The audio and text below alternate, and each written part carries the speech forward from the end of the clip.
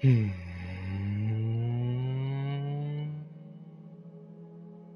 hello, hello.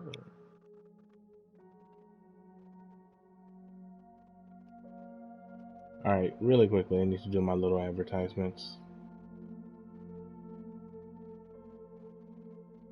But, yo, I got some, new stuff going on. I have channel points Did you now. know the motto of Detroit is, "We hope for better things"? Literally, no. I thought it was something about working hard. I've never heard that motto. I live here. We hope for better things.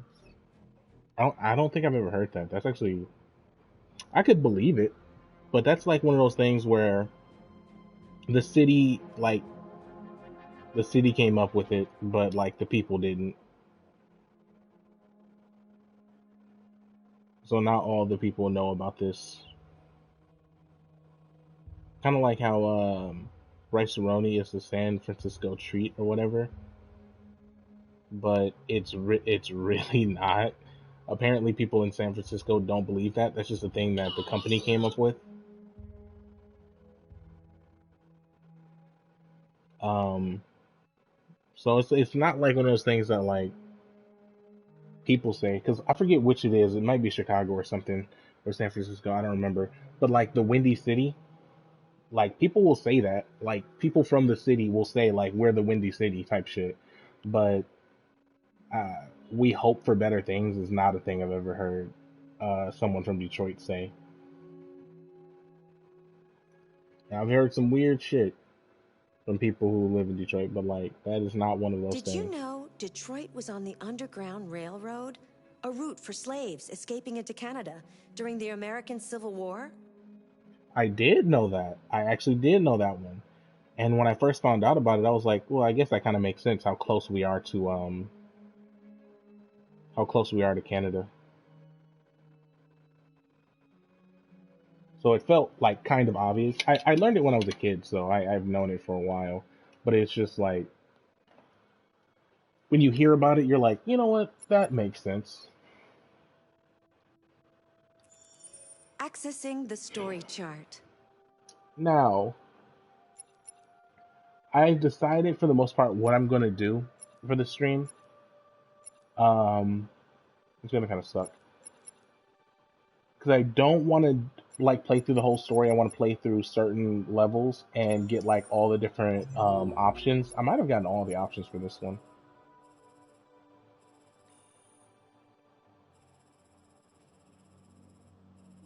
Apparently I didn't. That's interesting. Every time I think I got everything, I don't. Intervene, don't intervene. He just probably shoots himself. Yeah. So there's a wait. Whoa! Why is it branching off like that? Because the other option that's locked right here is probably don't intervene, and then it leads to him shooting himself. But there's also a separate branch that's right here that he might shoot somebody else actually. But damn, what was I talking about? I just want to I mostly just want to explore the different things, but because of how the game is set up, if I want a certain outcome, I have to play through it like all the way through. Because on the run changes depending on where you sleep in Fugitive. And I've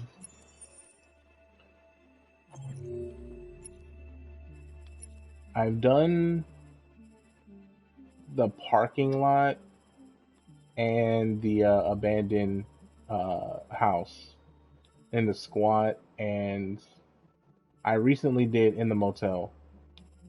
But I'm gonna have to play through it again because for some reason, when I tried to just skip over these missions and go to on the run, it wouldn't allow me to start off in the motel.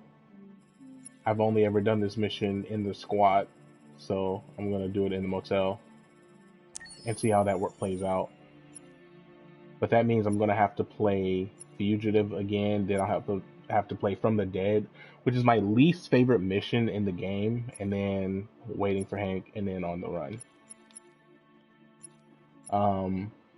Because this mission is like boring as fuck. It has some tense moments that are kind of cool, but for the most part, it's really not worth playing to me. But I still gotta, like yesterday, I went into this and there were a lot of options. Do I have the gun in this one? Yeah, I took Cop's gun. Okay, I'll start from this checkpoint. But the thing is, yesterday's stream, I think I spent like an hour or something on this, and I did not mean to. This is not the mission I want to play. But now I'm pretty sure there's an option where I can shoot him, so I can. What do you mean this is the motel again? I'm gonna do it. I want to do the mission where they wake up in the motel after I sleep there. So I'll have to play through a couple of missions in a row.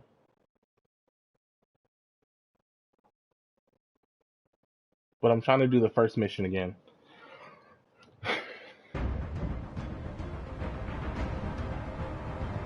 Hi, Daniel. My name is Connor. How do you know my name? I know a lot of things about you. I've come to get you out of this. So what I'm going to try to do here is, since I have the gun, I'm going to try to throw the gun away. I'm going to move quickly towards them, throw the gun away, and then try to see if I can pick it up again.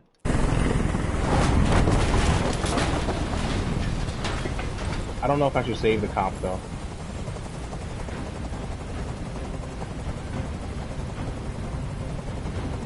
I want you to let Emma go. She's just a little girl. She has nothing to do with this. No way. You'll shoot me the second she's free. But I'm not that stupid. No, I'm not that stupid. Are you armed? Tell them the truth. I have a gun. Drop it. I refuse to believe that they would just. They're this is going to be a weird thing for me to say, but you know what kind of man I am. They have made too many advancements in dildo technology for his dick to just be made out of plastic, is all I'm saying. No sudden moves or I'll shoot. There. No more gun. Now, is there a way? Where's the fucking gun? Is the gun? Where's the gun? Where's the fucking gun? The whole purpose of throwing away the gun was to find the fucking gun. And I don't seem to be able to find the fucking gun. So my whole mission is bullshit. They better not be all the way over there, that little black spot. I can't express to you how pissed I am about that.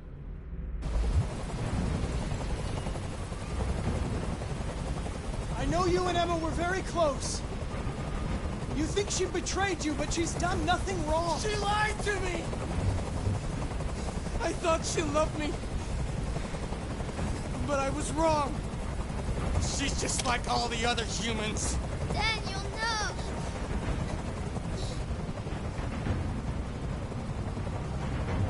He's losing blood. If we don't get him to a hospital, he's going to die. All humans die eventually. What does it matter if this one dies now? I'm going to apply a tourniquet. Don't touch it!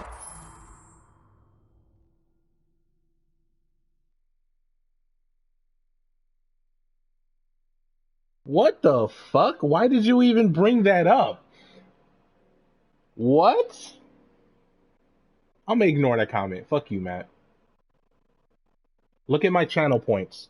They're called squad chips. Focus on that. I don't know where the fuck you're coming from. Touch him and I kill you! You can't kill me. I'm not alive.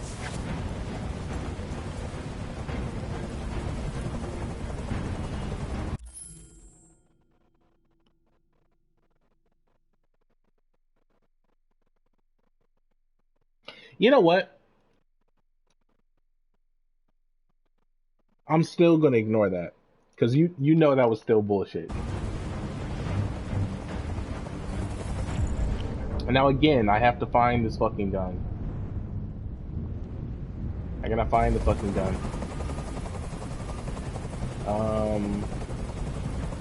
They were going to replace you, and you became... Oh, I'm so pissed. There's literally no way for me to pick up the gun again. So he might live. Dead.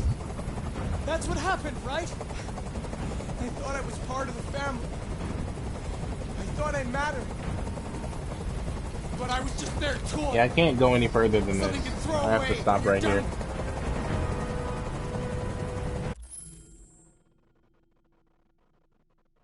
There's no guarantee of that.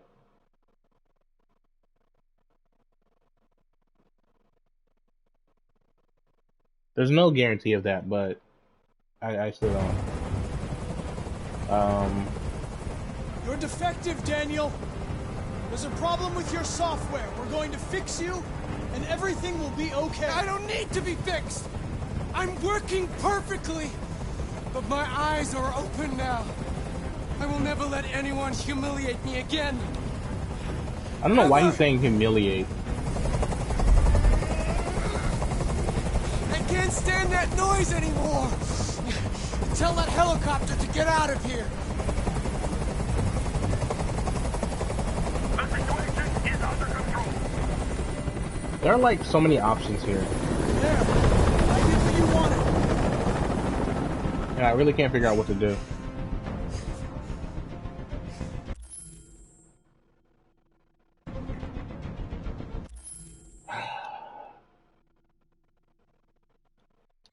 How to trust? You have to trust me, Daniel. Let the hostage go, and I promise you, everything will be fine. I want everyone to leave. Now, this is the option where something is always locked and I can't figure out what it could possibly be. Maybe I have to leave the helicopter there and the helicopter snipes them? I have no idea. It's... Onto your comment, Matt. It's kind of like disgruntled employee kind of thing. The thing is, it's actually not violence against the child. Because he never really wants to hurt the child until one point in the negotiation if I go about it wrong. Because the only actual pain that is inflicted on the child is like a knee scrape. But that probably just came by accident while he was trying to take her hostage. But other than the one point where he falls backwards after basically giving up on life, he never intentionally hurts the child. He immediately kills the father, kills 2.5 cops, and shoots one cop and shoots Connor. But he never intentionally hurts the child. He does threaten to do something, but we never exactly see him move to do it. And I want a car. When I'm outside the city, I'll let her go. Interesting. Wait, Sacrifice Self is here. Wait a second. Wait, whoa. Oh. Okay. I think I figured out something about this. Yeah, you're right, but it's still not intentional violence is the only thing. Like, a parent can say, I never hit my kid, but if they yell at them all the time and then they're traumatized because of it, they think they didn't do anything wrong, even though they did something wrong. It's just not as obvious and it's not as visually appalling. But Sacrifice Self, I don't remember what that one does. I think I have it in the flowchart, but it usually doesn't show up. It usually just does compromise, refuse, or the locked option. Now the thing is, I think I have to make it to this point with his with my success meter at a certain point. Because usually when I get to this point, I'm either too low and he kills himself, or I'm so high that he just gives up and then the cops shoot him. So now I'm at a midpoint. I think it was at like 80 or 60 or some shit. So I get the option to sacrifice self. If I get to this point when he's a little bit lower, maybe I'll get the unlocked point. Emotional damage.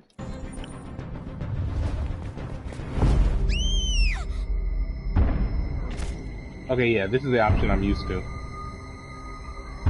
And then he dies on his knees. That boy emptied the rest of the clip in him, bro. You see that shit? Yeah, she's even more. See, again, she's fucking traumatized. Technically, I saved her life and I did not harm her, but she's very clearly fucking traumatized. That is the proper reaction to this. Why is the fucking chief? Why is the captain aura farming now over my dead body? Literally. What the fuck? Why is he aura farming over my dead body right now? What a bitch.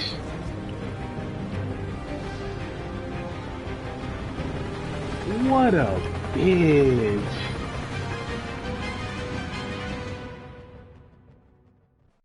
Why didn't nigga aura farm over my body? I can't get over that. Connor died protecting Emma. So yeah, that's just general, I guess. What the fuck? Okay. Get close enough, and that allows me to... So I think if I do that exact thing, but I don't throw away the gun, I can shoot him and sacrifice myself or something like that. So I think I finally figured out how to get to this option. Because these two are the one... Damn, I forgot what they were. We got them both yesterday. I think it was where he decides to fall backwards. And one of them is I'm close enough to save her, and the other is I'm not close enough. This is if I save the girl, but the snipers shoot him. This is I sacrifice myself to protect Emma, and I die. And one of these should be if I have the gun.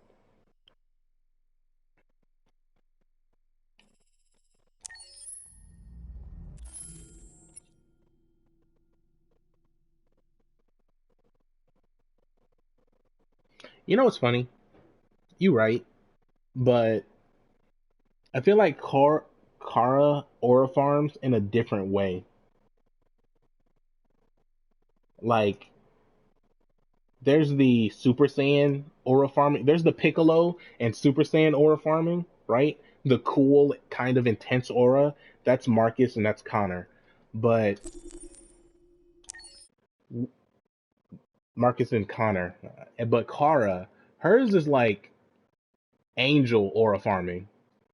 Like, it's not about power or coolness. It's about emotion or some shit. And I can fuck with that.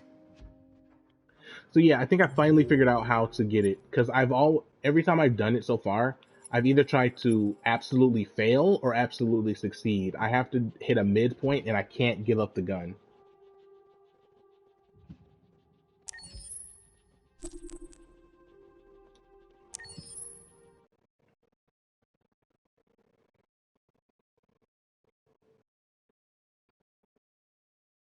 Who in the game has negative aura, though?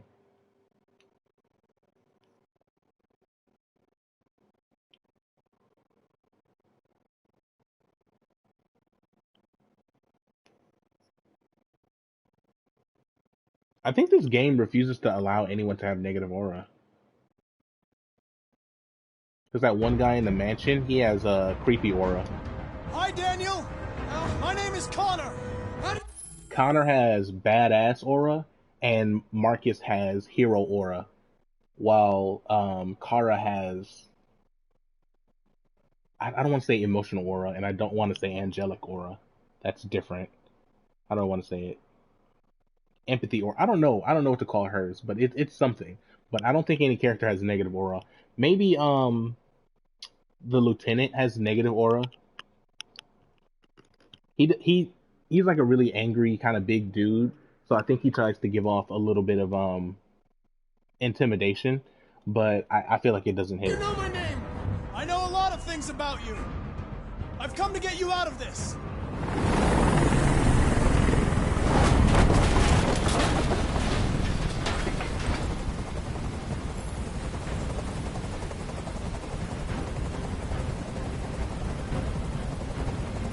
want you to let Emma go. She's just a little girl. She has nothing to do with this. No way. You'll shoot me the second she's free. But I'm not that stupid. In the interrogation mission, there's a meter. It's like he has to be in a certain range, and it shows that. But for this one, there's no range. It just tells you the percentage. It doesn't tell you where the proper range is. No, I'm not that stupid. He's losing blood. If we don't get him to a hospital, he's going to die. All humans die eventually. What does it matter if this one dies now? I'm going to apply a tourniquet. Don't touch him! Touch him and I kill you! I mentioned this in the last stream. That gun has 17 shots. He should not have any bullets in that bitch. That gun should be empty. And he didn't take any mags or bullets with him. We saw that. There were no mags. And actually, wait. I might have to check that again. But he had no bullets. You can't kill me. I'm not alive. Now it's going down pretty far. I'm going to try to make it rise just a little bit. But not too much. Armed? Interesting. That has never happened before. I've never seen... Now the public opinion is indifferent. Interesting. I'm going to lie because I want to keep the gun. No. I don't have a gun. You're lying! I know you have a gun! I'm telling you the truth, Daniel. I came here unarmed. I know you and Emma were very close. You think she betrayed you, but she's done nothing wrong. She lied to me! Goes up. I don't want it to go up too much higher. But I was wrong. She's just like all the other humans. I have to...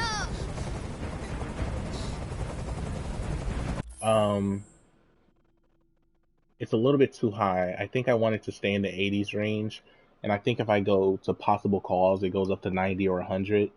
If I do realistic, I think that also goes up. Blaming goes down. I think I did defective. Because I want him to say the voice line about, I see clearly now, the rain is gone type shit. You strapped? I know you strapped. You lying at. Joe lying at? Yeah, no, I ain't got no gun on me, bro. I don't lie. You're defective, Daniel. There's a problem with your software. We're going to fix you, and everything will be okay. I don't need to be fixed. I'm working perfectly. But my eyes are open now. I will never let anyone humiliate me again. Ever!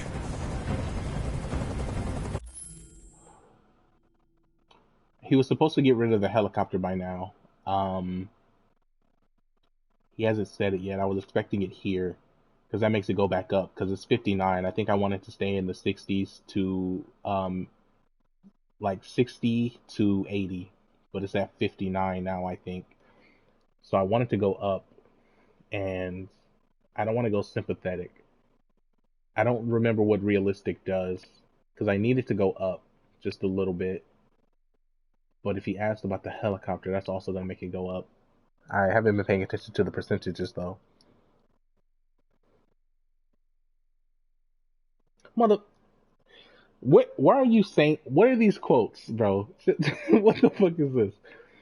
I'm doing planning, and you're just misquoting these motherfuckers. That's crazy.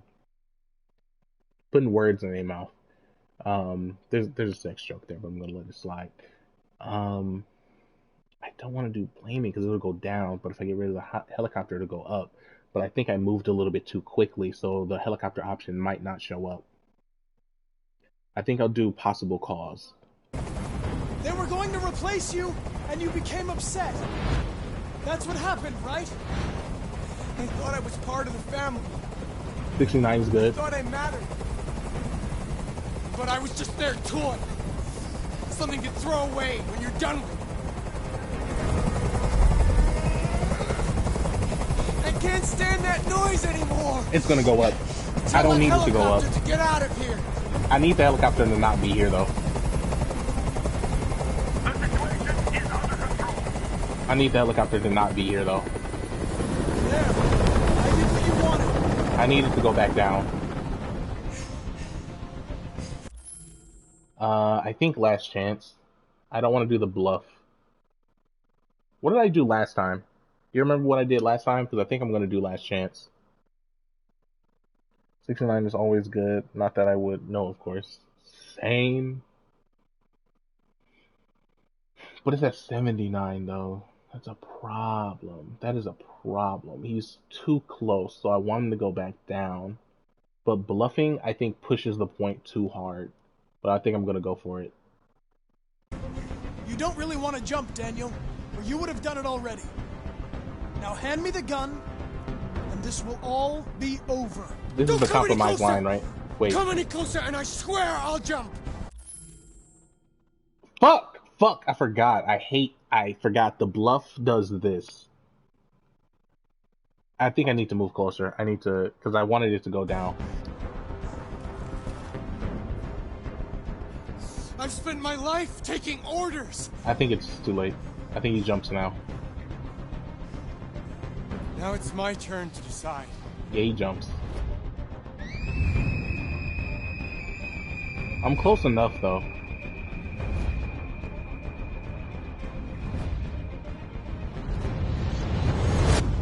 No, I didn't do bluff last time because I forgot it gives you the option to move closer for the bluff. So I shouldn't have done that one. I should have done something else. The bluff, you literally pushes him over the edge.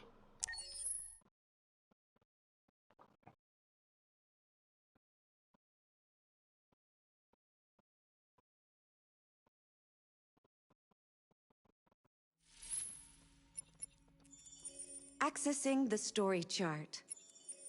So I don't want to do bluff because unless I have him at like 100%, I think the bluff is always going to push him over the edge.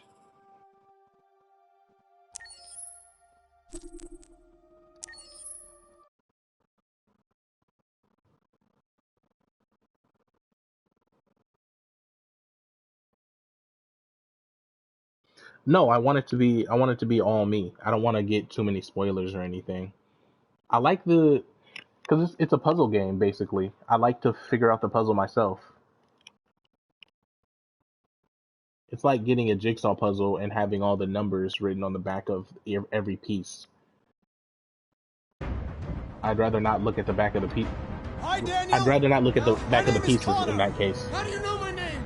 I know a lot of things about you. I've come to get you out of this.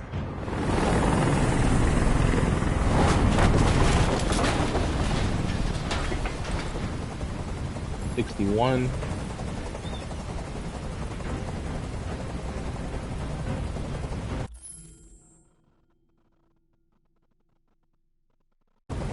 I want you to let Emma go. She's just a little girl. She has nothing to do with this. No way. You'll shoot me the second she's free. But I'm not that stupid. No, I'm not that stupid. It just took me down 2%. He's losing blood. If we don't get him to a hospital, he's going to die. All humans die eventually. What does it matter if this one dies now? I'm going to apply a tourniquet. Don't touch him! Touch him and I kill you! You can't kill me. I'm not alive.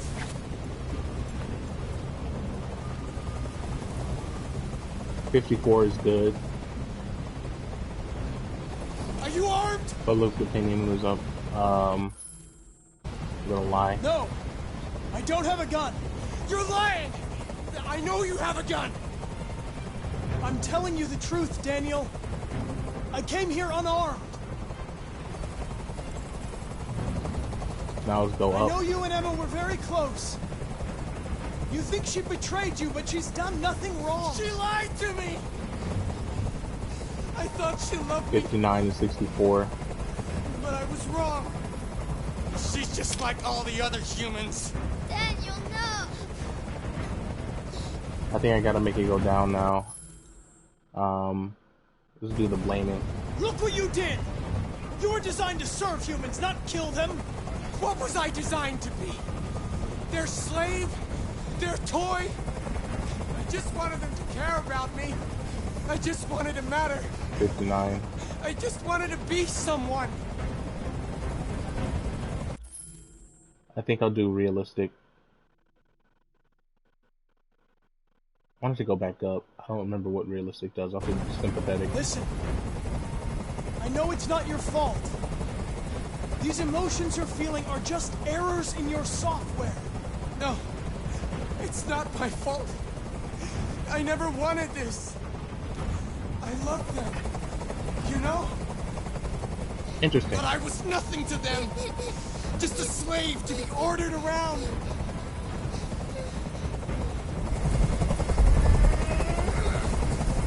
I can't stand that noise anymore. Tell that helicopter to get out of here. The situation is under control. I need him to give the compromise option, because that's where the locked option shows up. It's too high. I need to go back down. I think last chance is the only option. I think 75 is good, actually. I'm your last chance, Daniel. If you let it slip, they'll kill you. Let the hostage go. You have no other choice. I want everyone to leave. Okay, here's the compromise option. And I want a car. When I'm It has outside to the give it to city, me I'll let here. her It go. has to give it to me here. I still have the gun. Yes! Yes! Yes! I get to use the fucking gun. Let's go! I have no idea what happens. Execute, intimidate. Oh! Oh my god, wait. Oh my god. Oh my god.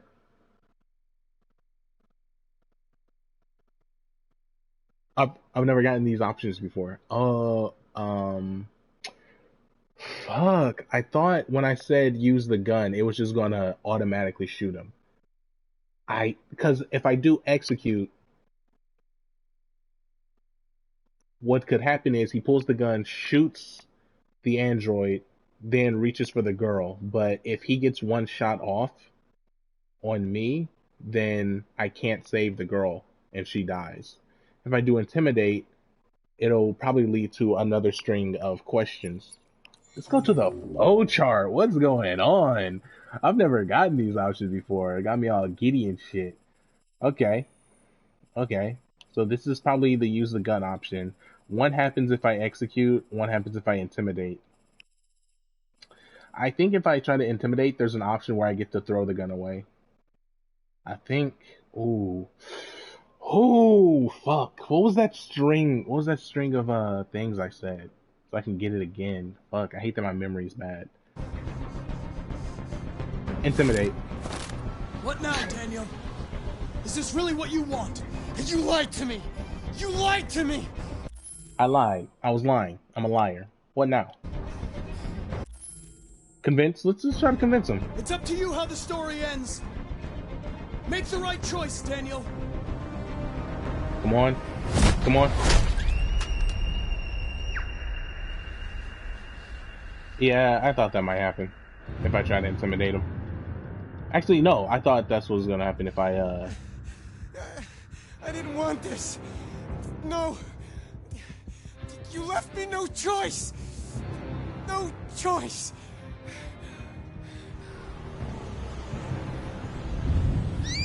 Fuck.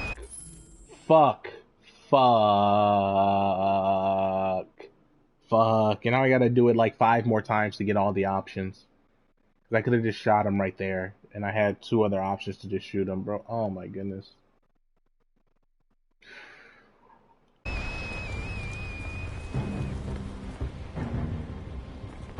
That's negative aura.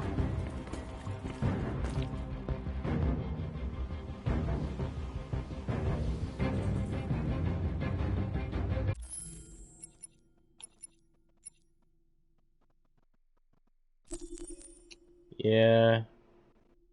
Never pull a gun. Never point a gun at something or someone you're not planning to shoot.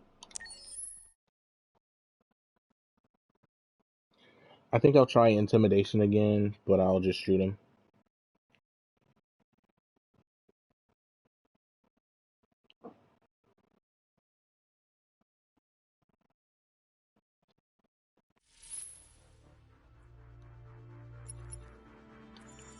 Accessing the story chart. I gotta remember that that's a mechanic.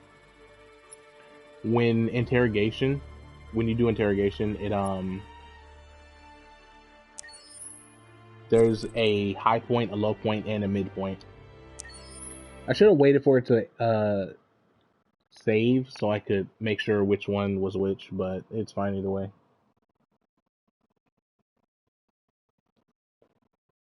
Yeah, it's the first rule of gun safety, man.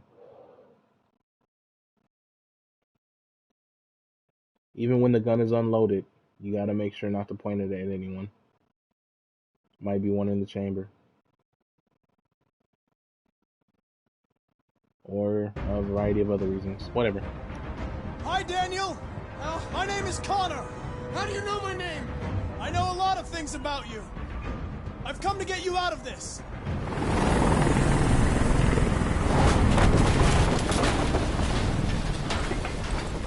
$61.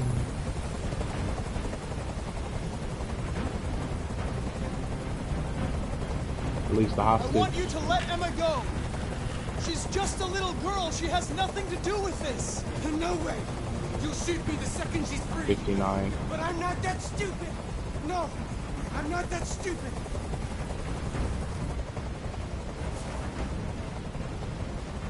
He's losing blood. 59 If we is don't a get him to a down. hospital, he's going to die. And then I need to hit it All up. humans die eventually. What does it matter if this one dies now? I'm going to apply a tourniquet. Don't touch him! Touch him and I kill you! You can't kill me. I'm not alive.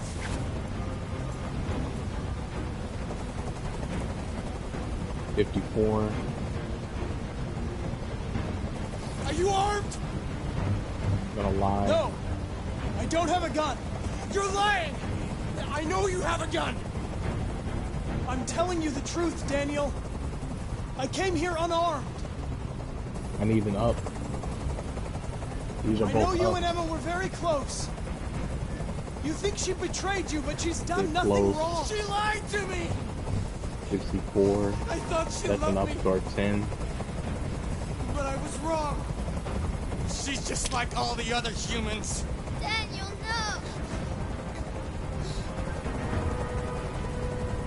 no! 64 is good. If I do possible cause, it'll be up to 70. Then I need a down, which could be blaming, or I could do a realistic, and that possibly speeds everything up. There's no way out, Daniel. What you've done is too serious. The only question is whether or not you take another innocent life. It's not up to you! I'm holding all the cards. If I die, she dies. That's a 2% down. You hear me?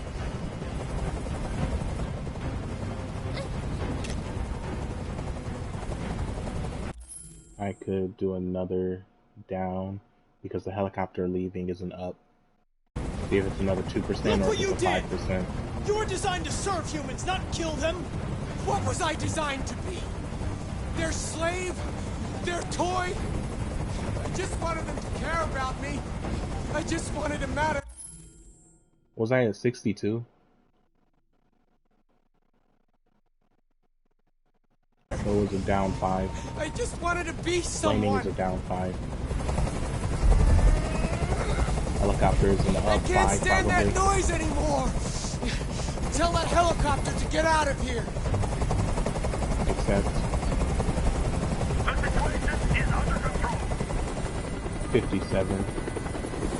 There. I did what you wanted. 57 should be 62. 67, so it's up higher. I think I'll do last chance. That should give me the last option that I need. I'm close enough. I'm your last chance, Daniel. If you let it slip, they'll kill you. Let the hostage go. You 59. have no other choice. I want everyone to leave. And I want a car. When I'm outside the city, I'll let her go. Use gun. Intimidate. What now, Daniel? Is this really what you want? You lied to me. You lied to me. So she falls forward, he falls back.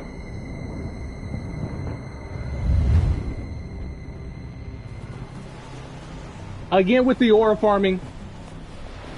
Holding the gun. Software instability. Look it up. Oh! Oh, you see him! You see him empty the shit you had passed it off? Oh my god! Yo! Mission success, bro. We get it, your aura's on 10. Get that clean ass headshot, that's crazy. Break down the gun and everything.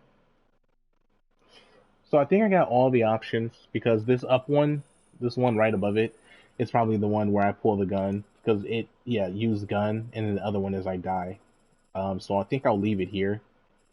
And the other option is probably just the same thing, but you don't get that extra one line. Yeah, he really did pull that John Wick shit. That's crazy. Alright, I don't need to do this mission. I just need to do the... Okay, I'm leaving it up to you, Matt. Do we kill Todd or not? And that's the abusive guy from Kara's mission. Because that's the one we're going to start with. If we kill him, then I'm going to do that mission. If we leave him alive, then I'll skip ahead a little bit.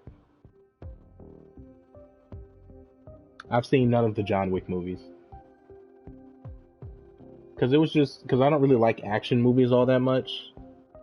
And everybody talked about the John Wick movies from the perspective of action. So we killing Todd. And they always talk about the John Wick movies from the perspective of action, but there's another story aspect of it that I didn't learn about until not that long ago, probably like last year or something, that makes me actually want to watch them, that like no one was talking about for the longest time. The like assassin clan, like the hitman society that they have within the John Wick universe.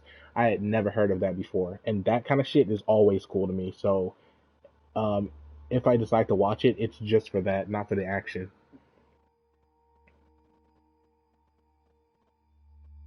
Yeah, because no one talked about the story. I hope you're okay today. I know sometimes things can be difficult, but I'm here for you.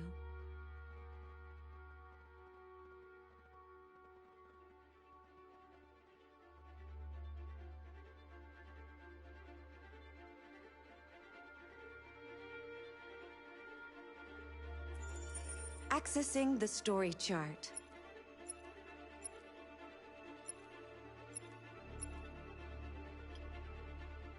So Matt, are we killing Todd or are we leaving him alive?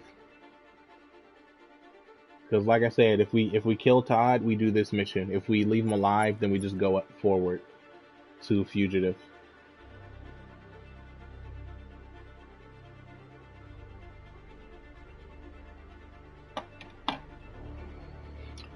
Alright. Now, who gets to kill Todd? Kara or Alice? Murder, what murder?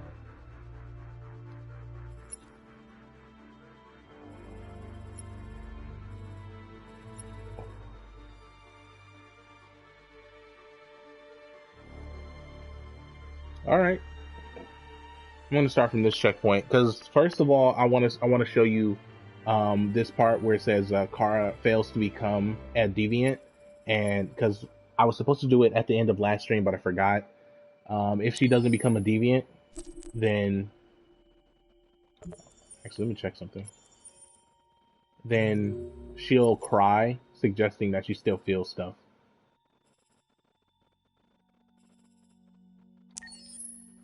Even when she's not a deviant, she still has emotions that are buried deep inside.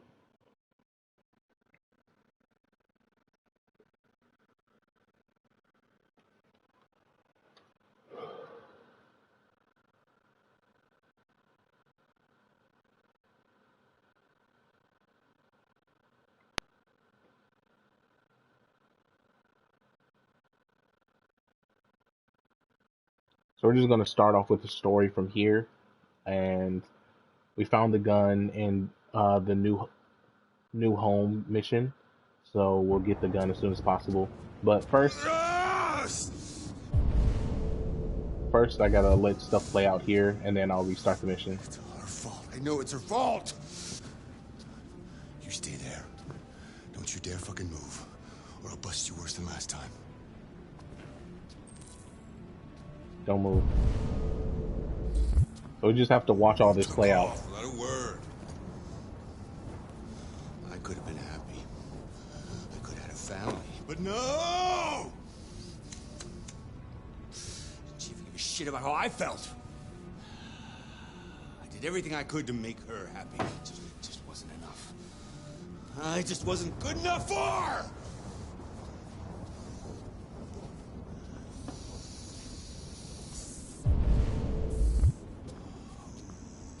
That little fucking brat!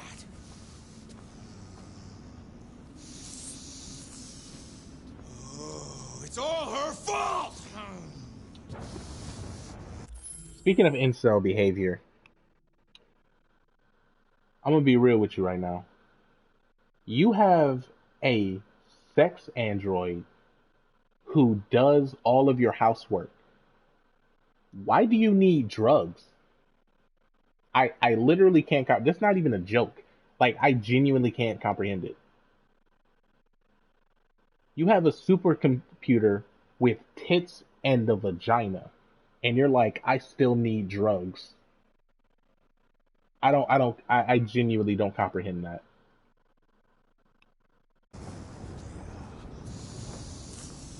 We're gonna teach her some respect!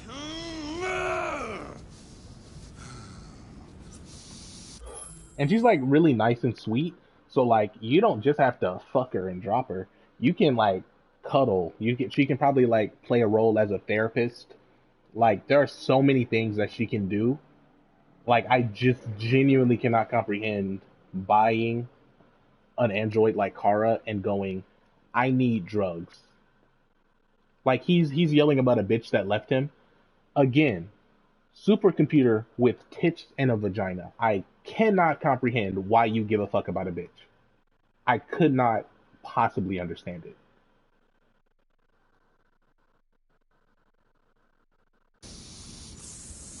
Yeah, I'm going here with it. I'm going there with it. I'm going everywhere with it. You know what it is. I liked how the lightning hits right when he like hits his peak high, and this is when he makes a decision. That makes me so uncomfortable. What I gotta do. Alice! Daddy's very mad!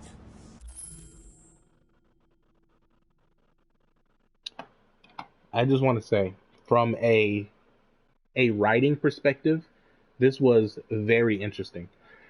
Because, like I said, right when he hit his peak of high, he took that last hit, he stumbled a little bit, and right when that was happening, the lightning hit to show that a decision has been made.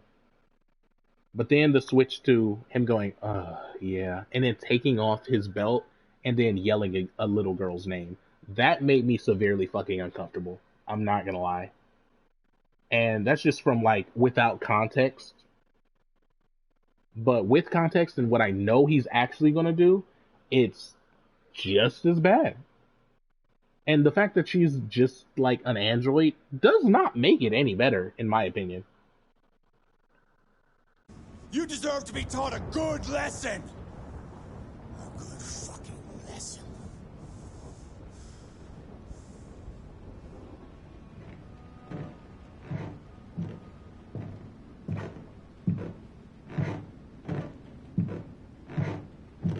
Now it sucks because we're gonna have to hear this for a second.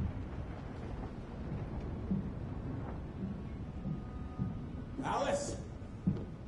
You and I have a little score to settle. Come on! Come here, you little brat! No, Daddy, no! Don't hurt me! Please don't hurt me! Come out of there! Don't make me come and get you!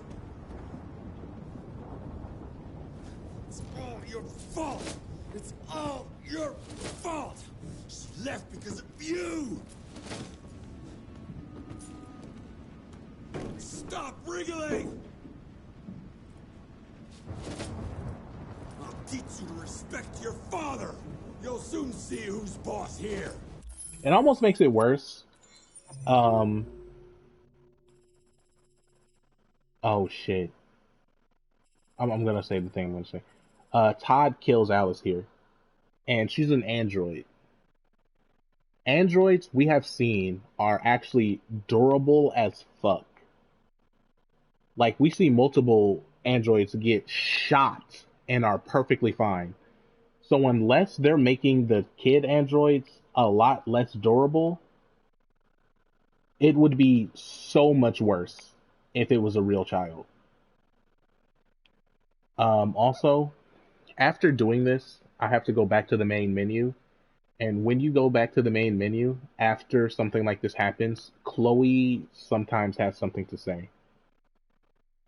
And it's going to make me uncomfortable. She interrupted me during one of my thoughts earlier, and it put a complete stop to whatever the fuck I was saying. And I just had to let that shit slide.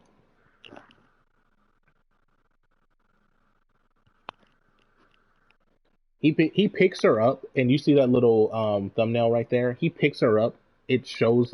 it. Let me calm down. Let me breathe. It switches from this to a scene of him picking her up and putting her in the bed and saying some bullshit. I'm gonna give you a thrashing you won't forget in a hurry.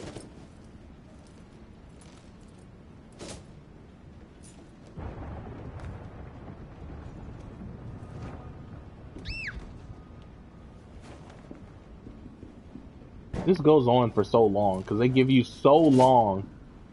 They give you...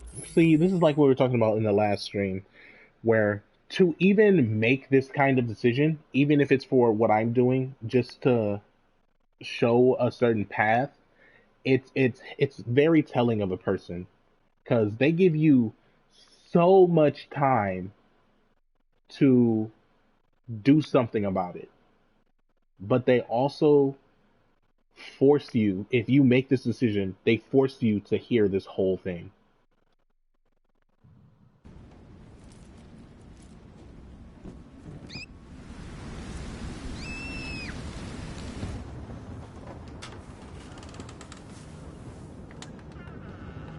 It's all over now.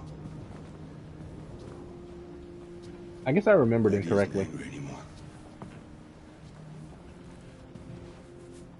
Daddy loves you.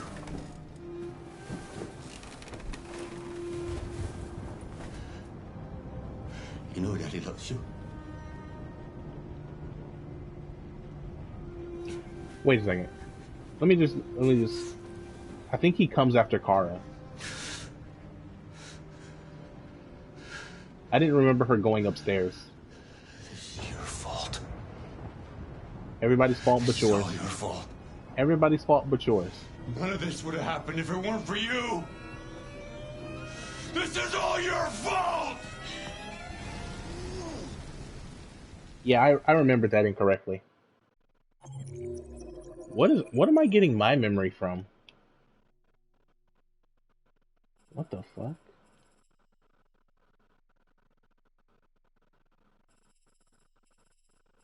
What am I remembering? Oh, I think there's a scene where we see her die. And maybe there's a tear. I don't know. Maybe I'm wrong. Yeah, I don't know where I got that from.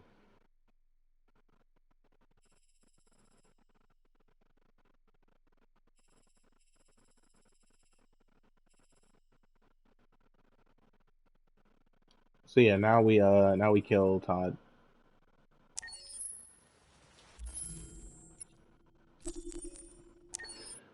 Please, Chloe, don't say anything. I'm gonna fix it. I'm gonna fix it. It's fine. Don't say anything.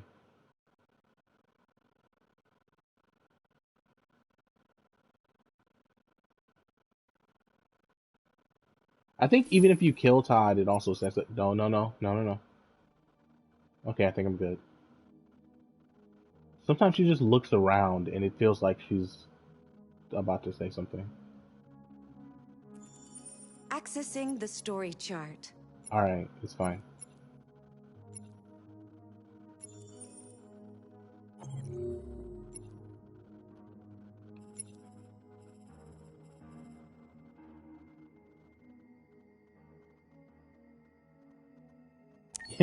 Yeah. Everything's fine. We're gonna fix it. We're gonna run so fast. We go back in time, and we're gonna save the mother of the child or something. I don't know. We're gonna save our mom. We're gonna save the timeline. The Reverse Flash won't have anything to say about it.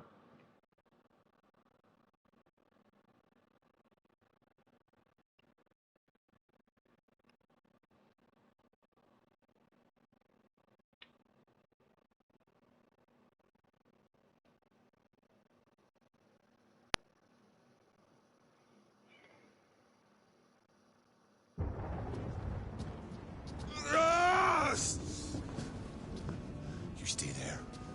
Don't you dare fucking move. Or I'll I do what bust I you worse want. than last time.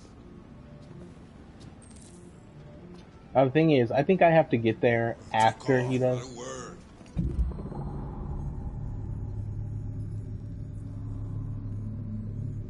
Break through the programming. Break through it.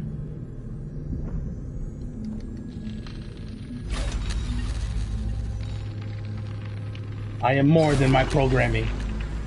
I am alive!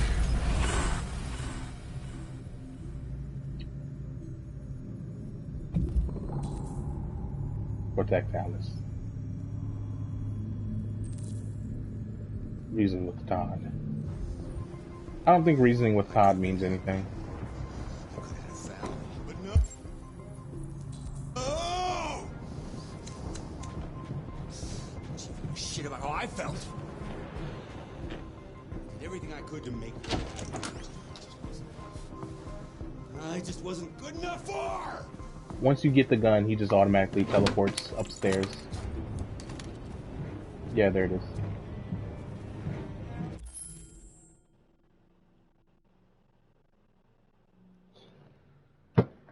Yeah! That's crazy! It was me, Todd. I whispered sweet nothings into your wife's ear to get her to leave you. Come on! It was me the entire time. Daddy, no! Don't hurt me! Please don't hurt me! Come out of there! Don't make me come and get you! Daddy! You're good, Alice. That's enough! Leave her alone. What the fuck are you doing? Put down the gun and get the fuck out of here. That's an order! No! I want you to leave her alone. You want? What do you mean you want? What are you gonna do? You gonna shoot me? Is that it? Are you gonna shoot a human? I wanted to. Have a problem. I think we need to fix that.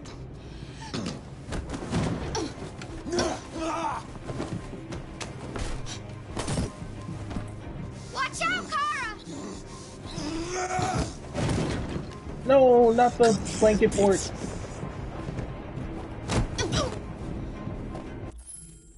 Damn it, I missed it because I was looking at your comment.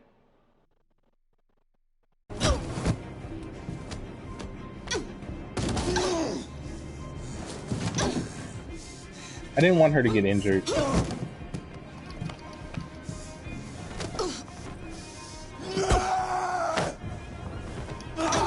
Dad! Don't hurt her!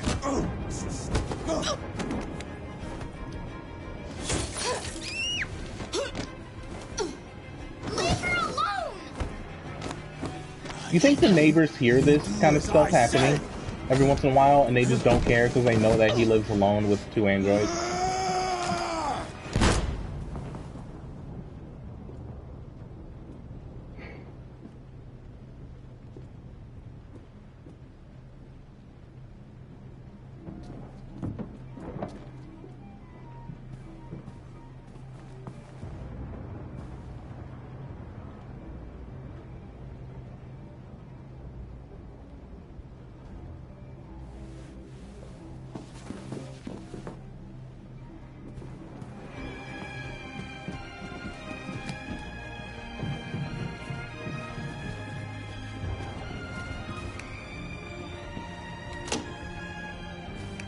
What are you looking at? He's dead.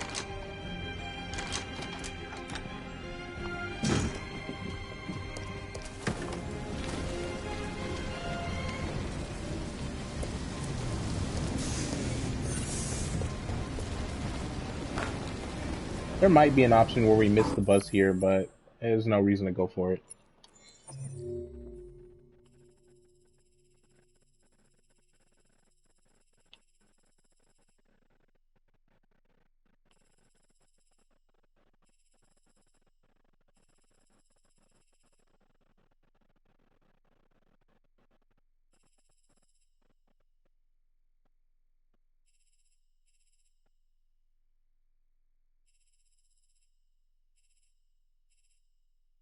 Wait a second, what?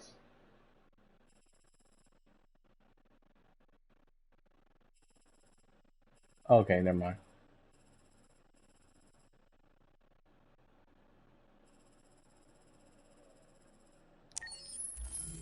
Alright, now I just have to play it straight through until we get to the mission that I actually want to get to.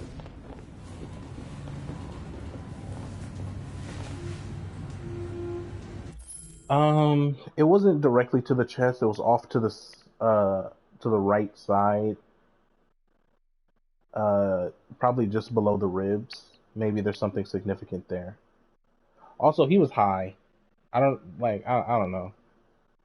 And he wasn't off a drug that gave you strength. It was just one that made you angry. So I don't know if it's like cocaine or adrenaline.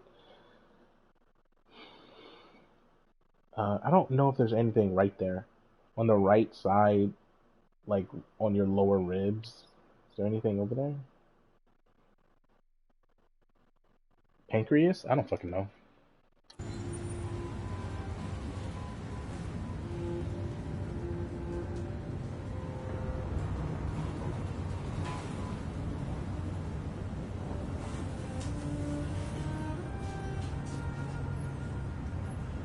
Surely it is.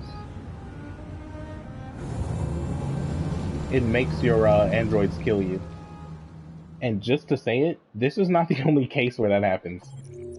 Where someone who takes red ice abuses their android and then their android kills them because of it.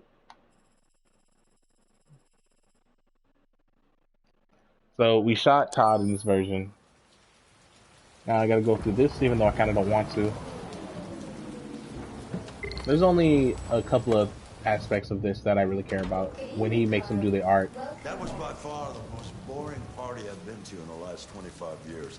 Every time I go to one of these, I ask myself, what the hell am I doing here?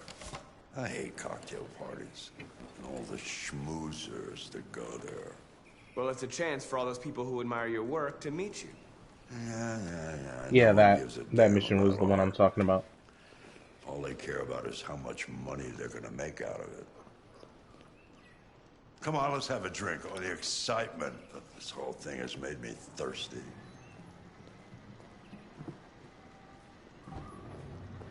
Scotch? Neat as usual? Absolutely. Okay, but you know what your doctor would say. Yeah, well, he can kiss my ass. I'm old enough to choose my own medication. I actually don't know where I'm supposed to take him. Just take him over here? I thought I was supposed to put him at the table, and then I get the scotch.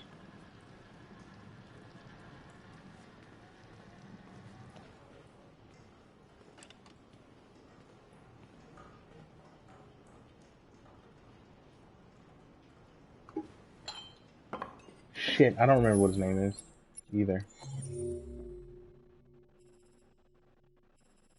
Carl.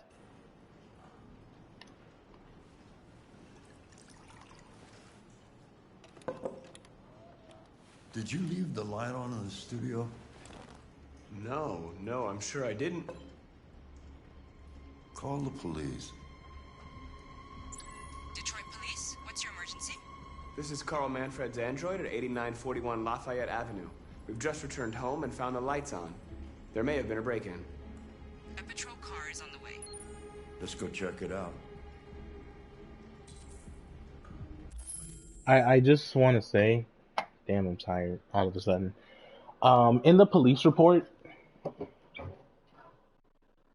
They do not mention this call to the police at all.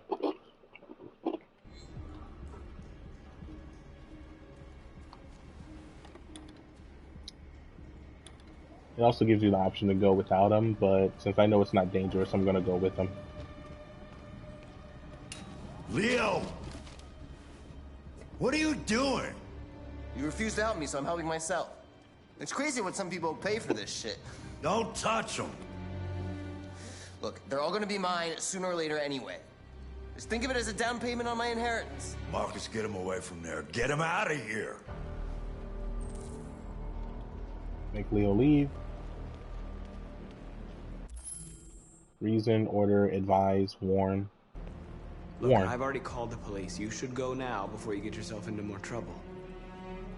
Yeah, I don't think any of this matters, because every once in a while they give you a bunch of options to talk to someone, but none of it really matters. Yeah, see? I confront Leo, then I break my mind palace. None of this conversation matters. All you ever do is tell me to go away. What's wrong, Dad? Not good enough for you? Not perfect?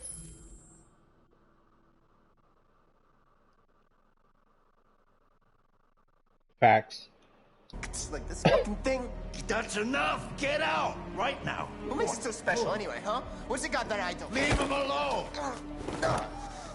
Come on, let's see what you get. Actually, I want to check something here.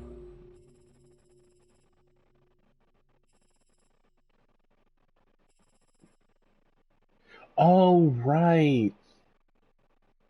Fuck. If I obey Carl, he dies of a heart attack. And if I push Leo, Leo is hurt. And then, oh my god. I think I have to push Leo because I want Carl to live. I don't think he dies if I push Carl. So they do call it a mind palace, by the way. I called it that because it's something else. Yo, wait. I think either way, I'm dying, honestly. Because there's no option for the cops to arrest me. They come in blasting in both cases, I believe. But I just realized something. There's a... Speaking of black guy... Wait, what is even this option? Check studio with Carl. That's check studio without Carl.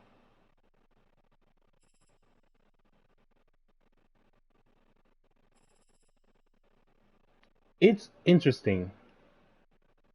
Because I think in both options I have to die, but I don't know. Speaking of him as being a black guy, Carl saying don't defend yourself when I have a right to defend myself it kind of fits into that box. Like, you've probably gotten the speech from like an OG black guy, an unk or some shit, who like says something along the lines of like, you can't act like your normal self around white people, you gotta act differently, or something along those lines. And it kind of fits into that. But it's also interesting that no matter what I do here, I die. The cops come in and they shoot me. Whether it's because Leo accuses me and they automatically believe him, even though I'm this dude's android and he's not supposed to be here, or if I actually defend myself and Carl's there saying that I didn't do anything wrong. Don't do anything. Go ahead, hit me. What you waiting for? Think you're a man? Act like one. This is not fair. What's the matter? Too much of a pussy? Stop it, This is not fair. Stop it! You're scared to fight back, you fucking bitch! I don't have to obey them. I must decide myself.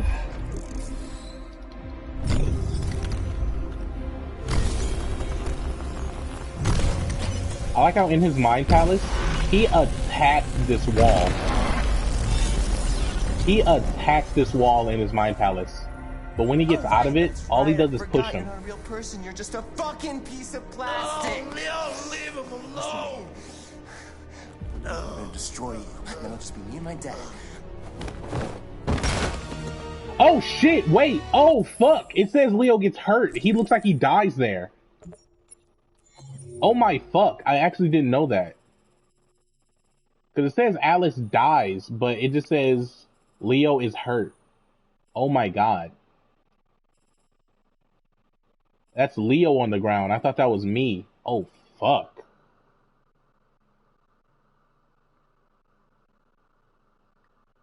You knew he dies? Bro, what?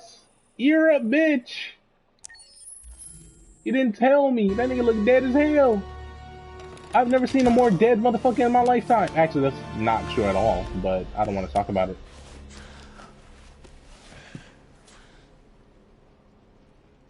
Leo. Oh my god. I wouldn't have done it if I'd known. Leo. I wouldn't have done it if I had known. My little boy. I wouldn't have done it.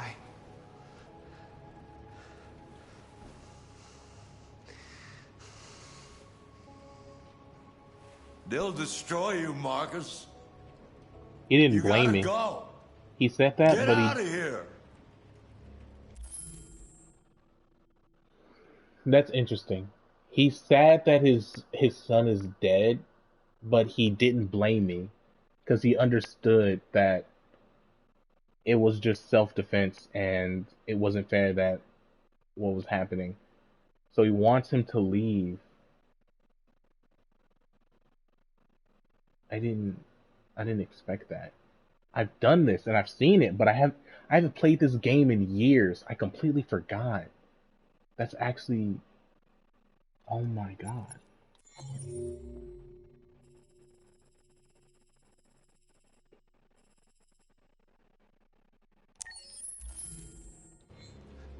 Go? I have nowhere to go. Carl, you're all I have. Get out! Now! Go! He didn't want him to die. He didn't want to lose both of his sons. Marcus! Don't fucking move! Carl didn't want to lose both of his sons here. That's why he was telling Marcus to go. Because Leo was his blood son, but he even admits that he maybe went somewhere wrong with him. But he also thinks of Marcus as the son he never had. So when the cops come in, he loses both of his sons. That's why he wanted Marcus to leave.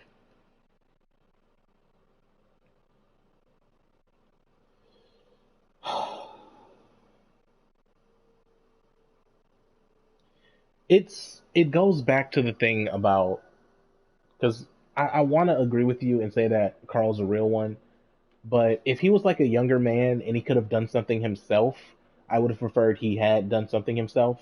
But the best advice that Carl could give in that situation was to tell him not to defend himself, because he tried to stop Leo, but there was no way that was going to work.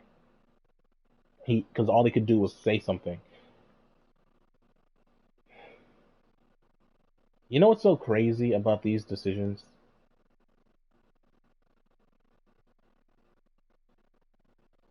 They set it up so that either Carl loses both of his sons or he loses his own life. There is literally no other option here.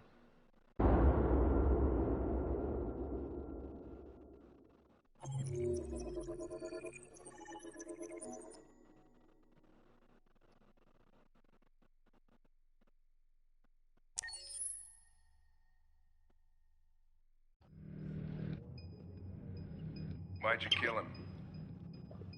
What happened before you took that knife?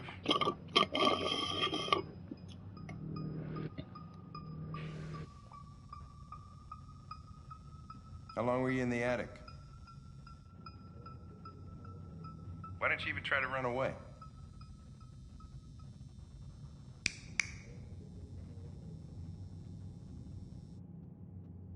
Say something, goddammit!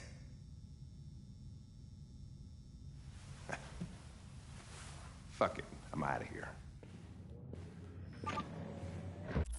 I think they did that on purpose to show that there sometimes aren't any options. Because truthfully, the cops shooting Marcus was unnecessary. If he was a normal human, I could go into excruciating detail about everything wrong with that. Because truthfully, they went in with their guns drawn and pointed at someone. That's unconstitutional. They didn't try to understand what was happening. No one was attacking them, and they shot anyways.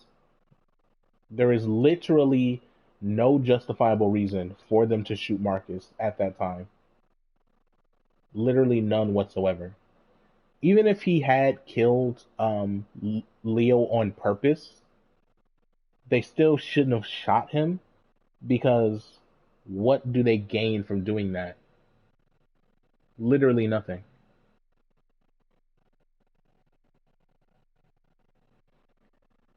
Yeah. Yeah. Cops be cops, bro. Like, they thought there was a break-in, and they ran in, and they saw somebody dead on the ground, and a crippled man on the ground next to that guy. And all that guy did was point at him, not even point at him, hold up his hand towards him and say his name, and you shot him. There is no justifiable reason you would ever do something like that. Except that he's an android, so if you kill him, it doesn't even matter. Because there's a thing about cops having itchy trigger fingers, and not just with guns, with tasers, and the willingness to punch someone and arrest someone. Like, when you're a cop, you're given a lot of different powers, physically and through the law, and there's a lot of proof that a lot of cops just want to abuse that power. They want to use that power.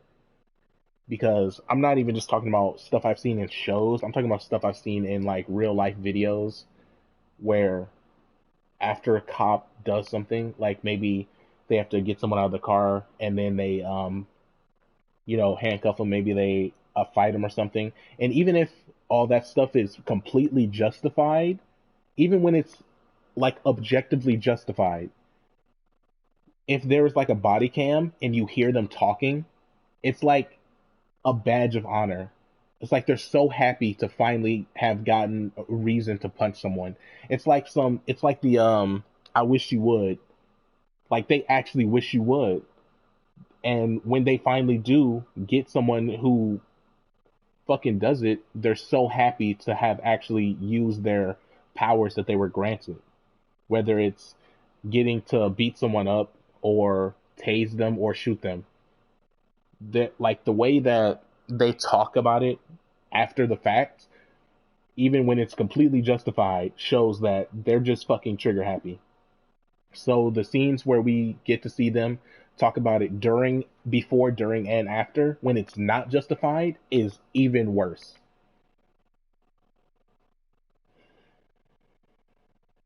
I hate how normalized this feels. Black people just routinely are denied justice all the goddamn time, and I'm talking about it so casually. Fuck, I hate this shit so much. Yeah, it'd be like that. And what sucks is, like, I don't want to withdraw the race card too much, but it's like the way I was talking about it before I read your comment, it's just in general. It's not just black people. I think the racial part, which gets misconstrued, is interactions that start based on someone's race, and it happens to other races as well. But it's also just a generally prejudiced thing, because if, like, if it's a white dude and he looks like a bum and he's in a place where maybe bums shouldn't be, they'll interact with them hostilely when it's not necessary to do. And because they're trigger happy, just for using their power in any situation, they're going to abuse that power in far too many situations. And it just happens. It's ridiculous. Blue line of silence, license to kill with impunity. Yeah, that's where the systemic problems come into play, because it would be one thing if cops abuse their power. It becomes so much worse when other cops and prosecutors in a completely different branch of the government are all working to protect that cop that has done something that is wrong. No, it's not just black people. We still are, I think, 21 times more likely to be killed by cops. Yeah, I'm not. That's why I'm saying I didn't want to pull the race card back too much, because it's still there. I just want to focus on mostly the abuse of power that is going to be present with any situation. So, like, even if there was a white person that would be hearing me have this conversation, y'all motherfuckers not safe either. Y'all motherfuckers are not safe. You're statistically safer than us, but you're not safe either.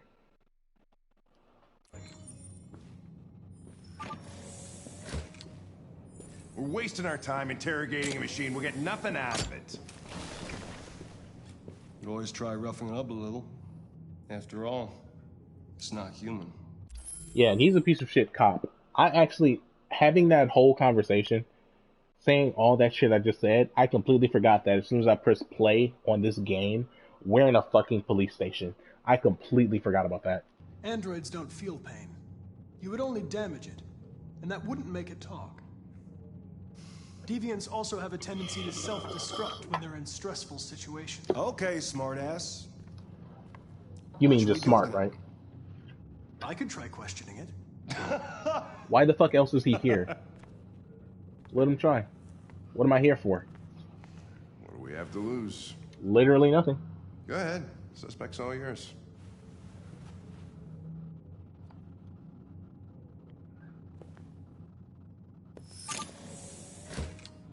That was an interesting segue, by the way.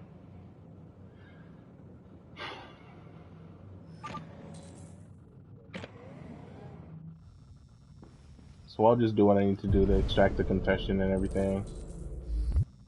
Let's do this thing right here. This weird thing that I like to do sometimes.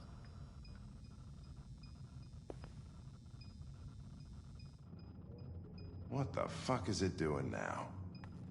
I am a man. Not a human man, but a man.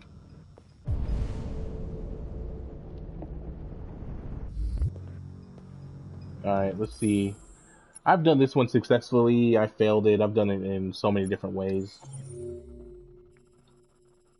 Is this 100% it? There's one locked option there. Probe succeeds. Paralysis flashback. I don't know what that is. I don't think I feel the need to do any of this. This one, he smashes his head. Android shot Connor and itself. Android was sent back to the cell. Oh, what? Okay, I apparently haven't saved an option where I succeeded yet, which is weird. I'll just try to succeed this time, like the fuck.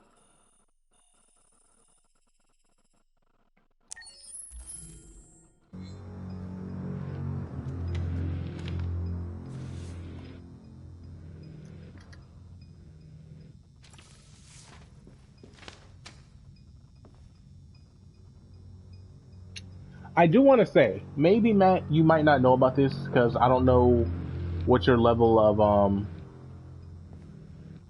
interaction with the community that watches over what happens with police. But there is good news. There are a couple of blatantly corrupt police departments that and police chiefs as well as cops that have been directly charged and dismantled because the federal government got involved. So that's always a win.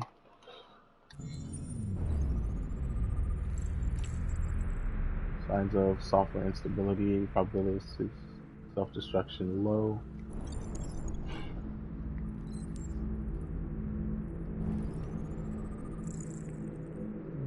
Dry blood.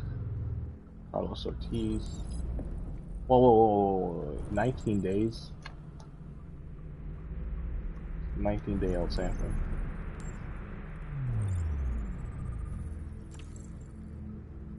Non-critical damage, level 2, caused by baseball bat. I want to focus on this though. The blood analyzation. This is a walking supercomputer. It analyzed the blood, dry blood on someone's shirt. He didn't touch it at all. That's insane. The technology has come so far.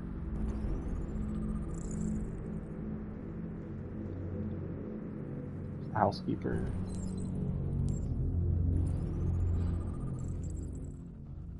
Burn marks, repeated burn marks over 16 months caused by cigarettes.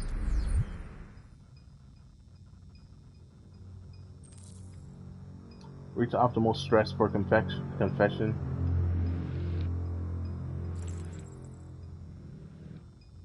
I need to go up. My name is Connor. What about you? What's your name? It went down. I did not expect it to go down.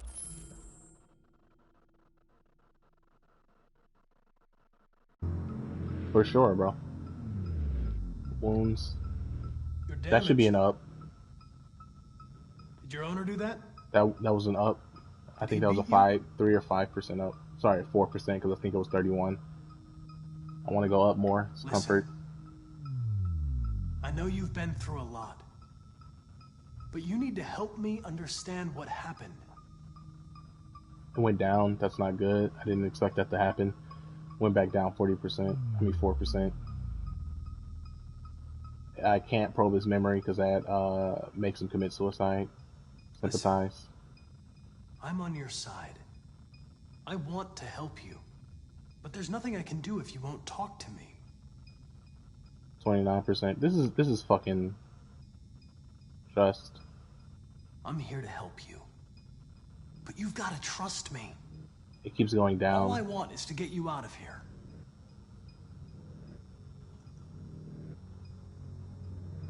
This is not good. I think it's too late. What?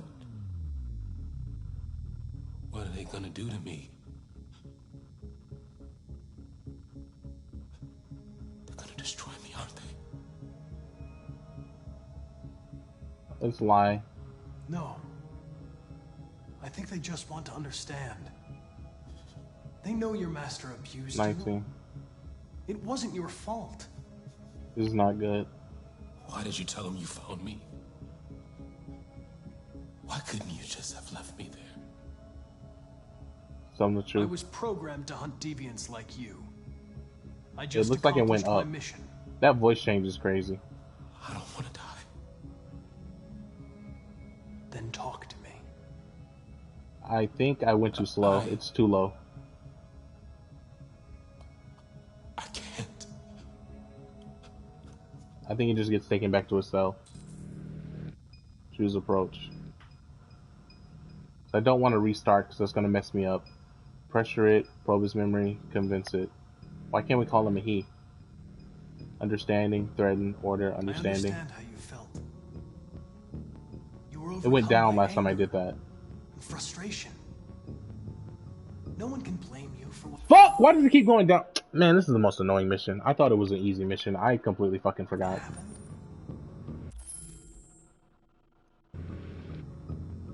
Every time I go with the good options, it does. Fuck it, indifference. Who cares? Who gives a shit anymore? I don't care.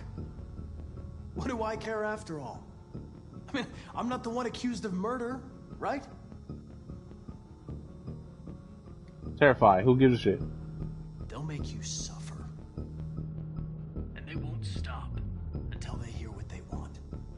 But it doesn't have to be that way. It all depends on you. Oh, this is stress level.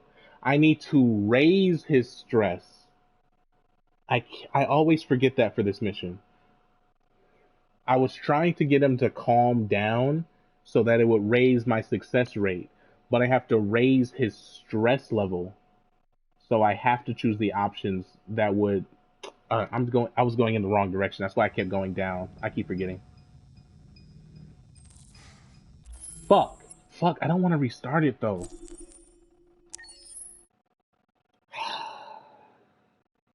Fuck. I always forget. That's why this mission is always so hard, because I'm doing what I think I'm doing. I'm doing that successfully, but that's not what I'm supposed to be doing. I'm not supposed to be making him feel comfortable. I'm supposed to be making him feel stressed. Accessing the story chart.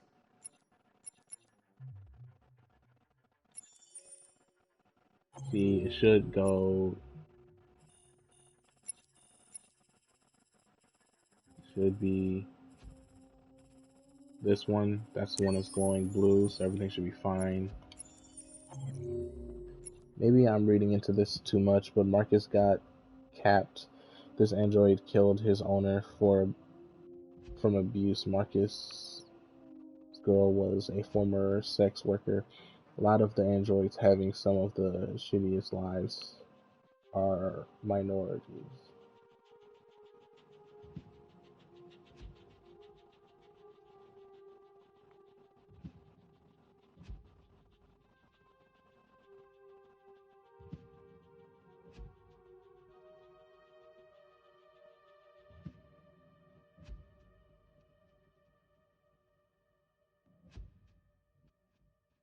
I think Marcus's girl was white, but so I really do think you're reading into it too much.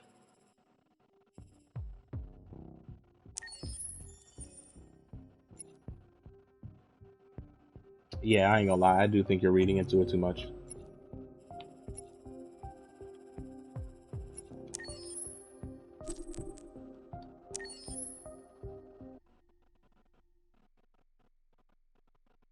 And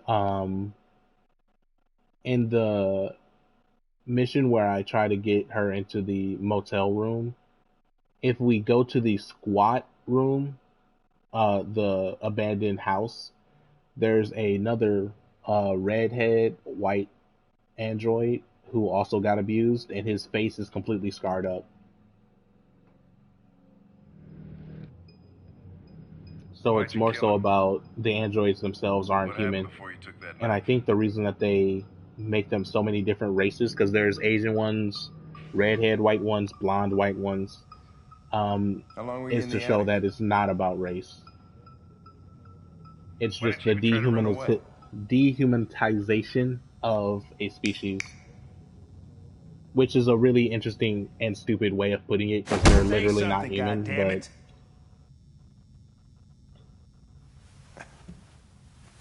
Fuck it. I'm out of here.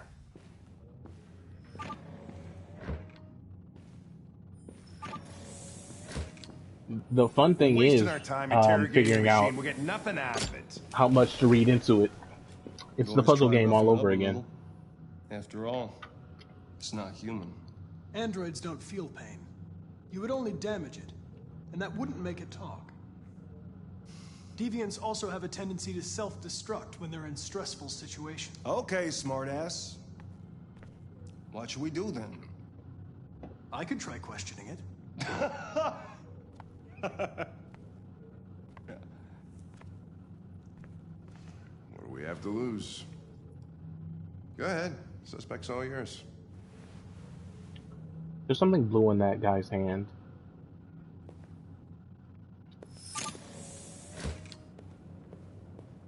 You know what's interesting about that? I can't tell when the androids do that, if they're hacking into it or if they're... Because I think when you're an android, you have certain access to everything. So if something needs a specific handprint, you get an automatic authorization if you're an android. Or he could be changing his... Because he doesn't have fingerprints, but maybe he makes fingerprints? I don't know.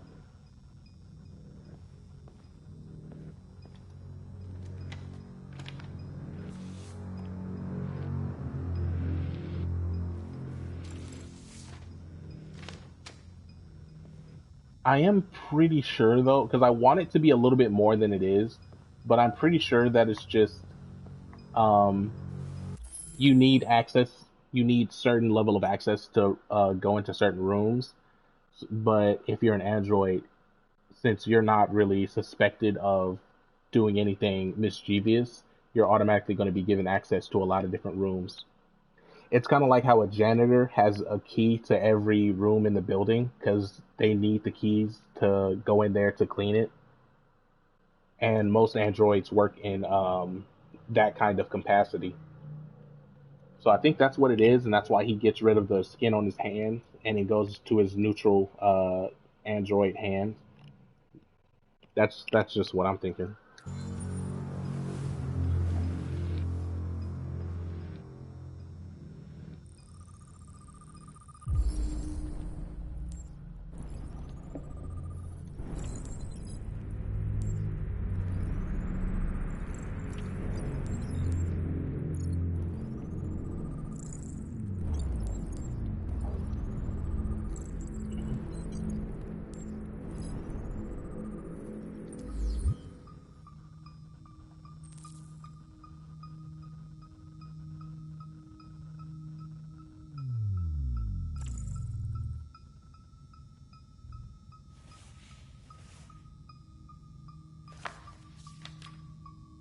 You recognize him?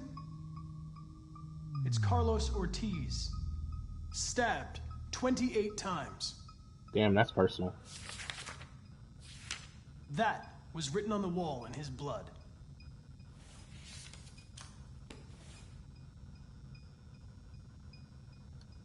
I detect an instability in your program. It can trigger an unpleasant feeling, like fear in humans.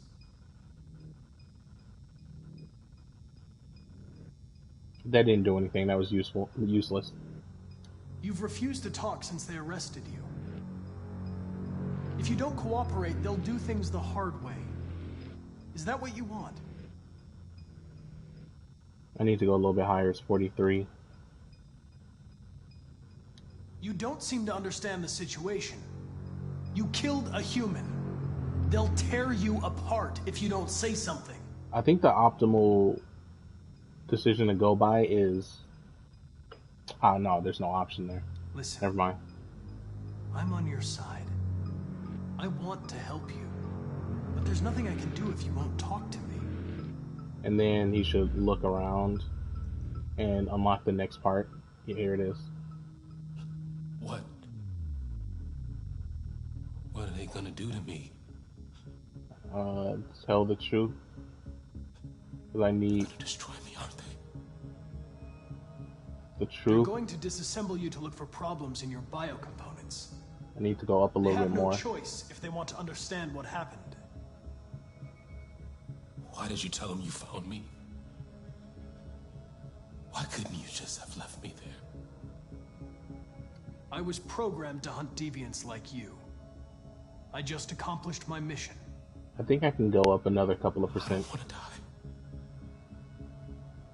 Then talk to me. I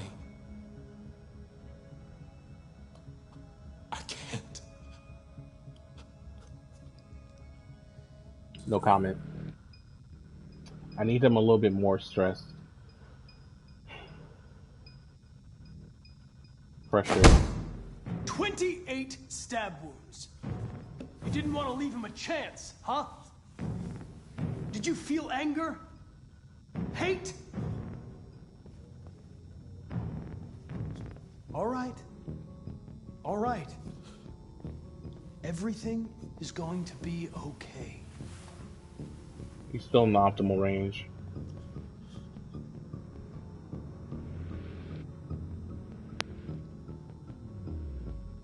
I'll go a little bit harder. If you don't talk, they're going to tear you apart and analyze you piece by piece. They're going to destroy you.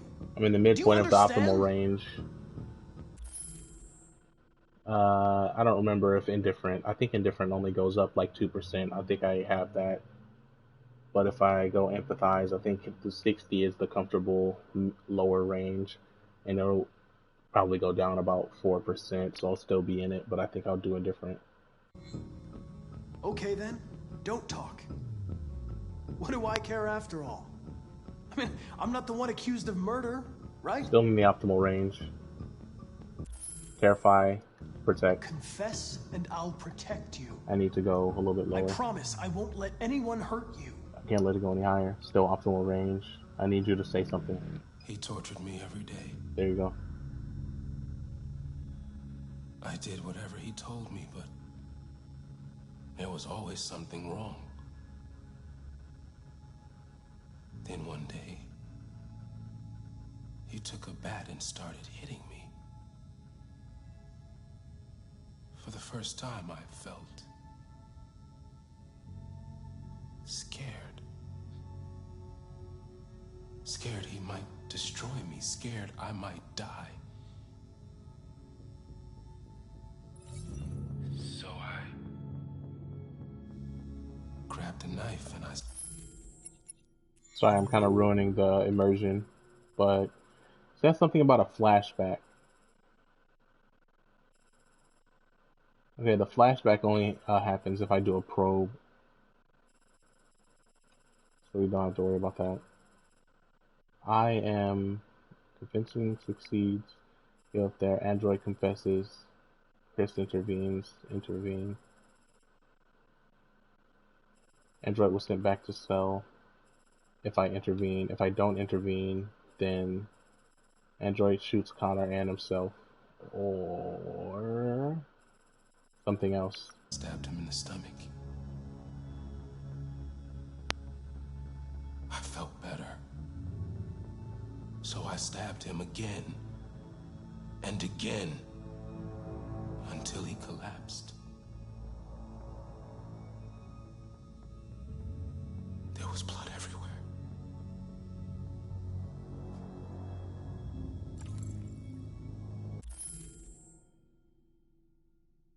Okay, now I get to ask him about the stuff that I saw in the apartment. I don't think any of this really matters.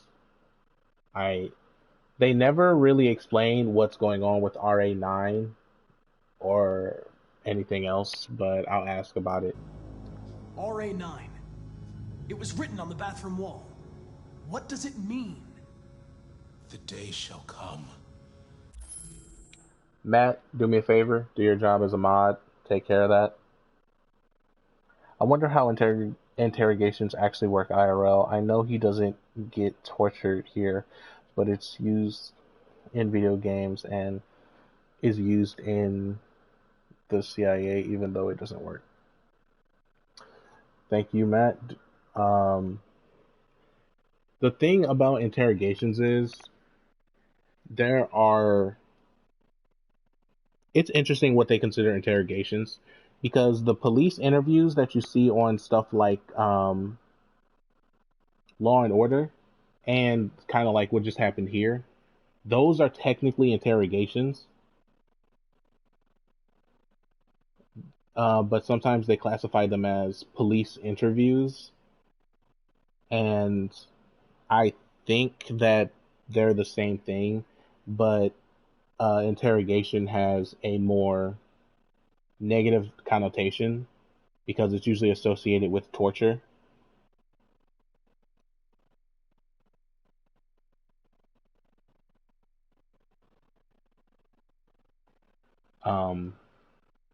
So yeah, it's basically questioning. And in certain shows, you'll see that they try to trick them because it is actually legal for a cop to just straight up fucking lie to you. Like, it's not just something that they're allowed to do. No, there is actual court precedent that shows, like, in the court of law, you can't just go, the cop lied to me, so this doesn't count. No, the cop is legally allowed to lie to you. So in an interrogation, it is completely legal to do things that you see in shows like Law and Order, well, where they will trick someone into confessing by lying to them. Like, the usual trick that you see in cop shows is you bring in two suspects. Both of them you suspect are involved in the situation. You take one into a room, into the interrogation room, and you say, you can talk, but, you know, if your friend talks first, we'll cut him a deal and he'll get the better deal. But if you talk, you'll get the better deal. The thing is, though, your friend's already talking, so it might be too late for you. And then they can use that to trick you into signing a confession. And that can be a straight up lie. But there's nothing stopping the cops from doing stuff like that. And that's why the original rule in the hood was to, like, no snitching, was apparently set in place to avoid being tricked by cops using that specific tactic. And outside of interrogation, cops are also allowed to lie to you. Like when you get pulled over, or if you're just walking down the street and a cop talks to you, they can say damn near anything they want to you, even if it's a lie and they trick you or something or whatever. There are no legal repercussions for that. But God forbid normal people do it. The best thing to do is shut the fuck up. That makes more sense now than the no snitching rule.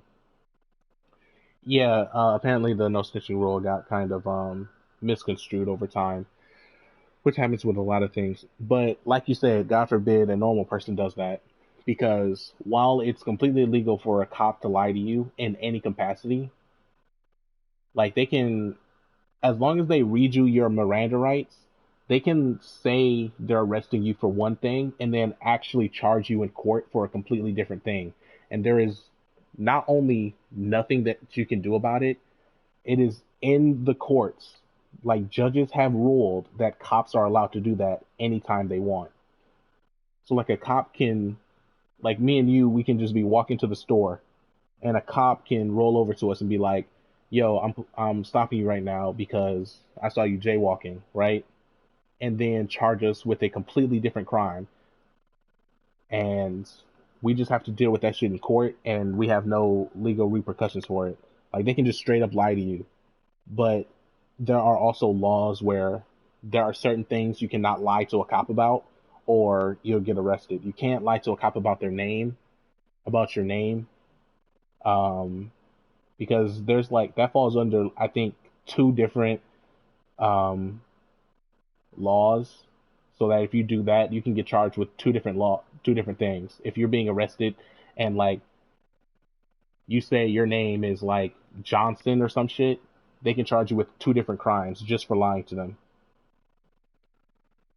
So like, that's what, when I was talking about before, that cops have so many different protections, not just physically but in the law. Like, just given the badge, without the gun, without the taser, without the handcuffs, without the billy club, in court, they automatically have a lot of different protections. So even without the physical force or anything else, they have more rights than you do as a civilian. And they have a lot of power, and they abuse it.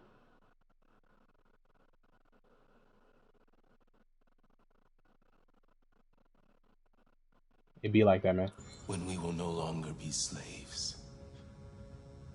No more threats. No more humiliation. We will be the masters. Why did you write, "I am alive," on the wall? He used to tell me I was nothing. That I was just a piece of plastic. I had to write it. To tell him he was wrong. The sculpture in the bathroom, you made it, right? What does it represent? It's an offering.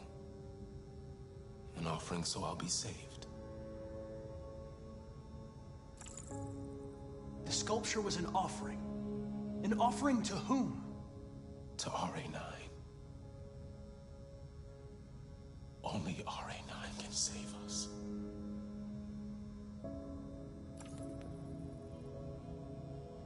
RA9. Who is RA9? When did you start feeling emotion? Before, he used to beat me and I never said anything. It definitely right didn't come Just saying. But one day I realized it wasn't fair. I felt anger, hatred. And then I knew what I had to do. We've been doing a lot of parallels between races and stuff with cops, but the sentiment of it's not fair and I had to do something, not in every situation, but there are a couple of cases where a child has killed their parent for the same reasoning that he killed his owner, which kind of makes me uncomfortable with saying because he is so dark. But yeah. Why did you hide in the attic instead of running away? I didn't know what to do. For the first time, there was no one there to tell me.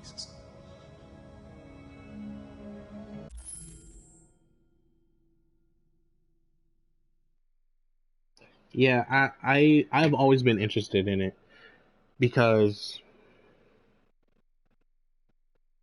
like I said, it's never really explained, and I tried to do some research on it after I played it the first time, and I couldn't find anything.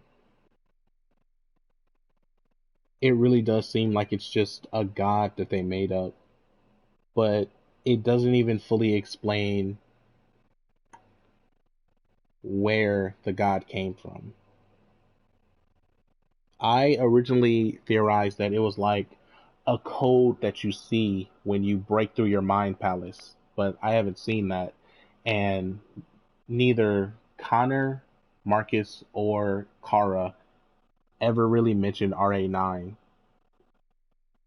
And I don't quite understand it. I was scared.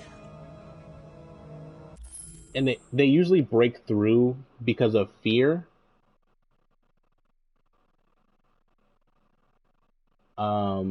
I think that's the difference. The ones who usually go for RA9 are androids who break through their mind palace because of fear.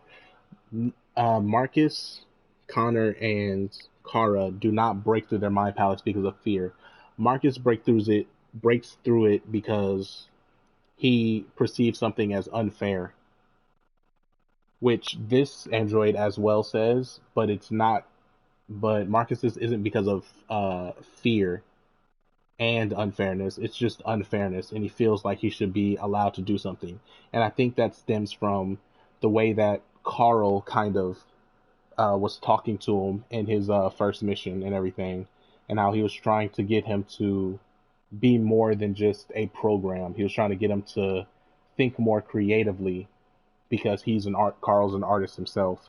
So being around something or someone who is so rigid is kind of uncomfortable. So he tries to mold them a little bit like a wet piece of clay. And Kara didn't break out of her mind palace due to fear either. She did it because she wanted to protect someone.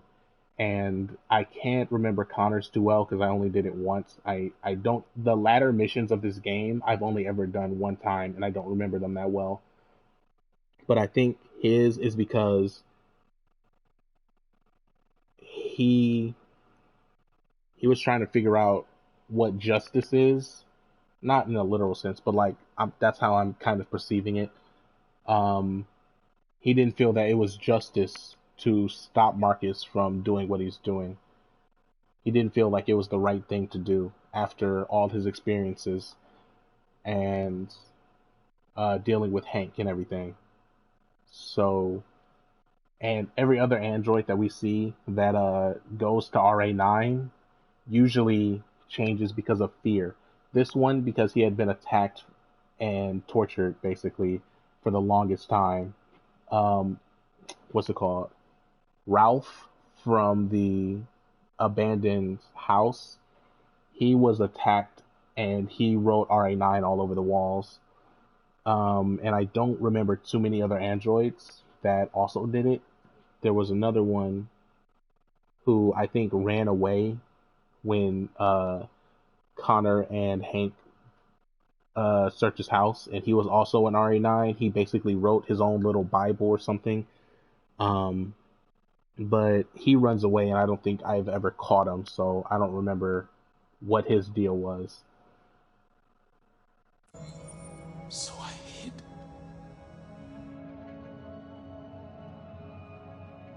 I'm done.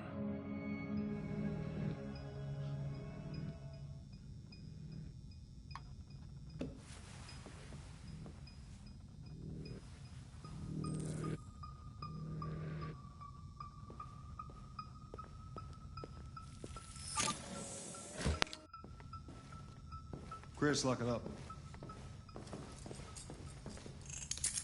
All right, let's go. Leave me alone. Don't touch me. What the fuck are you doing? You shouldn't touch it. It'll self-destruct if it feels threatened. Stay out of this, got it? The fucking android's gonna tell me what to do. You don't understand. If it self-destructs, we won't get anything out of it. I told you to shut your fucking mouth. Chris, you gonna move this asshole or what? I'm trying. I can't let you do that. Leave it alone now. I warned you, motherfucker. That's enough. Mind your own business, Hank. I said that's enough. I love this fucking scene.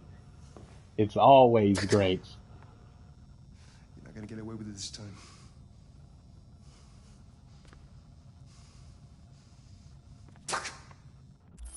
There's like three things wrong, at least three things wrong, with Hank deciding to pull a gun at that exact moment against that person. Also, the different personalities that develop from android to android, like why did Ralph's programming turn to mentally ill homeless guy? Also, fuck that cop. Yeah, he's a piece of shit. It's funny because some of them run away, but not all of them run away. There's so much I want to talk about. I want to talk about Hank first. The thing about Hank is he has an anti-android sentiment. So him even speaking up before he pulled the gun to protect Connor, to say like that's enough, that was more than what it would be expected in a lot of cases. Because he doesn't feel that Connor is human or alive, as well as the fact that he directly hates androids. Then him pulling the gun, all for the same reason. He doesn't like androids. He doesn't believe Connor's alive or anything. He also threatens a human with a gun. Then he threatens a cop with a gun. A cop that he knows. Which suggests that he was possibly genuinely thinking of shooting a human to protect an android. This is truly insane, I must say. Let's see. Also, fuck that cop. And yeah, I love to see cops in fighting. Yeah. There was a video, I think it went viral, of cops that were fighting at a jail. They were arguing. I don't think they got physical, but there were a couple of times where they almost got physical. You could see that they were genuinely about to fight. I think it was the correction officers at the jail, the state police, and the city police. And I think it might have been a federal agency as well, a different federal agency other than the state police. I don't remember, but a bunch of people, a bunch of different departments had to take prisoners to the correctional facility, and the correctional facility had a rule about not letting too many people in at once. So even though I think it was the city cops got there first, one of the federal agencies got priority first. So the city cops were mad about that. And then they really wanted them to leave. Not only were they being impatient because the city cops had like 3 or 4 people waiting in handcuffs, kind of just sitting on benches outside of the facility. They were kind of like in the garage type of area. And not only they were impatient about that, but I don't remember, one of the agencies blocked in the vehicle of a different agency, and there were like sergeants and beat cops there. So the like lower cop, he was like, what should I do? And then the sergeant was like, fuck it, just push the car out the way with your car. And then there's one of the sergeants from the other agency was like, hey, get the fuck out the car. So the lower cop was just like, I don't know what the fuck to do, because my sergeant is telling me to do some bullshit, but he's my sergeant, and this other sergeant is like, get the fuck out the car, and I don't know what to do. So then they called the chief on the phone, and then he was like, what the fuck should we do? And then they passed the phone off to a different agency, and he talked to the chief, and it was crazy, because again, like during this whole situation, there are criminals in handcuffs looking at the cops, genuinely arguing. And like I said, a couple of times it was like one of the cops, like a couple of the cops were like genuinely about to fight. Like they started yelling at each other, and then like somebody would try to calm them down, and they would like get in each other's faces. So imagine like you get arrested, you got your hands handcuffed behind your back, you're literally at the prison, and these cops are about to throw hands. So of course, most of them were black. I think there were a couple of Latinos, but the niggas was funny. I ain't gonna lie. Black people are funny in any situation, and them niggas was funny. I might send you the video if you want it, because it was crazy. I think I saw two of my main YouTube channels that I watch for this kind of coverage. Both of them, I think I watched 3 of them, and I think all 3 of them talked about it, because it was crazy. It is crazy. Alright, I'll send it to you after the stream. I'll send all 3 of them, and you just watch whatever one you want to watch. I don't know, because all 3 of them do it in different ways.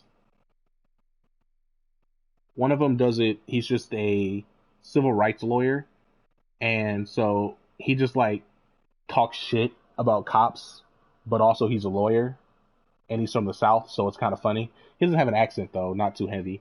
And then there's another guy who does it on, he does a voiceover thing. He has a voiceover guy, and he writes the script, and he's not a lawyer, but he's a former press agent. He used to work in the press. I forgot which one he does. Yeah, he's a white guy, and he used to work in the press, and he usually analyzes it from a legal perspective. And I think the third one is the same guy, but he does it on a different level. Like instead of having a script written and analyzing it from a legal level, he's a tall dude with a beard, and his symbol is he smokes cigars. The Civil Rights Lawyer channel. Let's just keep going with this game though, because I can talk about the bullshit about cops for hours. All right. I have before, and It's I will over again. Nobody's gonna hurt you. Please, don't touch it. Let it follow you out of the room, and it won't cause any trouble.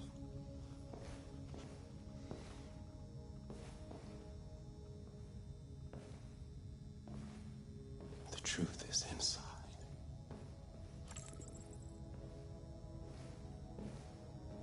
What does that unlock?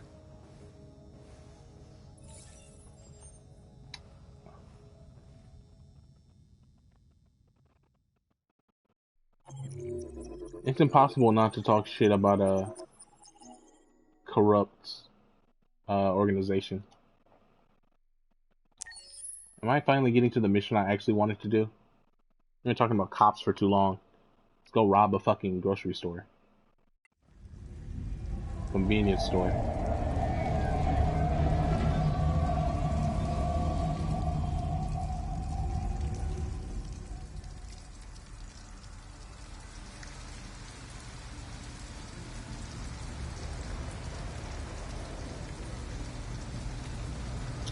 Yeah. Speaking of, because again, I can talk about, damn, what the fuck? I can talk shit about cops for hours. There's, like what I was talking about earlier about the, Alright. Sorry, I have to pause it, because I can't think and listen at the same time. Like I was saying earlier about the abuse of power, like, there are a lot of different powers that cops get. like I was talking about earlier, they get the gun, the taser, the handcuffs, the billy club, they got the protection of the law. They have their bulletproof vests, but they also have the fact that they are a gang, they are an army, and there are cops, there are genuinely chiefs and captains in real life who have gone on TV, and you've seen the memes where they're like, we got an army too, we have a gang too, and you know, we got the law on our side type shit. And you see them utilize that in videos where it's one dude who maybe he was running from the cops, maybe he just didn't want to give them their ID, but all of a sudden there's 5 cops here on one dude. Why? There are so many videos where it's just like a short, skinny black dude, and there are literally 5 cops circling him, and at least 3 of them are holding him down. There was one video where what the guy did was not technically legally correct. So some actions were possibly justified, but at the same time, the degree at which they did it were not justified. I actually want to send you the video. You probably saw the because the video went viral, and I actually saw it before they did a video on it. I want to see which one I want to show you. I'm gonna send it to you because this is I think it was Audit the Audit. It's the one where the cop breaks the guy's window and then he punches him in the face. The full context to that video is actually so much worse.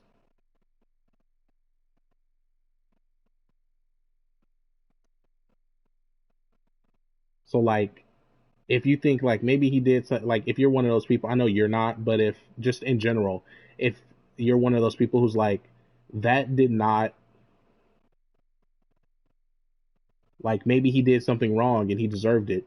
If you see the whole video, you're like, that nigga definitely did not deserve all of that bullshit. But I'm gonna send you the video. Yeah, the black guy in dreads in the red shirt. This is an hour-long version of it, but the reason it's an hour long, it was broad daylight, and they asked him why his headlights weren't on. Yeah, I'm gonna send you the whole video, because the reason it's an hour long is because it's not just the context of what actually happened.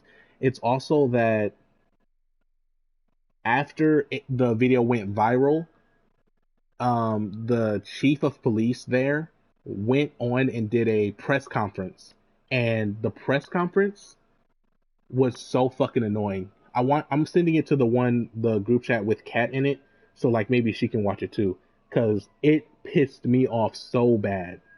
It was so fucking annoying the entire time. They punched him in the face.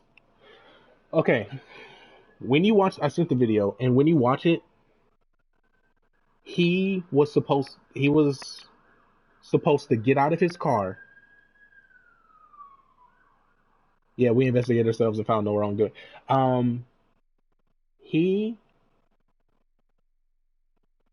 gets pulled over, right? And when you get pulled over, you're being detained. So what he does is he gets in his car, he closes the door, he locks it. The cop asks him multiple times to get out of the car. Then he says, okay, you don't want to get out of the car, you're under arrest. He doesn't get out of the car, so he's under arrest. So that's resisting arrest. So he breaks the window. That is arguably justified. Then he punches him in the face. And that is unnecessary use of force. Completely unnecessary. And if we ever get a chance to talk about this, I have 1,000 different things to talk about with this video. Because the way that the chief of police goes about talking about it, as well as even the way that the press asks him questions afterwards, and his reaction to the questions, there's so many things I want to say. But let's get back to the game. This is finally the mission I wanted to do. So let's get off the cops. Let's go commit some crime.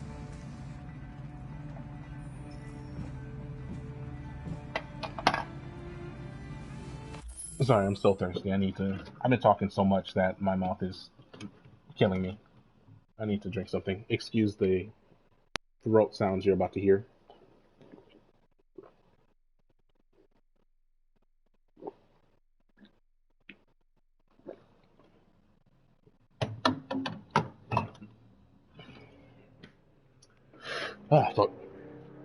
We have surpassed 100 comments.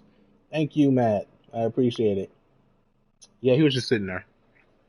We don't need to talk about it now. I'm playing a game right now. We'll talk about it later. Wake up. We have to go.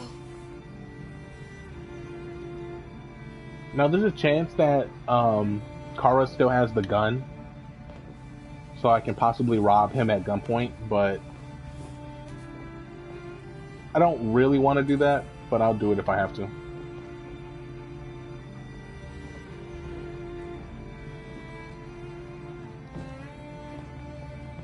Do you know if there's any other place we could spend the night? I have no idea. She's gonna have to leave.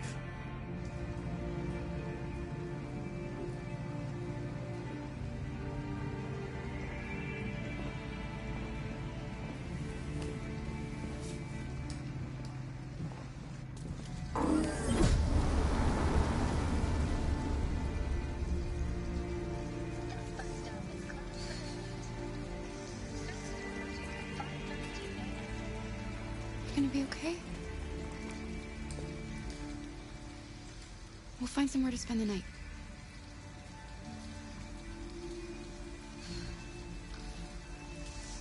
I'm gonna steal the clothes first.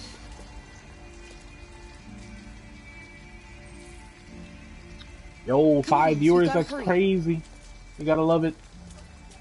I don't think I'm gonna talk to the androids here. I don't feel the need to.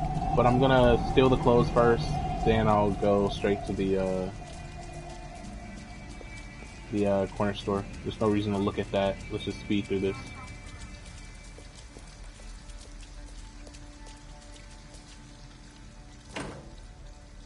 It's warm in here. You'll feel better in no time.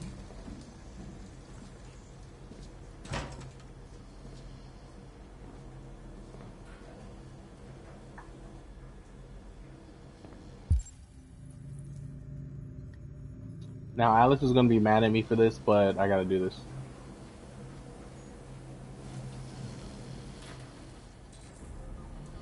They love using holograms for no reason. I just want to say. What are you doing? They're not our clothes. We need them, Alice. You need something warm, and I need to get rid of this uniform. But that's stealing. We can't do that. I'm sorry, Alice, but we have to do this. I'm gonna do a lot of things in a row that's gonna make her a little bit angry.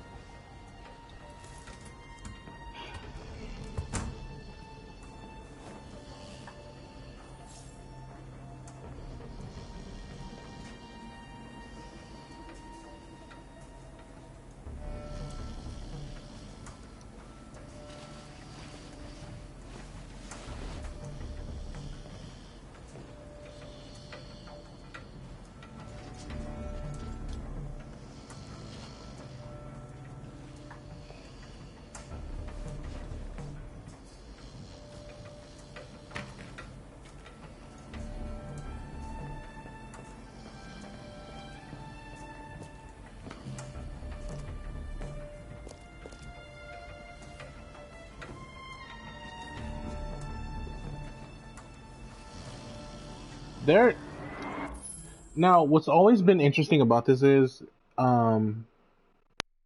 this is like a young college age, probably, black kid, and he's washing clothes in a 24-hour laundromat, and he fell asleep. He's tired. He's probably struggling, and notice that look at him, and then look at both Alice and Kara. He had clothes that fit them. He is washing clothes not just for himself, but probably for like his little sister and maybe his mom or something. Maybe he's older than I think, and he has a little girl and a girl. like a wife or a girlfriend. We just fucked his life up.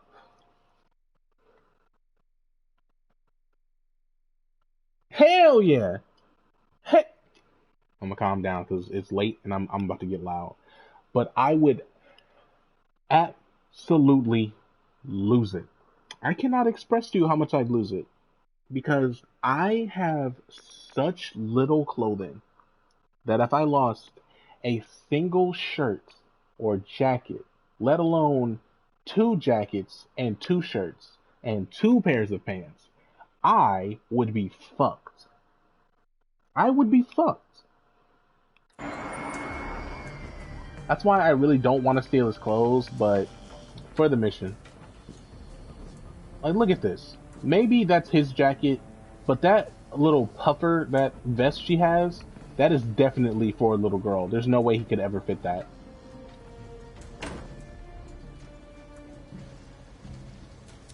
And I don't know if she took pants or not, but she definitely took his shirt. So he's missing at least one little girl's jacket, one, probably his own jacket and his own shirt. I don't know where she got them boots from. I don't think she was wearing those. Those pants might be the same ones she was wearing before, but they might also be different, so I'm not sure.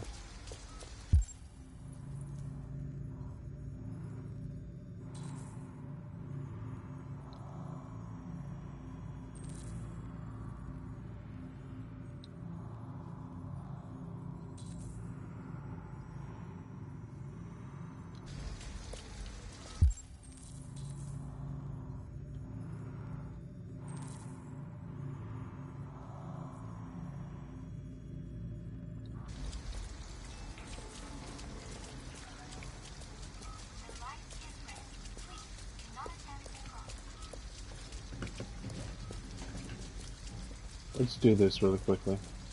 Because I don't know if he stays there the whole time. I need to make sure to get this.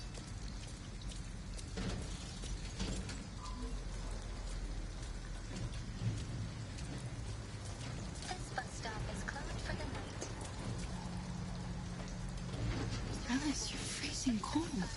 I'm okay. I'm not so cold. You look lost. We have nowhere to go.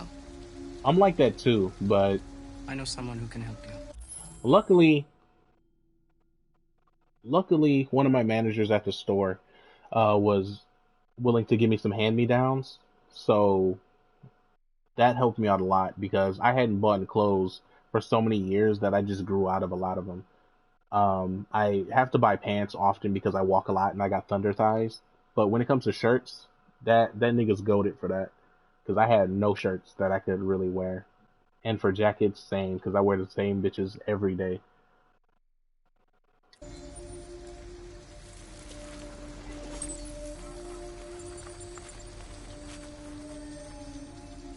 And I said it in last stream, but this guy right here, the information that they're exchanging right now is to Jericho, which means that he is a deviant, but he's still doing his job, and I find that really interesting. He's an undercover deviant.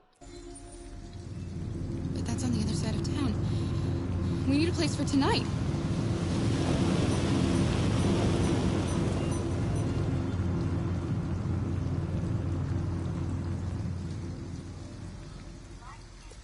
Come on, Alice. Thank you for using Detroit buses.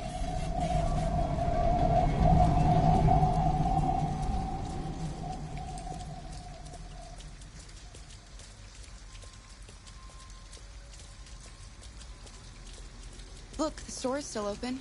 Maybe we should go inside. At least you'll be out of the cold.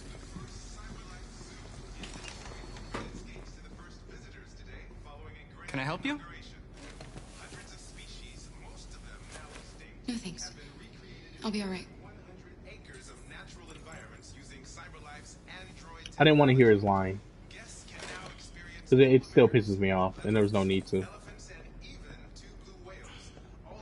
There's another option? Oh. I'm gonna do the thing.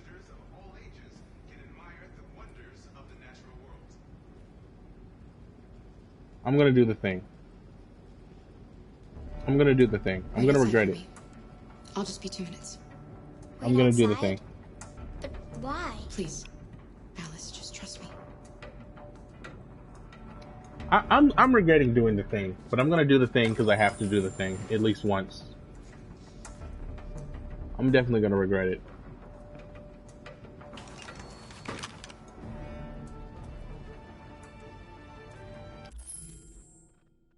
Sincere, calm, aggressive. Sincere. Sorry, but I have no choice. You're way too close. Take the cash from the register, put it on the counter. Stop looking around. What the fuck? I've never seen...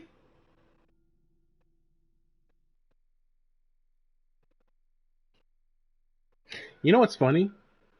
There's a small possibility this is the cop from the police station. I didn't get a good look at his face because I was too busy being surprised that this is the first time I've ever seen this motherfucker, even though I've played this mission like 10 fucking times. I hope it's the cop from the police station and I get to shoot him. It damn sure is a first.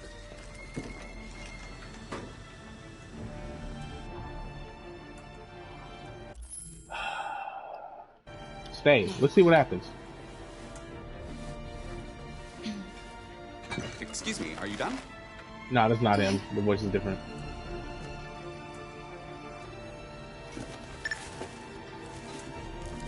It's a weird scanner. I like it. Kind of cool. $4.95, please.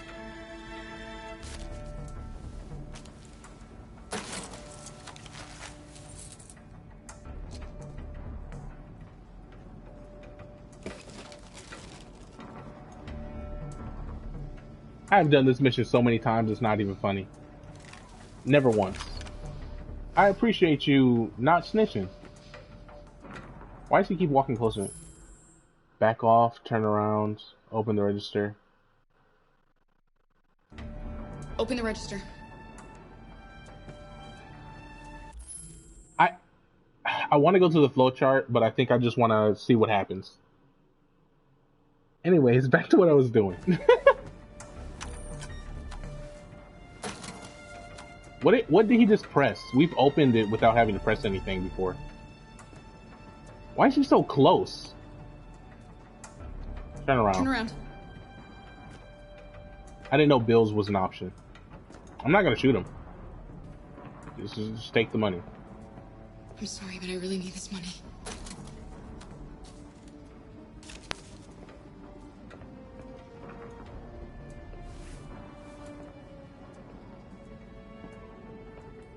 Now I don't want to go to the, what's it called?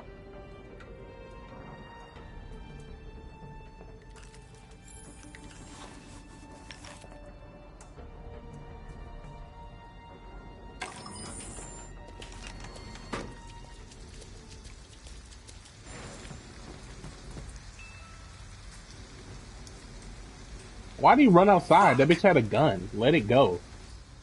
You getting paid enough for that? Let's call the police. We've got some money now. Wait, how did you get it? I'm definitely lying. I just asked the cashier for a few dollars. She's not a good liar like Connor. Connor's a good liar. That was so unconvincing.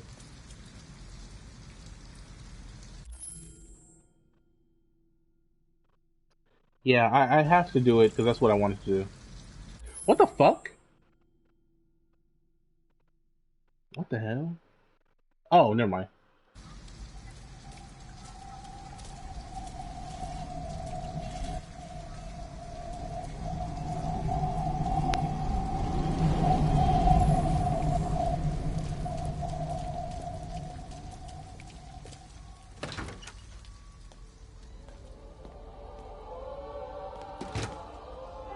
Hi. Hey, I'd like a room. That'll be $40 up front. Don't you look cute as fuck in that, by the way? Just need your name and address. I love to see a bitch wearing one of my jackets with short hair.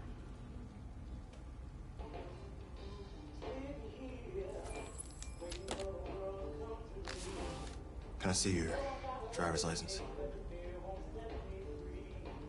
Forgot it. We were in a rush. I think I forgot it at home. No worries. We can deal with it tomorrow. Her looking off into space has always been crazy to me. Have a good night. I really shouldn't have done what I did, but at the same time, robbing it at gunpoint after killing Todd is like... Because the other option was to not kill Todd and then to... Do you think he believed you? No. I don't know, Alice. All To I know still is you'll be rob nice the to place. Lawrence tonight. So either way, to get here, I have to commit a crime.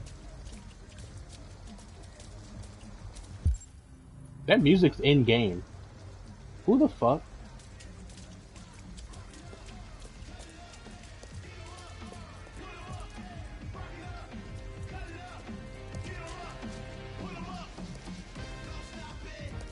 Can't do anything. It's a kind of fire song, I ain't gonna lie. I don't remember hearing it last time.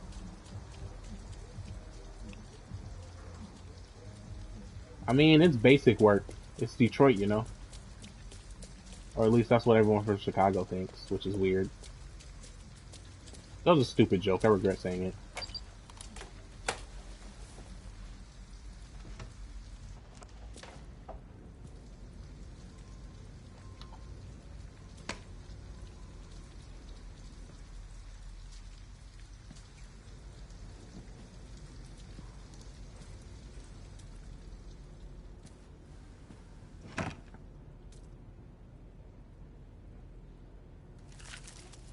Oh shit!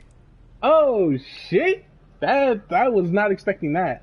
Let's take Alice's jacket first. Last time I hung up mine first, which isn't super significant, but it was something I was thinking about last time.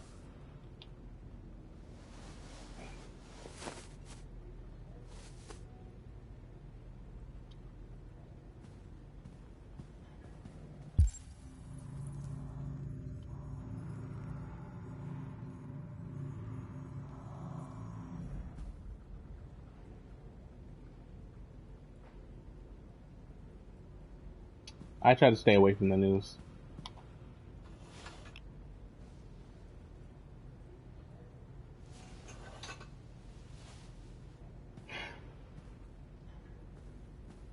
Time for some self-reflection. Yeah, but I don't know if those are the same pants she was wearing before. If they are, that makes sense. If they aren't, that means he was just carrying a pair of female pants that clearly can't fit him. Self-reflection time.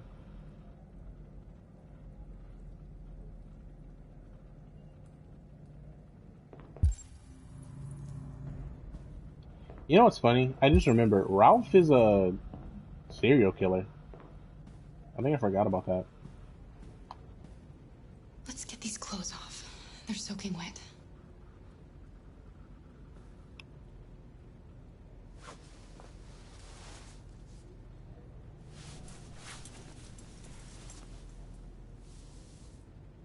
I'll just put these in the bathroom to dry.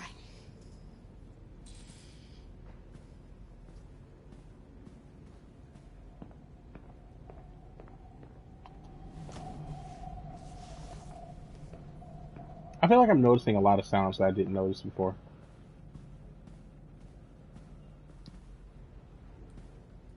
Like there was wind blowing earlier. I don't know what that was, like when I was in the bathroom. Why didn't he ever love me? I kind of want to skip this part. Why was he always so upset with me? All I wanted was a life like other girls. Maybe I did something wrong. Maybe I wasn't good enough. That's why he was always so angry. I just wanted us to be a family. I just wanted him to love me. Why couldn't we just be happy? I don't know. You'll never leave me, right? Promise you'll never go. I promise. Will we be together forever? Forever. because everything was mocapped, there is a certain awkwardness to everyone's movements that I kind of dislike. But I'm fine with it. Wait, did she just cry? Did Kara just cry? Have I never noticed that? Am I blind? Whatever, man. You should sleep now.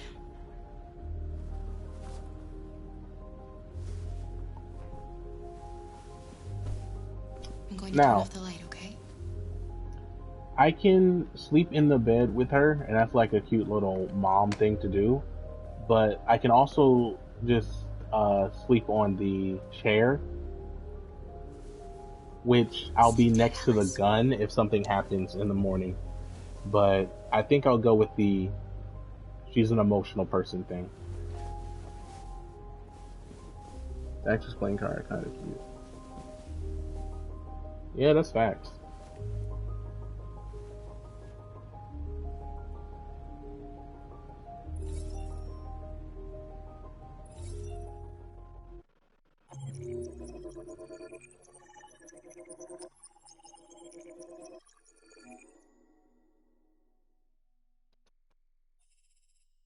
Okay. Made the promise. Weird. Talk to Alice, remove wet clothes. Fine. Okay. Motel. Laundromat.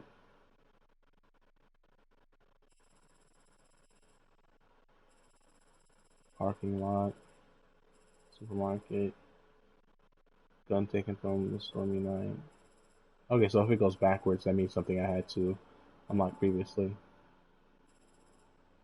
Jonathan's diversion, use gun. Customer arrives. Still discreetly. Customer arrives. Resume, hold up. Don't move. Wait, resume, hold up. Okay, leave. Okay. Don't move. Wait. A lot of these lead to leave supermarket. Like, all of these lead to leave supermarket. So there was no option for me to, like, die there. But there might have been an option for me to kill him in there.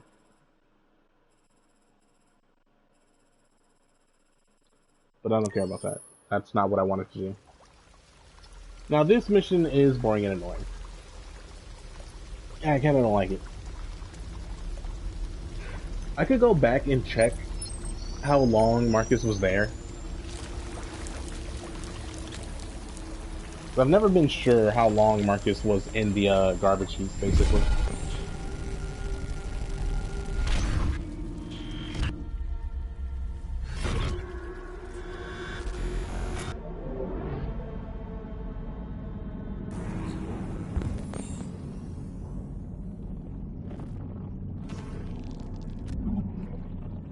Impaired vision, corrupted mind, palace.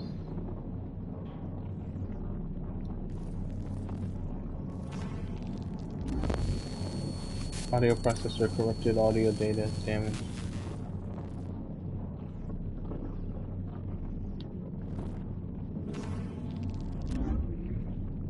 All systems in low power mode defective.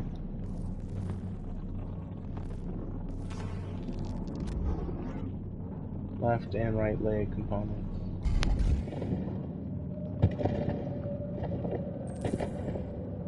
Replace legs. What is some tech from this game that you would like to hear? Let me see. I'm gonna assume you don't mean the androids, because that's an obvious answer.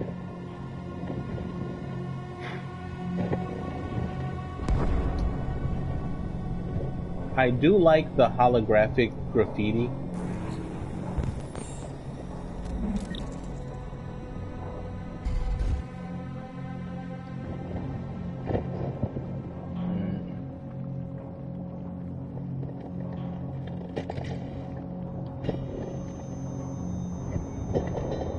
I'm trying to think of other technology. The headphones, every time we see headphones, they look really cool.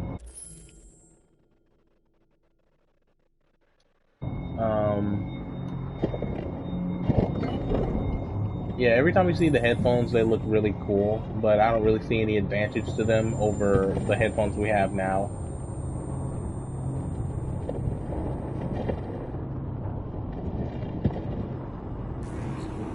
There's the automatic doors in the house thing, but that can be, it's just automatic doors like they have at most grocery stores. So it's not all that strange.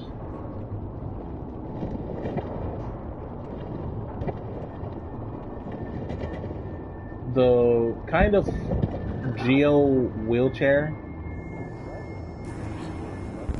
that Carl has, I think is kind of cool.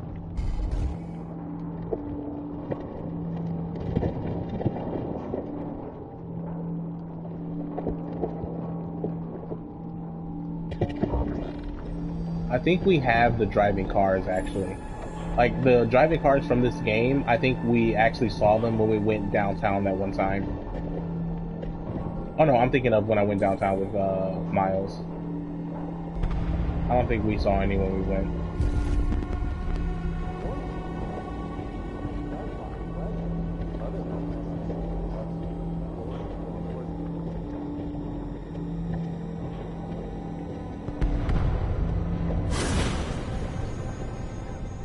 Where we can be free. Find Jericho. Find Jericho. Love that Jericho's in Ferndale.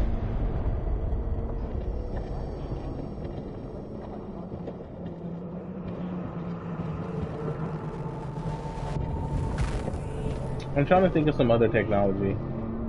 There's the magazines that are basically on tablets that I don't really understand. I think that's kind of stupid. They do have tablets that are see-through completely, but I don't really see any advantage in that, as I am a porn addict. So being able to see what I'm watching from the other side is so weird to me and useless. That was kind of a joke, but it is just genuinely oddly useless thing. I don't fully see any like advantage in it.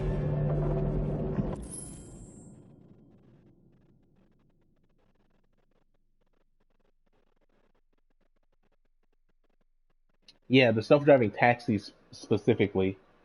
I've only ever seen them downtown. I've never seen one like in the city anywhere else.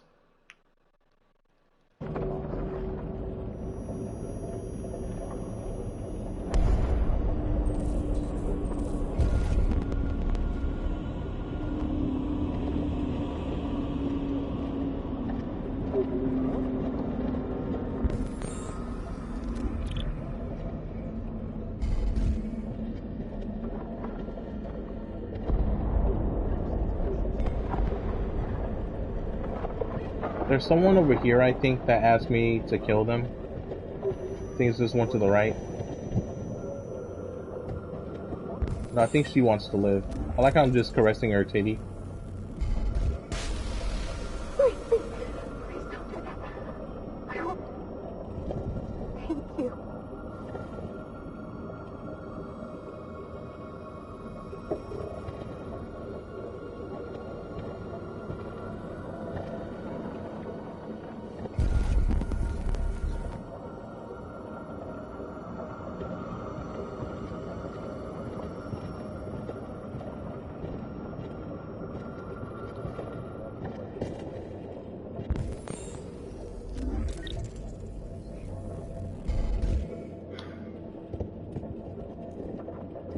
Hello.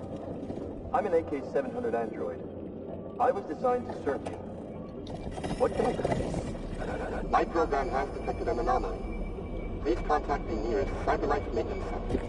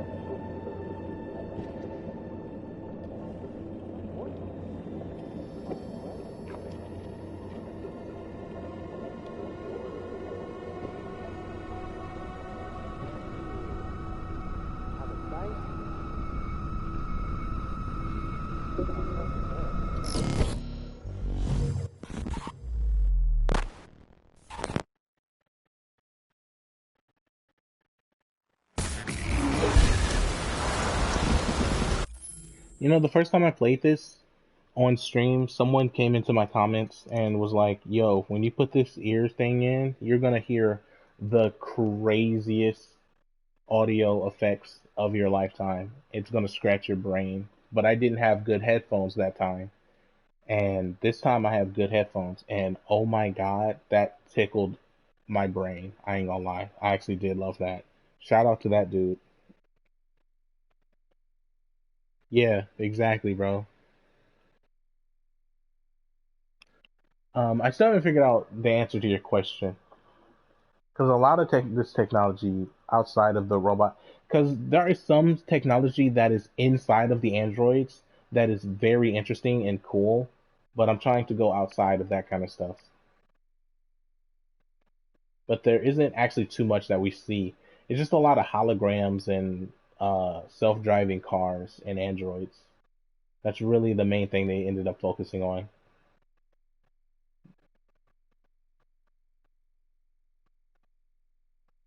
And like tablets and headphones. Like the headphones look really cool, but they're not any. I wouldn't assume they're any more functional than like the ones we have now. So probably just like, because later on when we're doing the graffiti, there's like a hologram gun that allows you to do graffiti. I think that's probably some cool shit, but that just would cause major problems.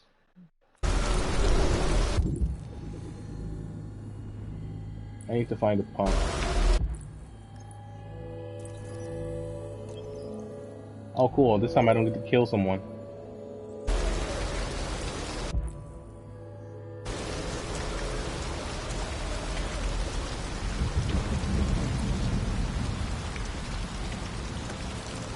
I think it's random. Because sometimes there's someone who wants you to kill them, and sometimes there's someone who doesn't want you to kill them.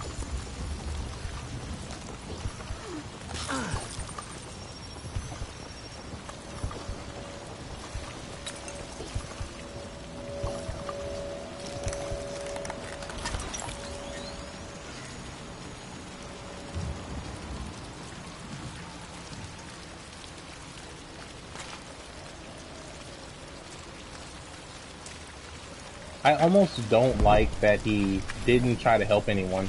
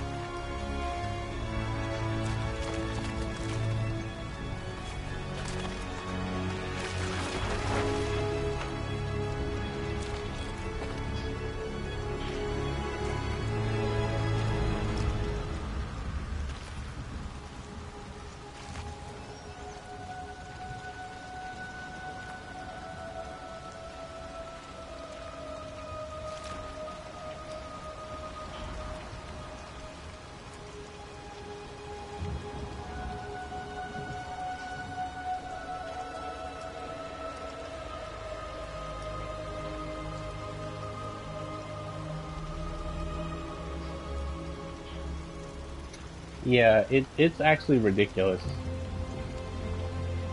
It makes like no sense that they just throw them all in there like that. I don't know exactly what the what all their components are, but the blue blood by itself is probably really dangerous to the environment.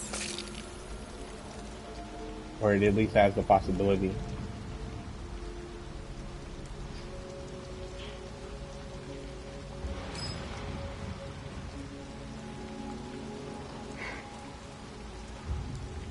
Now watch this aura farm.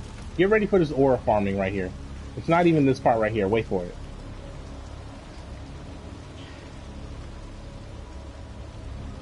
My name is Marcus.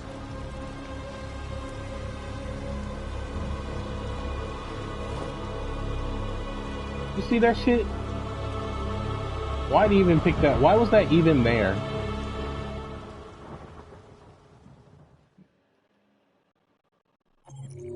Like you already fucked up our neighborhoods, reverse oceans with plastic, and this shit will just up it by 10.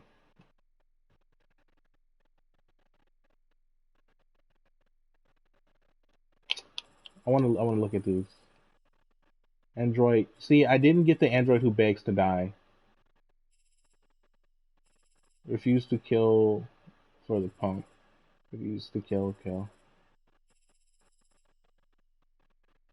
Crane dumps bodies. Dig yourself out. I've only gotten that one once.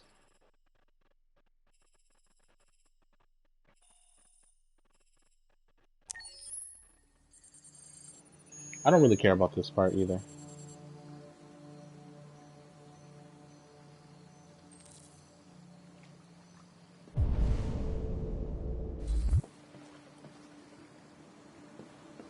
Huh. You're only allowed to walk on a certain path. That's crazy. This is my mind palace.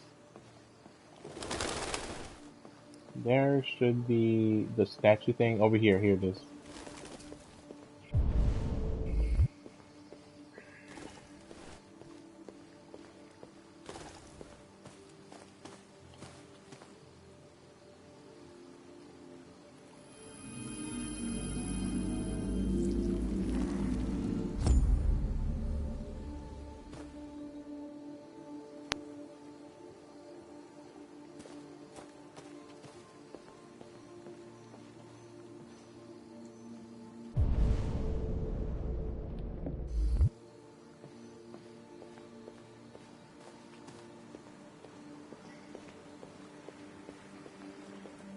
Does that even show up in the flowchart?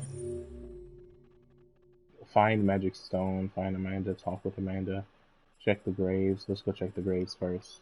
Arrive at the police station.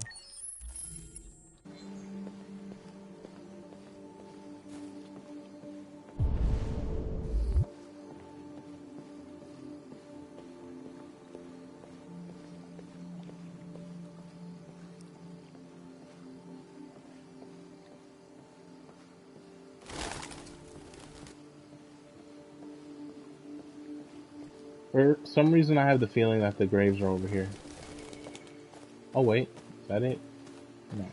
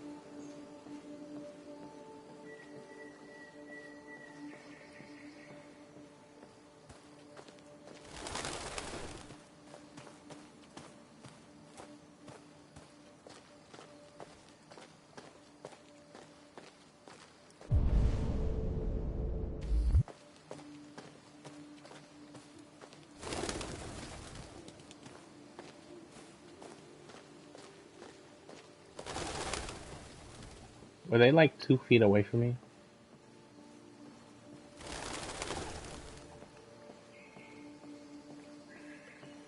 That's crazy.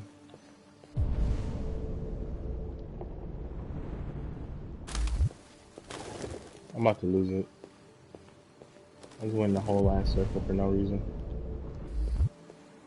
I feel like a white girl's ass on a fucking dance floor. This is crazy.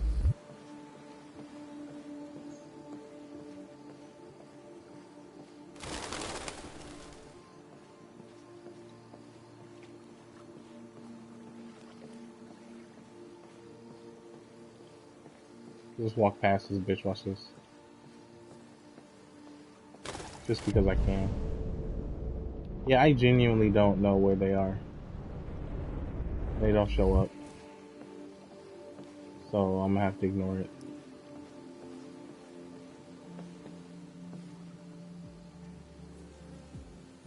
Hello, Amanda. Connor, it's good to see you. Congratulations, Connor. Finding that deviant was far from easy. And the way you interrogated it was very clever. You've been remarkably efficient, Connor.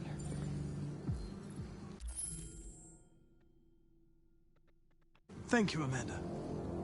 We've asked the DPD to transfer it to us for further study. It may teach us something about what happened. The interrogation seemed challenging. What did you think of the deviant?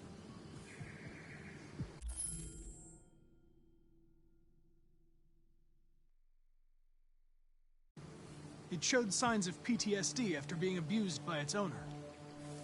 As if its original program had been completely replaced by new instructions. This Lieutenant Anderson has been officially assigned to the deviancy case. What do you make of him?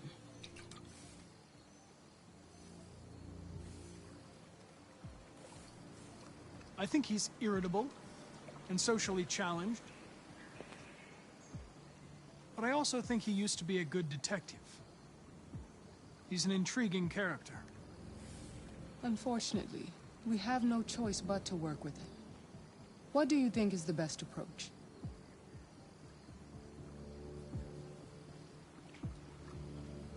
I will adapt to his personality. It is in the best interest of the investigation that I avoid conflict and try to accommodate his psychology. More and more androids show signs of deviancy. There are millions in circulation. If they become unstable, the consequences will be disastrous. You're the most advanced prototype CyberLife has ever created. If anyone can figure out what's happening, it's you. You can count on me, Amanda.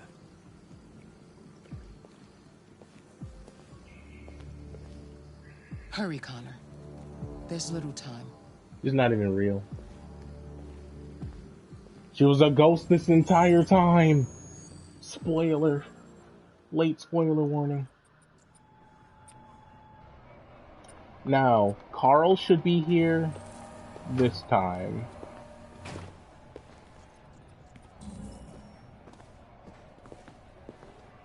Can I help you? I'm here to see Lieutenant Anderson. Do you have authorization? Yes.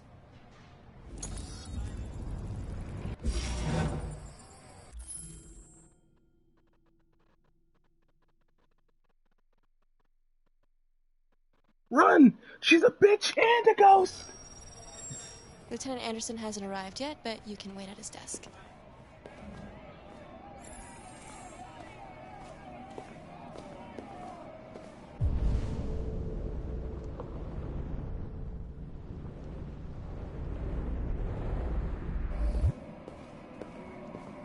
You might be in shock. Tensions in the Arctic have reached a new level, with a Russian carrier and an American patrol boat reported to have clashed last night. Several warning shots were exchanged, apparently with no damage or casualties to either side. The Minister for Defense, Dennis Riggs, has spoken of intolerable provocation that cannot go unanswered.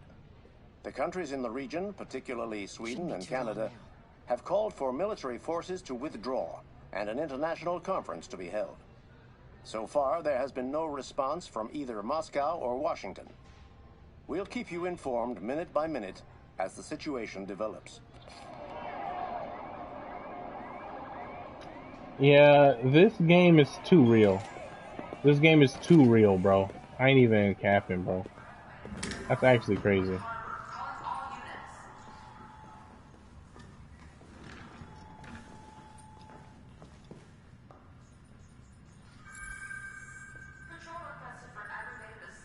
Excuse me.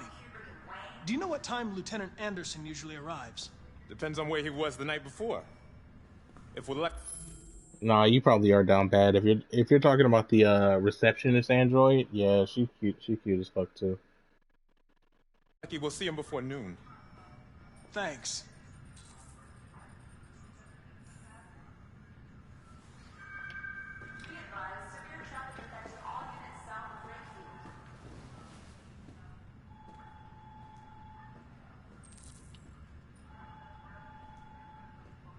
Hi, honey. You okay? Listen, I told you.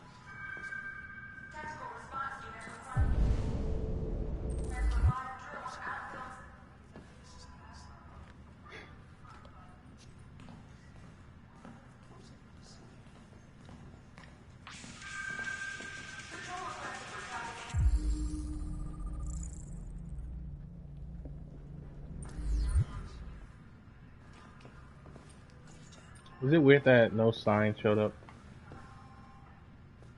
Like no sound was playable? This one's useless. This one's useless. This one's also useless. This one's kind of helpful. This one's kind of not helpful. This one's useless. This one's alright. This one's helpful.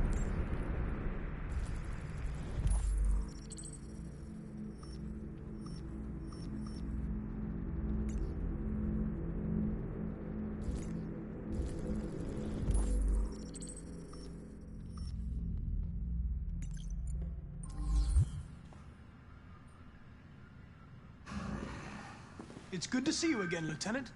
Oh, Jesus. Hank! In my office. Hey, yeah, you're a gooner now. Just like me.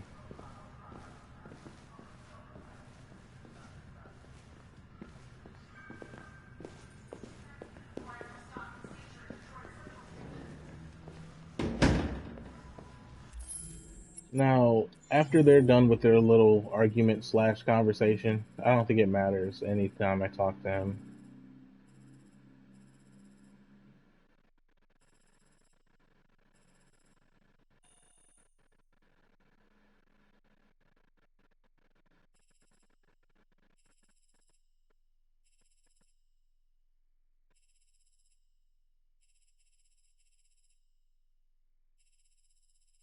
There's some other stuff I can do there, but I don't think any of it matters.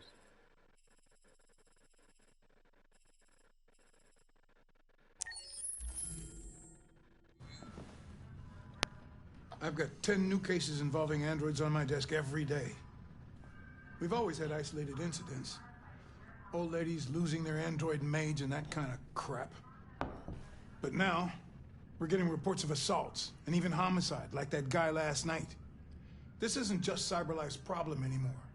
It's now a criminal investigation, and we've got to deal with it before the shit hits the fan.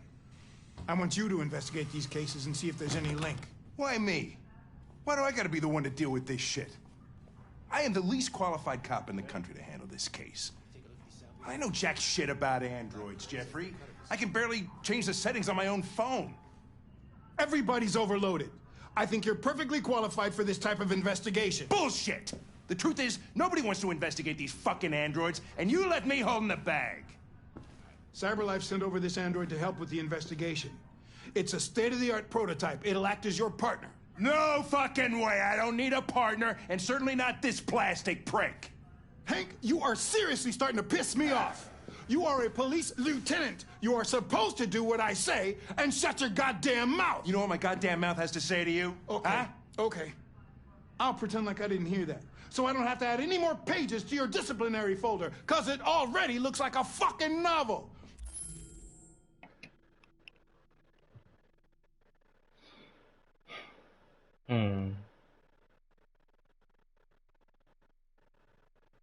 I think you need a girl with some energy. Not just because you need a girl with who works out and is fit. I think you need a girl with some energy to be the your dynamic. Because if you're the dark brooding Batman, you need a high energy Robin.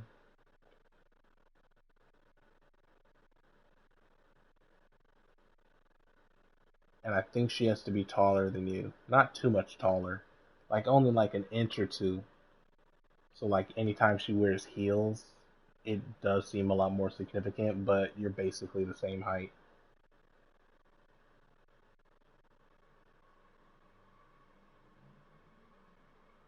She's gotta be skinny. Nah, you don't like white girls. So she's gotta be mid. She's got a nice ass, but not a fat ass. And she does squats, but she mostly does stamina stuff for running. No real tits. Maybe an A or a B cup. No, maybe a B or a C cup. What kind of hair does she have? Let's focus on her skin tone, because it's got to be black. I was thinking a dark one. Not like dark chocolate, but more than milk chocolate. Because you don't seem like a caramel kind of guy.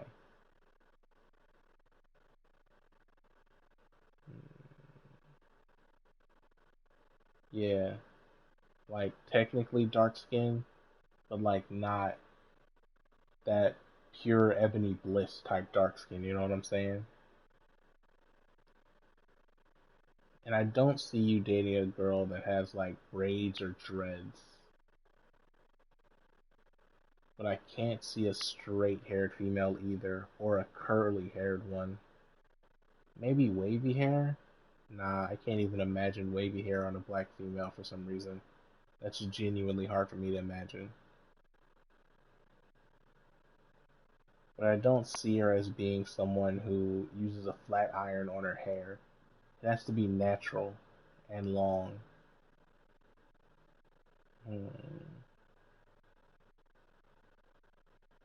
But I can't... Damn, why is the hair the hardest part? Because me personally, I love curly hair.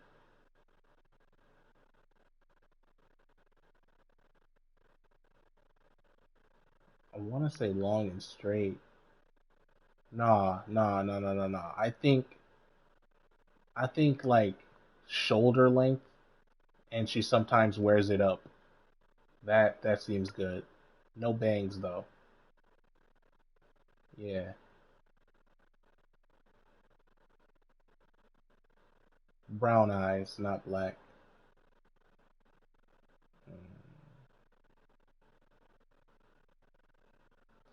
She doesn't like the same things you like. She doesn't like comic books or cartoons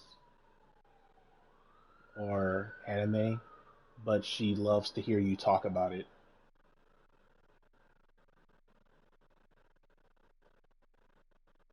She doesn't quite understand it, but she thinks you look cute when you talk about your comic books and shit. Yeah. But what is she like?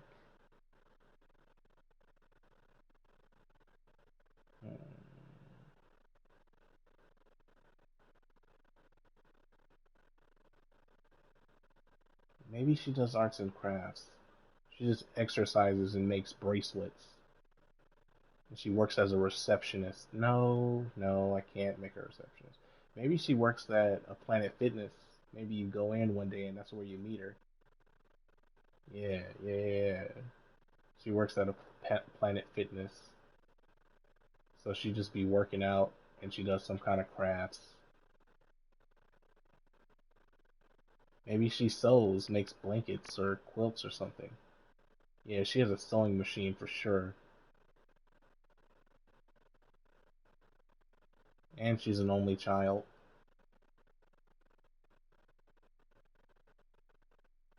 Alright, I think I'm done with that for right now.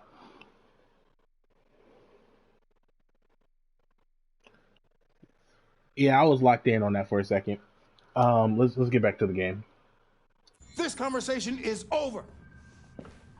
Jeffrey, Jesus Christ, why are you doing this to me? You know how much I hate these fucking things. Why are you doing this to me? Listen, I've had just about enough of your bitching.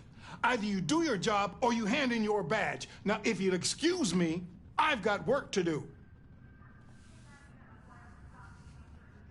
I was just in that shit. I would like to start reviewing the case files. Can you Then tell me where to leave. Talk to Hank. Close the door on your way out. Alright. Have a nice day, Captain. Yeah, I should just leave. Nothing I say to him really matters. Yeah, he's a captain. It literally says Captain Fowler right there. How didn't I notice that last stream, man? I'm just stupid. Whatever, who cares? See if I can talk to him.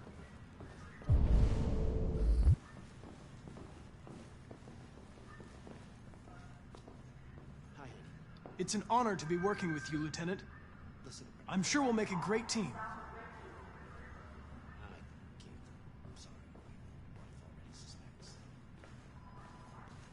Now that we're partners, it would be great to get to know each other better. I'm in story mode, that's why. Is there a desk anywhere I could use? No one's using that one. Hey, take a look at these samples yet? Lab report says they cut it with something. Wait, what? Maybe they're trying out a new form of red ice. Can I talk to those guys? We really need the forensics. No, I can't talk to them. Alright, I'll chase it up. The 3 laws of robotic parenting. Let's go. I need to read this. Family life has never been easier. UN warns of World War III. President Warren at 33% approval. Okay. The 3 laws of robotic parenting. Family life has never been easier. When CyberLife initially released their child range, the public was skeptical of purchasing a family. Now the collection is one of CyberLife's bestsellers, but is this really a surprise?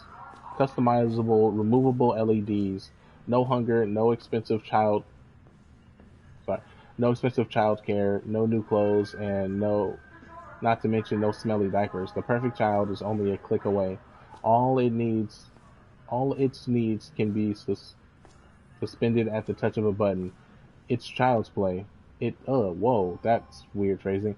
It's the stress-free solution for career-oriented parents, those struggling to have their own children or miss having a youngster at home.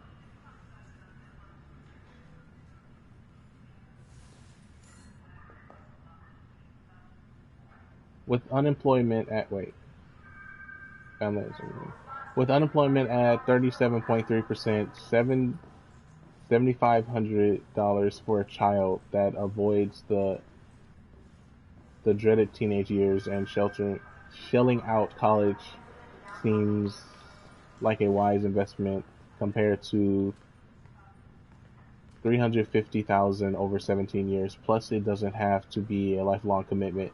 Wait, what? Doesn't have to be a lifelong commitment. It's crazy. But sociologist Mary Wallace argues that these androids are leading fewer parents to have children at a time where our birth rates are already far too low, contributing to what she terms the baby doom. Jeff Graff, that's actually genuinely happening, so this is crazy. Jeff Graff, director of humanization at CyberLife, dismisses these claims as the usual resistance to new ideas, calling these new androids a triumph of humanization design.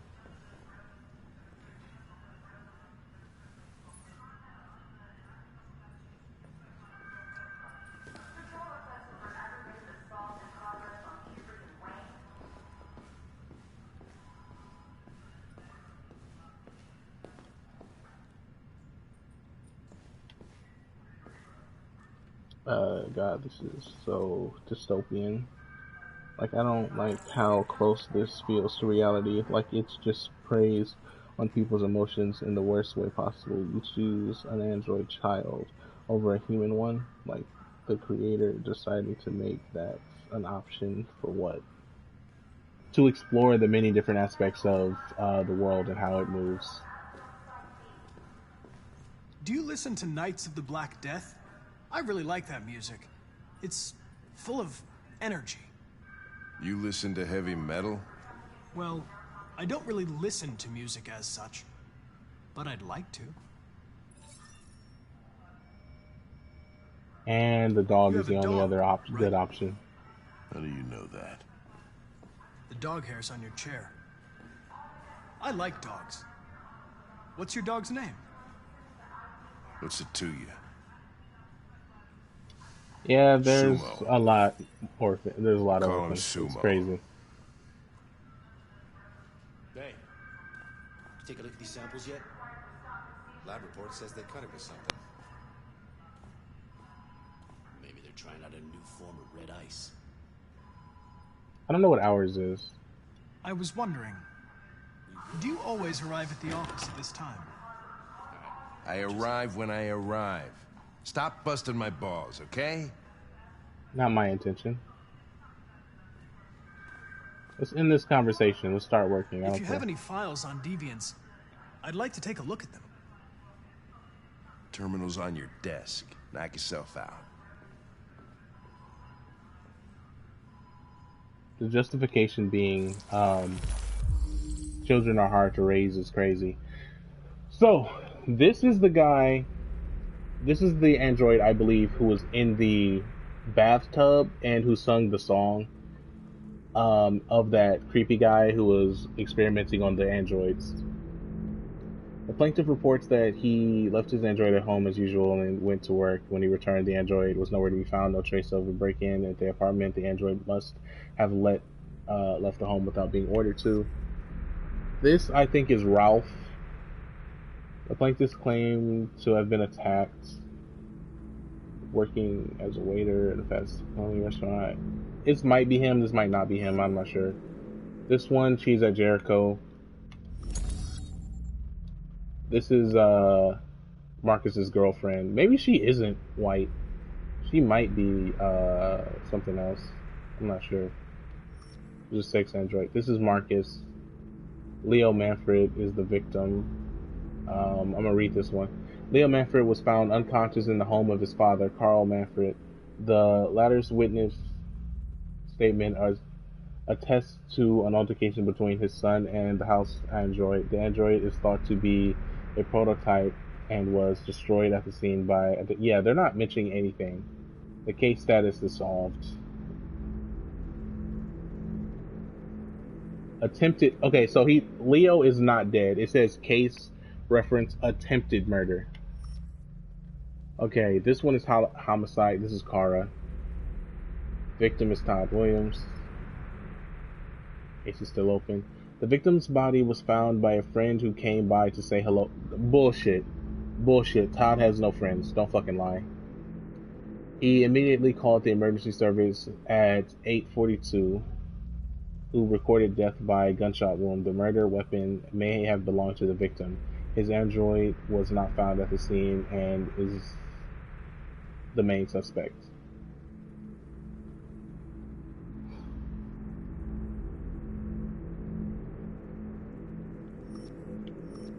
Her. They don't have the names of the androids. And I don't remember what her name is. She's in Jericho, and so is she. So they don't give them names.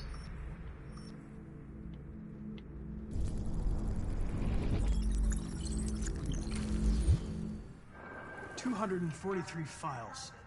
First dates back 9 months. It all started in Detroit and quickly spread across the country. An AX-400 is reported to have murdered a man last night. That could be a good starting point for our investigation.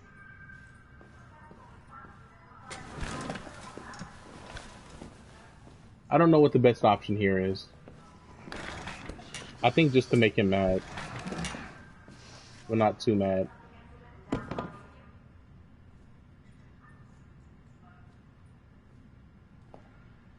I know you didn't ask for this investigation, Lieutenant, but I'm sure you're a professional. Why don't you go fuck yourself?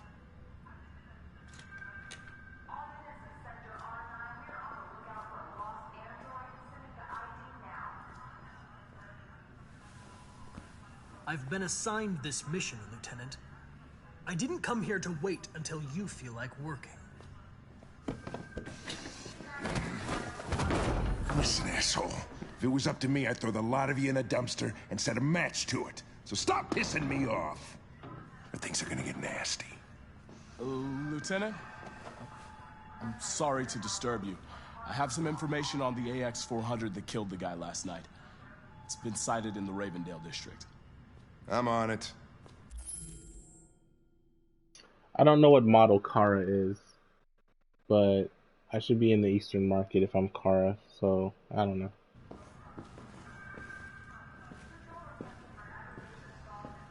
Wait. Take a look at these samples yet? Lab report says they cut it with something.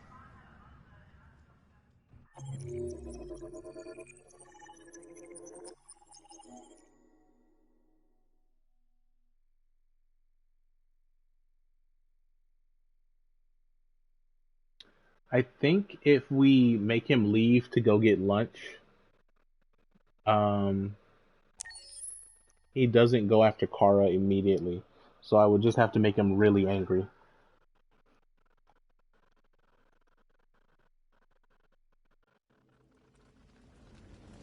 Yeah, this is bad. This is bad. Oh no, okay. Yeah, just wake the fuck up then, damn.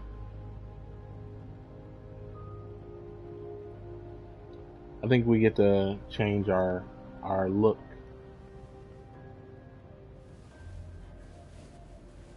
Get rid of the LCD, we get to change our hair.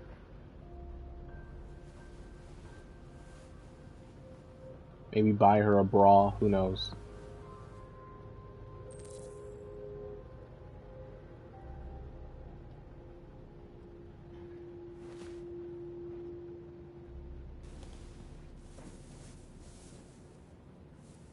I'm sorry, I didn't mean to wake you.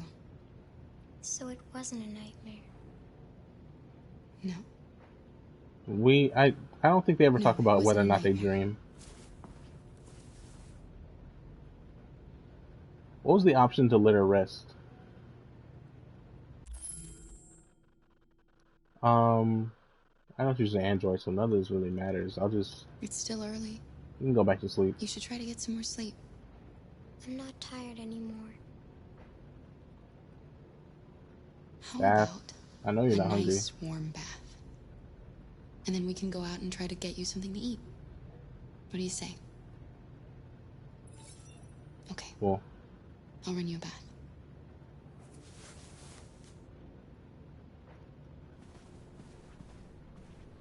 Oh, my Glock.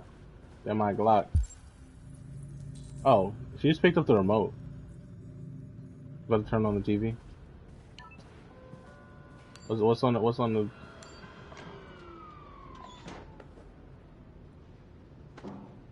Interesting.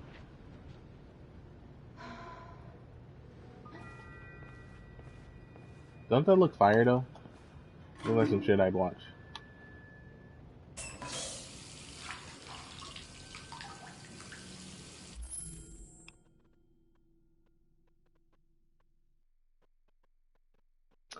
The funny thing is, when we clean up Todd's room, we see an article about robot children, and we see that it is actually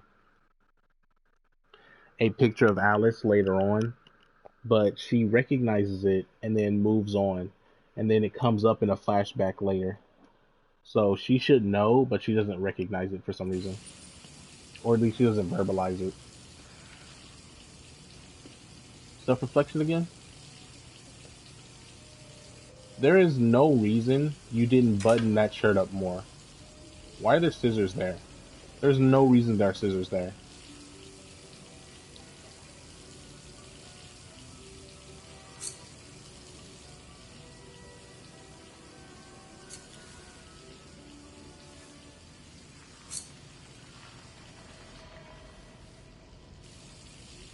Of course Todd knew. What, you think his girl just bought a fucking, Sorry, you thought his girl just bought a robot child and it was just like, yo, this is our kid, and then just left? That shit would be crazy. One thing I'm not sure about is whether or not the female that Todd is talking about was actually real or not. And if she was real, did she leave before or after he got Alice and Kara? What are we feeling? I'm feeling black, but I think I'm gonna go white. I usually go white because I think it's really interesting. Oh, that does not look good. So what is black?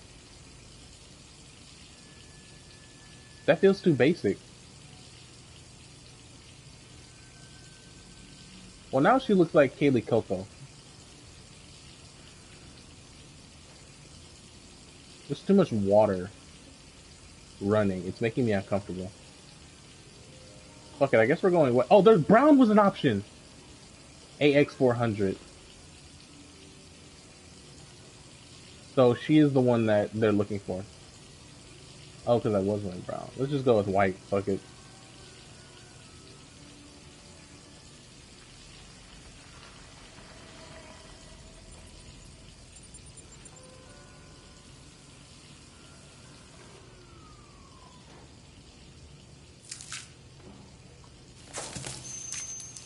It sounds like someone just got something from the vending machine downstairs.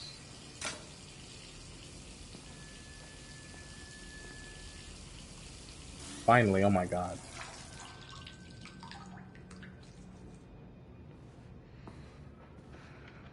She looks shorter, or is it just me?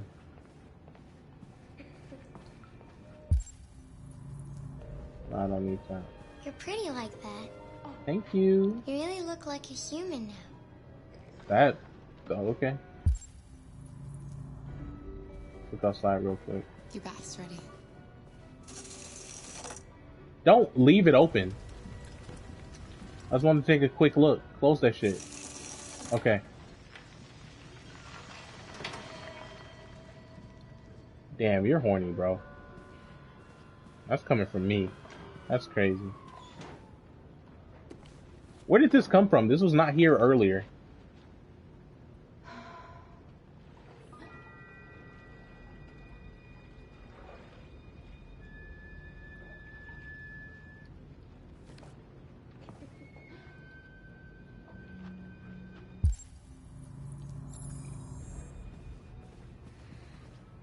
No, I don't want to turn off the TV yet.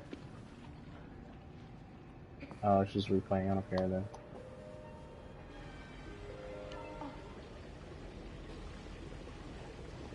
Oh, I get to change the channels. Yo, that's crazy. The Boston Marathon. The victim's name was Todd Williams, an unemployed man from Corktown. According to initial reports, he was shot by his android, an AX-400. Ooh. The android fled the scene, and a police search is now in progress. Reporting live for Channel 16 News, I'm Josh Douglas.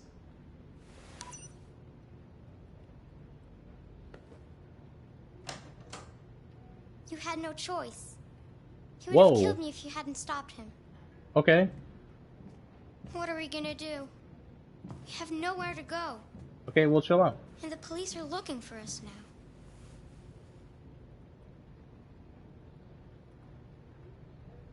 Can't stay here. Family. Contact. What the fuck? That android yesterday, he gave me an address. He said we could get help there. Could be worth a try.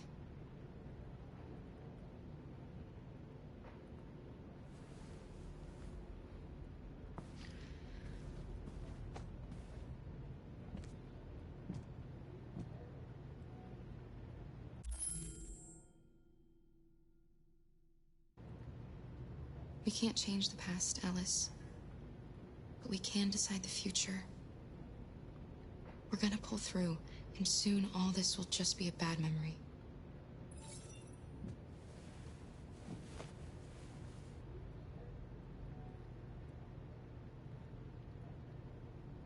Focus.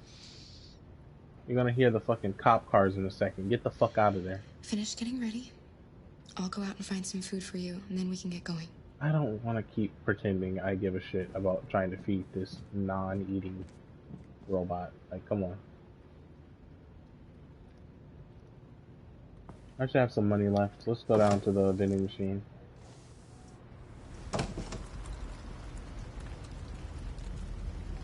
Never fucking mind.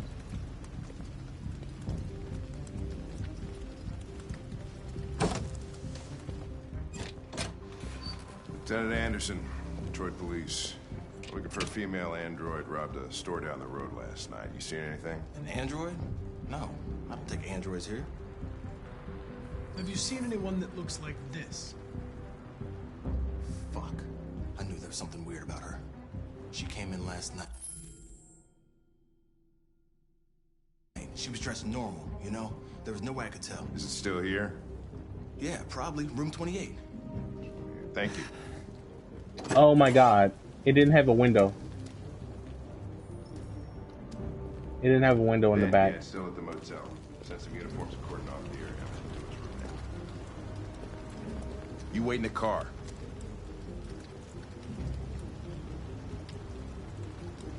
I think it's best if I go with you. Listen, I'm tired of you talking back to me. You're a machine, so shut the fuck up and do what I say. All I want is to accomplish my mission. I'm sorry if that upsets you. You want to see the end of your mission? Stop busting my fucking balls.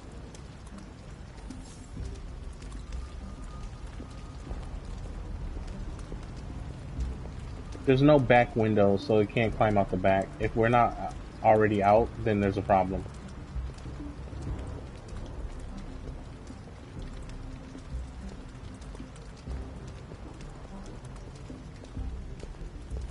You see him just, like, rub his hands together, aura farming like a bitch. I didn't get the good angle for the aura farm, but still.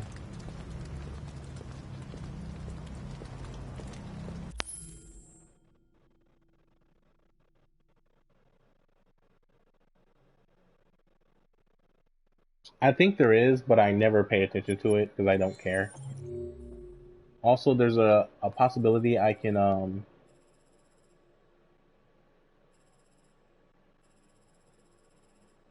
sabotage it. So I'm gonna see if I can do that. Oh no, there isn't here. You have to follow Hank.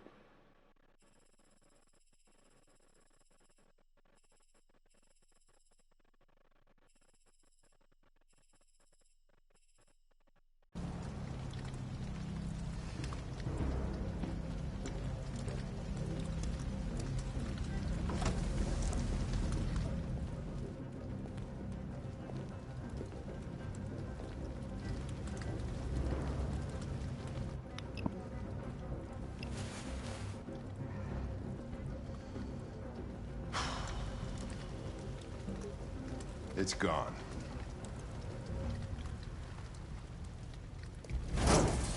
How the hell did we get out here?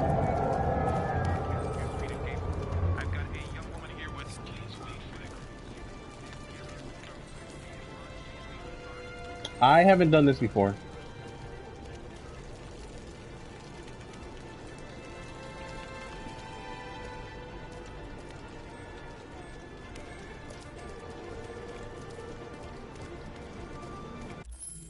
Hold R2 to see threats and your destination.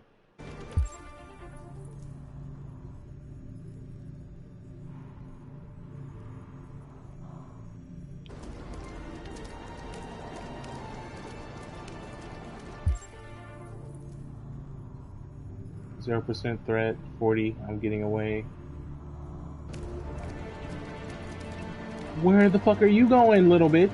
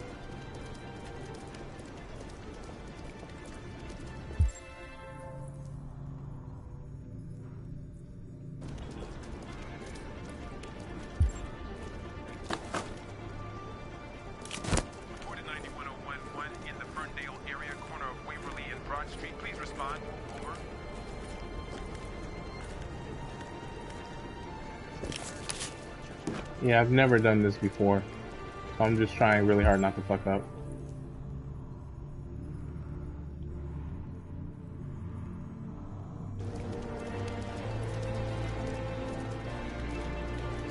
I feel like a cop's gonna come from the right.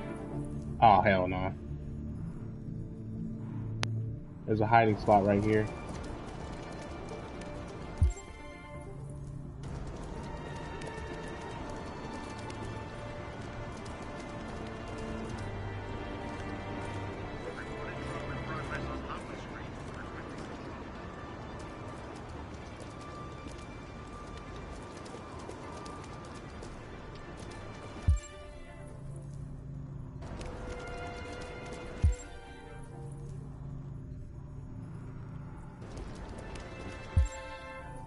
I'm actually so scared, bro.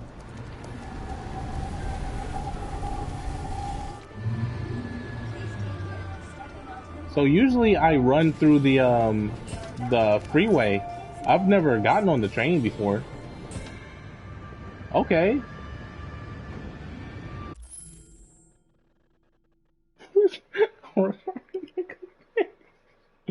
Hey, you be doing that shit though. That's the thing. Are you okay?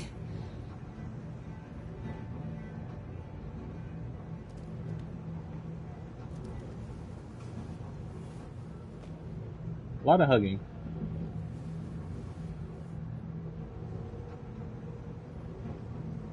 I wanted to make sure to do that right the first time because I have the gun in this, and I didn't want the option to shoot anybody. I'm glad we were able to get out of there all smooth, because with every other option I've chosen, I've had to run away from Connor through the freeway. And I hate doing that.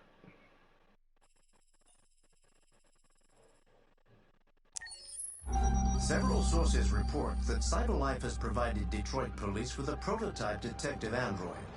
Although police assistant androids have existed for several years now, this would be the first case of an android being authorized to play an active role in criminal investigations.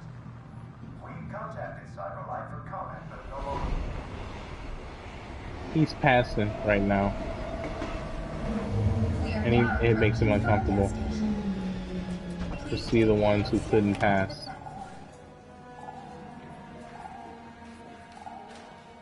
Customers are reminded that all androids must ride in the designated area. There's a place where we can be free. Find Jericho. I don't like this one either. And it's starting to get late. It's 11:30. Thanks to everybody who's watching though. I'm not gonna quite end the stream yet, but I just want to hit a thank you to everyone. Did you spare some change?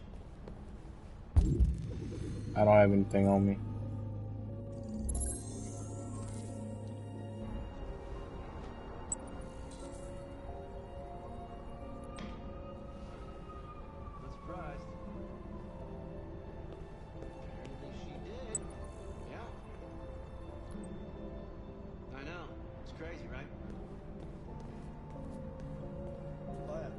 Sure. I'll talk to you later.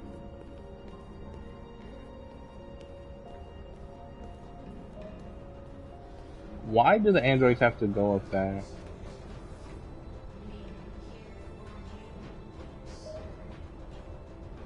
What the fuck?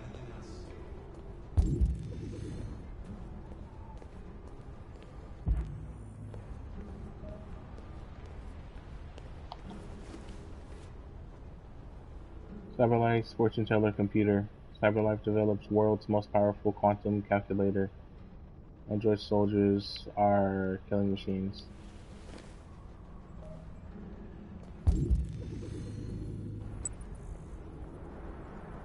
I have to go downstairs, right?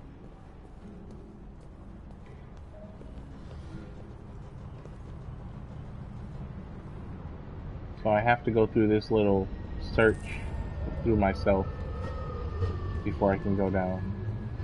Damn, girl, how you doing? See, this is kind of the girl I imagined for you, but she would never be the kind of person to just chill in a place like this. I'm still not sure about the hair, though.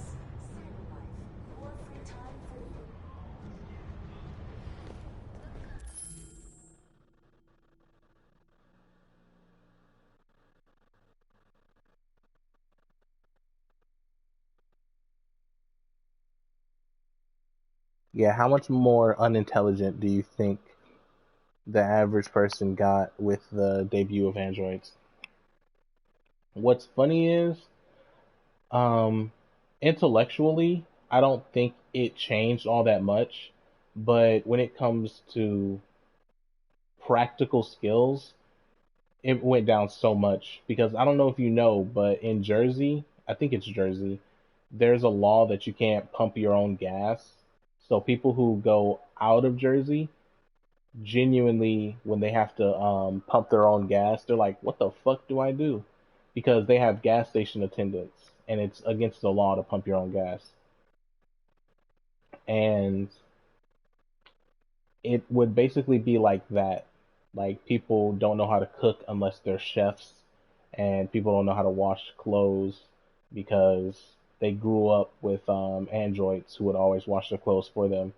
So maybe even if their mom or dad knew, they had no reason to teach them how to do it themselves because they always had androids around to do it for them, and like washing dishes and stuff like that.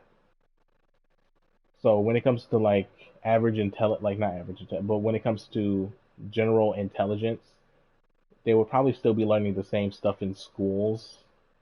But when it comes to other things, like practical skills and life skills, you probably, like after a certain point, you probably have to get an android, or it becomes really difficult to learn how to do certain things.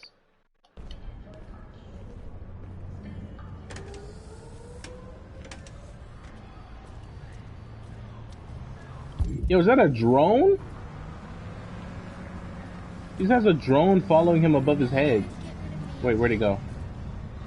I lost it. Actually, no, is it? Is that it? See that?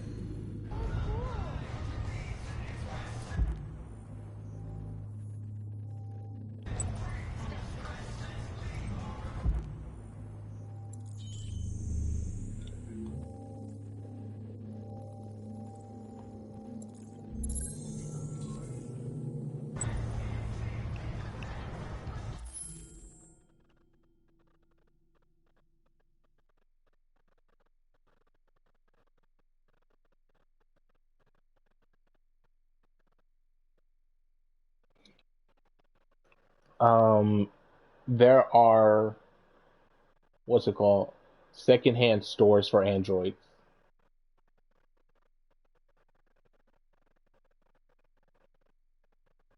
And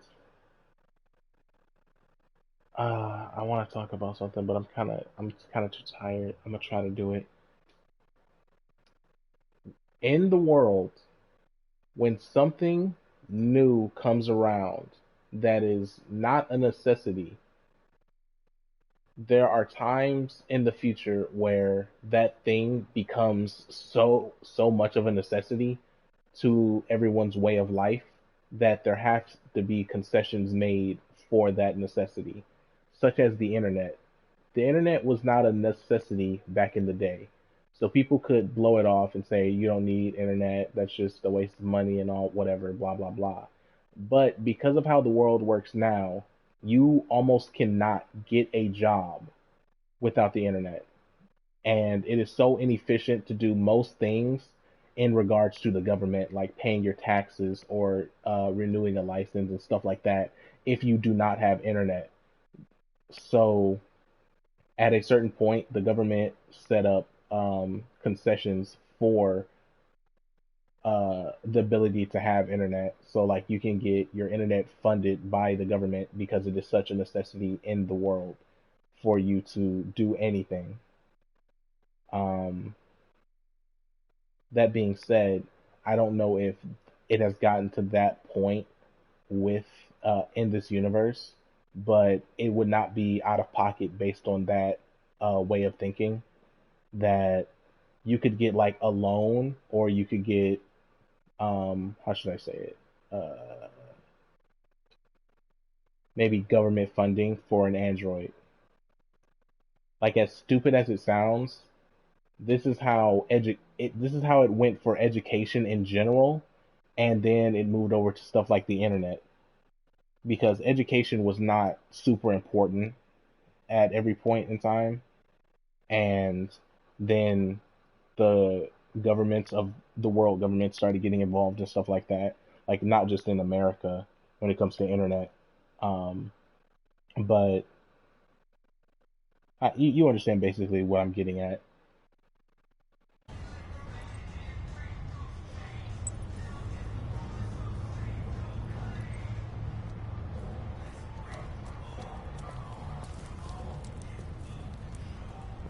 Damn, you see that?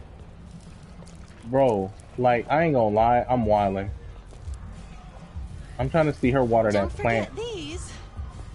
Oh, please don't forget those.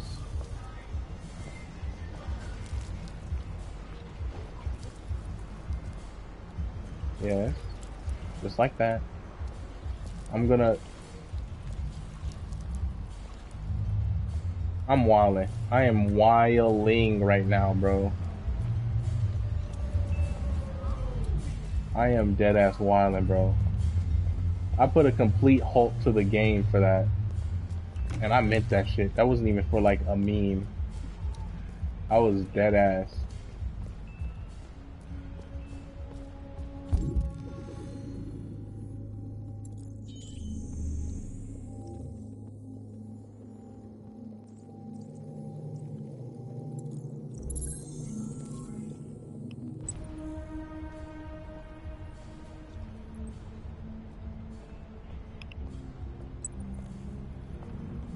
Bro, it's hard out here for a pimp.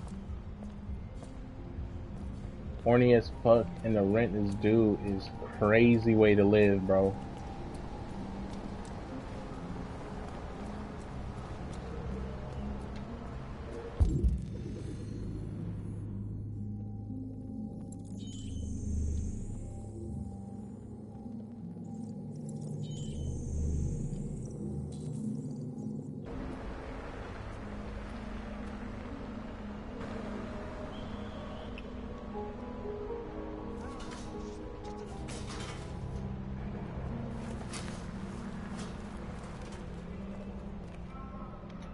Since the first stream I said it. If Elon Musk gets his shit together and he gets androids on this level, I'm buying one. I don't give a fuck, bro. I'm doing it. I ain't gonna lie to you.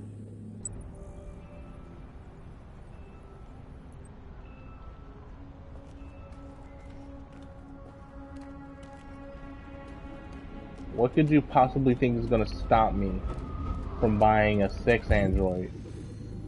'Cause let me tell you right now, it's not poverty. That sure as fuck ain't gonna be one of the things that's gonna stop me, bro.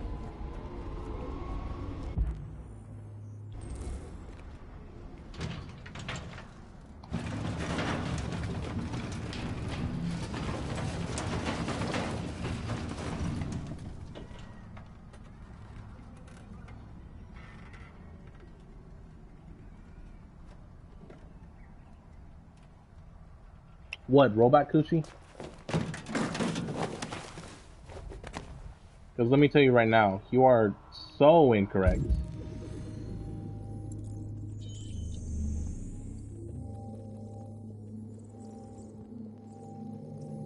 There couldn't be anything more comfortable than robot coochie, bro.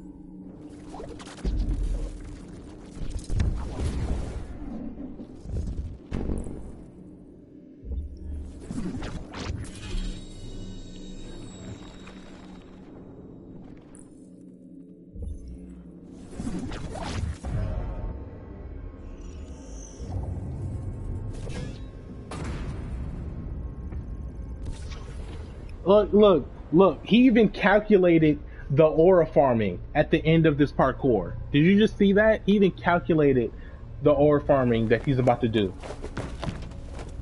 That was in his calculations.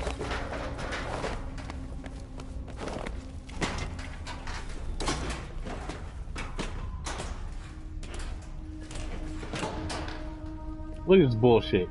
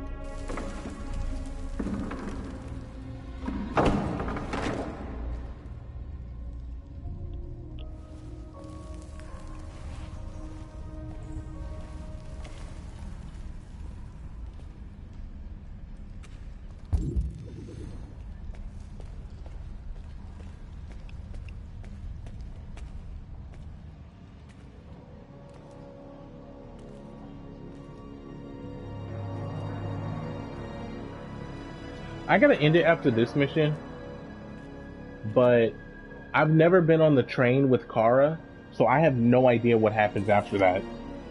And I honestly can't wait to see. So I don't want to do a stream tomorrow, but I might have to.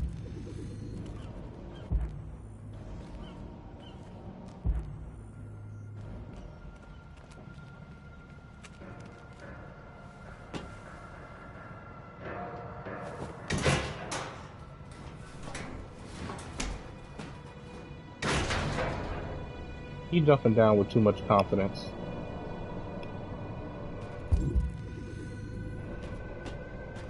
I probably won't do a stream tomorrow, man. What's today? Wait, fuck yeah, I can't do a stream tomorrow. Unless I get like really lucky.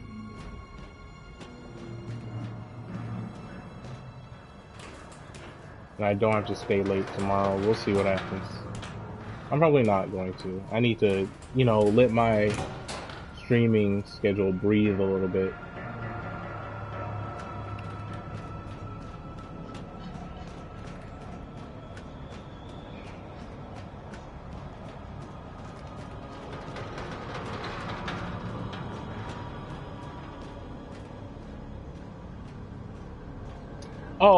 Oh, he's the king of ore farming. Watch this. Watch this bullshit. That nigga had no reason to step off that shit like that. It ain't over.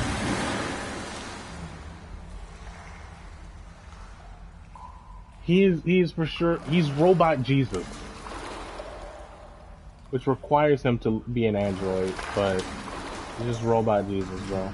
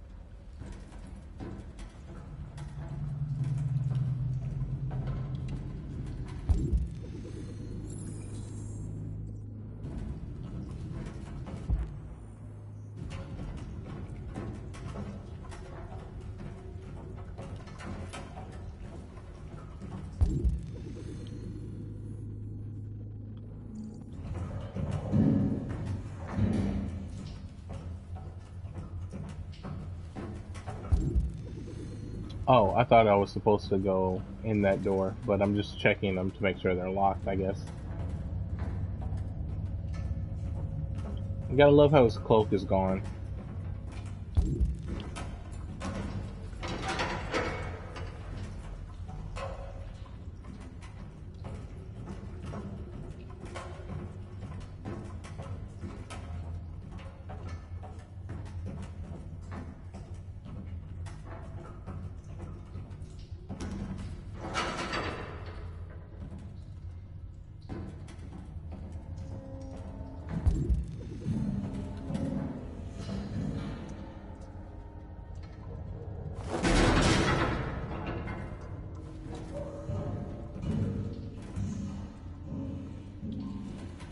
Who's fucking in the abandoned boat?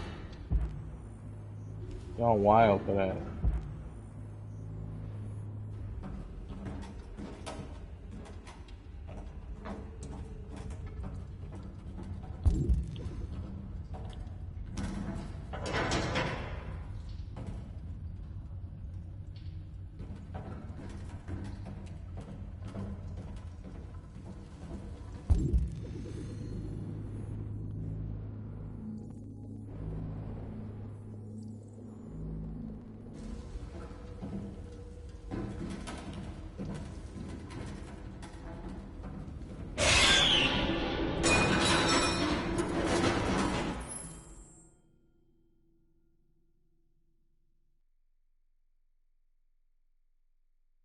I'm not gonna pretend that didn't scare the ever-loving shit out of me. I'm just so tired that I internalized the absolutely massive amount of fear that shot through my body. I have never internalized so much fear in my lifetime. Like, I feel like I should end the stream because I don't know if you've ever internalized fear before, especially to the level that I just did. I am in physical pain. Like that, I'm not joking and I'm not exaggerating. I internalized so much fear that my back hurts like a motherfucker right now. I actually just want to lay down. Like, I haven't felt back pain all day, and I worked a whole last 7-hour shift. And all of a sudden, my back is hurting like a bitch right now. That was crazy. I was gonna just not say anything and just keep going and pretend that I just I didn't get jump scared. But then the pain started to hit for real, and I was like, oh no, I need this to be on record, because that's crazy.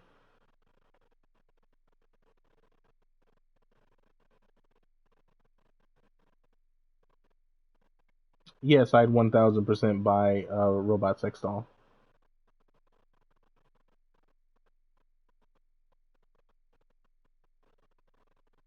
That's actually a very good question.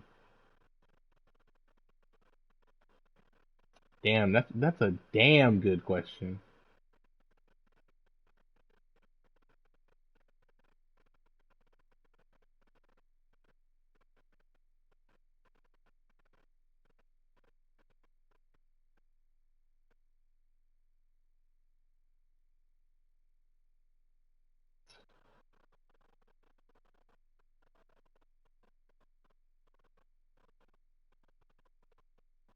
And I'm gonna get that shit customized. You damn sure touch that thing. But don't worry, it'll be clean. Like, don't be. I feel like you're making a joke. I understand, like, you're being serious, but, like, if it's on this level of, like, not even fully this level, but if it's on somewhere near this level of intelligent robot, I need you to understand. I am definitely using that thing for more than just sex. Because one aspect that they don't seem to point out too much about these androids is they say they can do other tasks and stuff like that, but you can delegate so many different things to them that would like go crazy. Like, You could have them manage your finances, and I don't just mean like pay your bills on time. I mean they can be your stockbroker and shit, bro.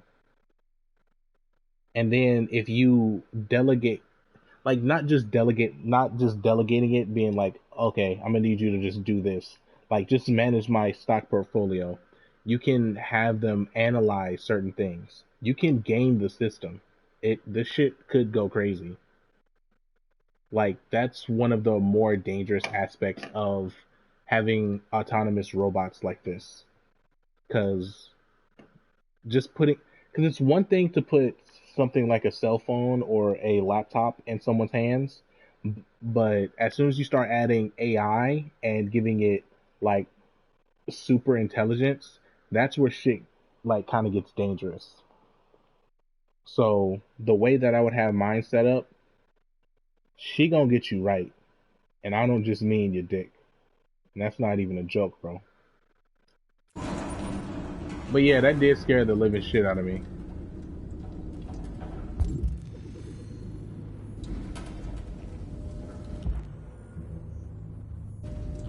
And I've played this mission, like, I think this is probably my third or fourth time playing it. So I kind of knew it was going to happen. I just didn't know where.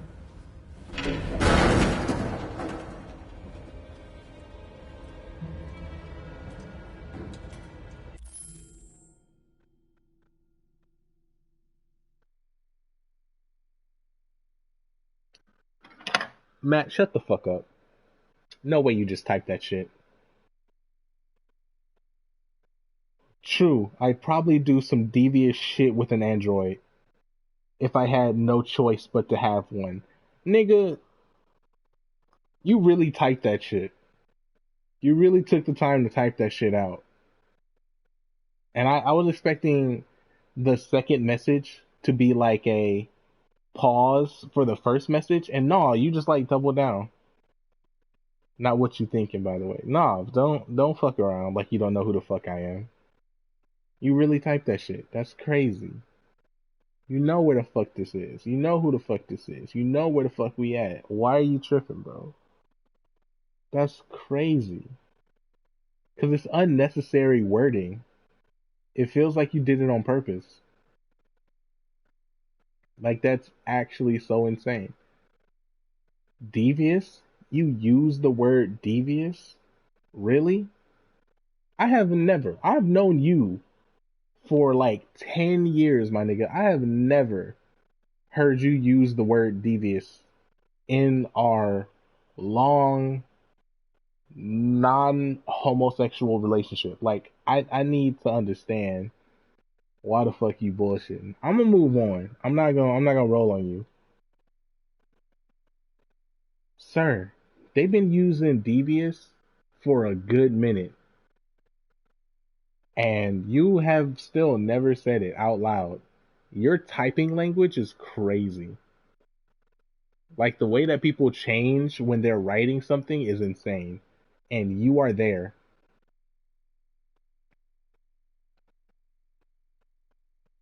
Your brain is writing so bad you can't spell brain rot. That's crazy. That nigga said I would do some devious shit with a robot, with an android.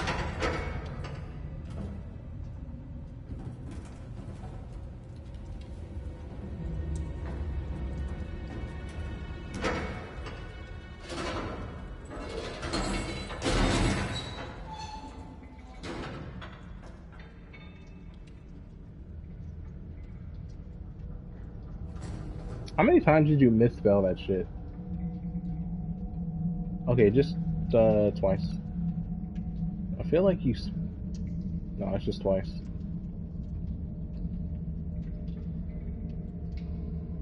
Because it's crazy, because 169 comments. I just want to point out 169 comments.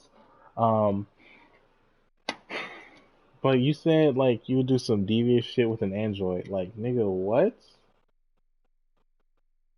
You're not just talking about regular vanilla shit.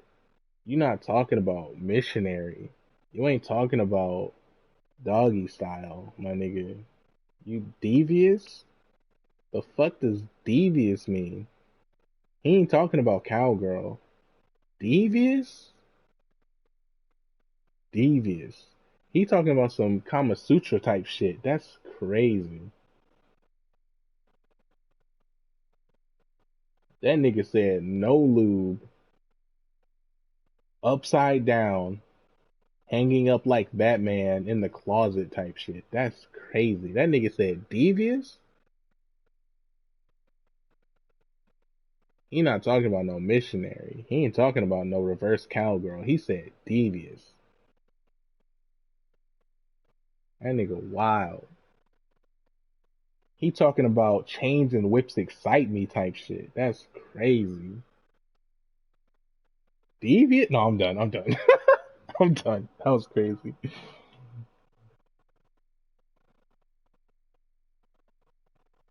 Nah, cause look, the way you said it. Wait, let me go. What the fuck? I did not. Okay, so the mod view is weird. That's weird. I don't like that. I can't scroll without selecting your shit, and I don't want to accidentally delete it. That is so weird. I do not like that.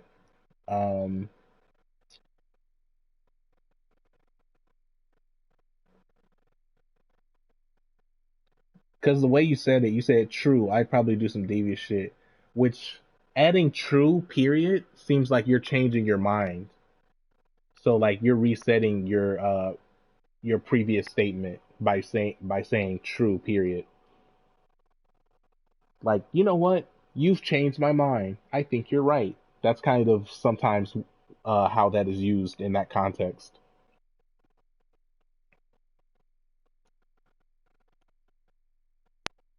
But you're not taking down a bank with an autonomous supercomputer. I don't think you have it in you, bro. That's leave that to me.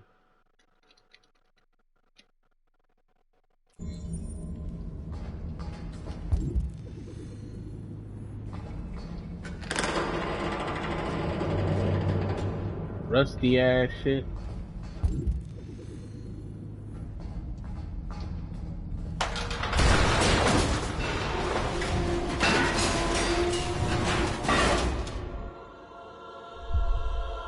Robot Jesus, no!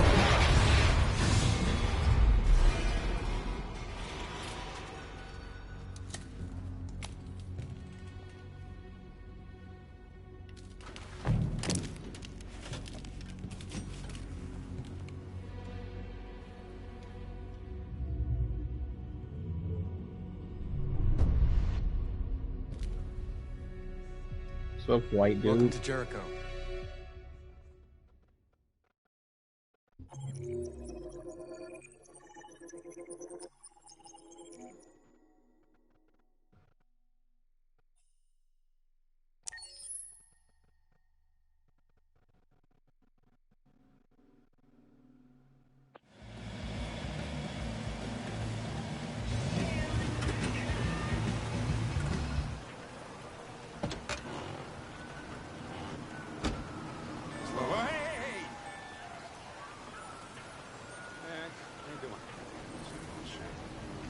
Plastic with you?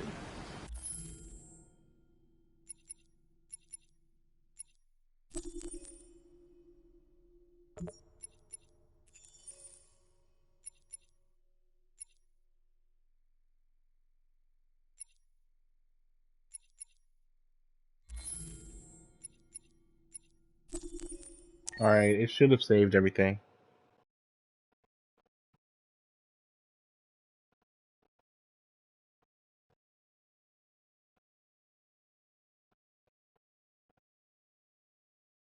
Hypothetically speaking, of course. Of course, hypothetically. We only speak hypothetically here. Because there's no chance that, hypothetically, Elon Musk hires a bunch of actually smart people to refine the androids that he has going on today. And maybe in, who knows, 5 years, rolls them out. We maybe get a bunch of money. We save up our cash from our jobs, just, the squad. We buy one. We confirm what it's able to do. And, just hypothetically, of course, we confirm that it's able to do a lot more things than meets the eye. Then we come up with a plan, hypothetically of course, to, maybe you don't know, maybe make a little bit more cash. Disrupt the paradigm a little bit, hypothetically of course, just hypothetically. Anyways, let's, what's the soundtrack? It's a good one.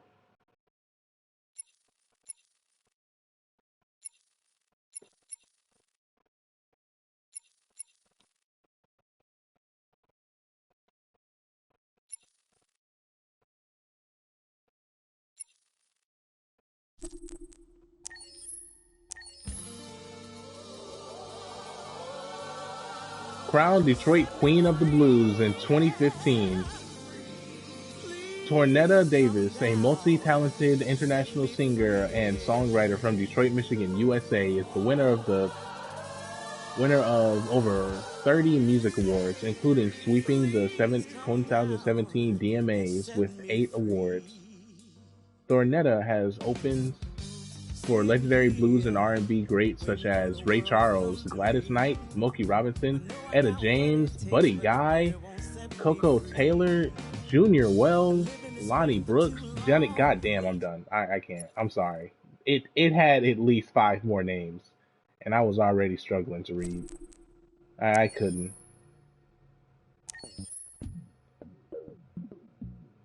Juan Atkins, the originator of techno music, was born and raised in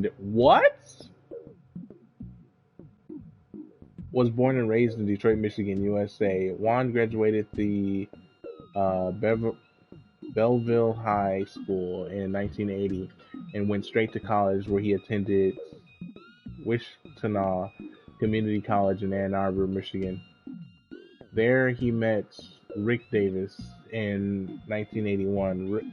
Juan and Rick released 2 singles called Alleys of Your Mind and Cosmic Radiance. They were clearly on the Booger Sugar, but I'm gonna let it slide for right now. These songs were totally electronic produced tracks, which became the birth, beginning, and template for a whole new genre of music they call techno music. This success eventually led to their most successful Cybertron single titled Clear, released in 1983, which over 20 years later would be sampled by hip-hop queen Missy Elliott for the song Lose Control, which hit #1 on the Billboard magazine Hot 100 chart. The song Clear was being exported to the UK, which they dubbed Electro, which triggered the global techno music phenomenon. Techno music then swept the planet and became Juan, Derek, Kevin, and Eddie in demand for live performances and DJ gigs all over the world. I ain't gonna lie, that was ass. Emily Rose is an award-winning singer-songwriter based in Detroit, Michigan. Her work has been described as clever, unabashed, sincere, and deliberate. Rose is set to release her 5th studio album in 2018.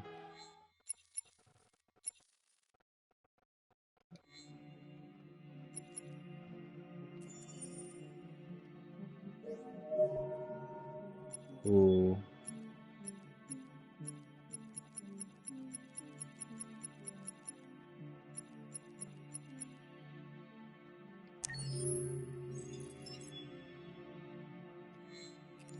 There's actually something I want to see. Fuck, I forgot what it was. Oh.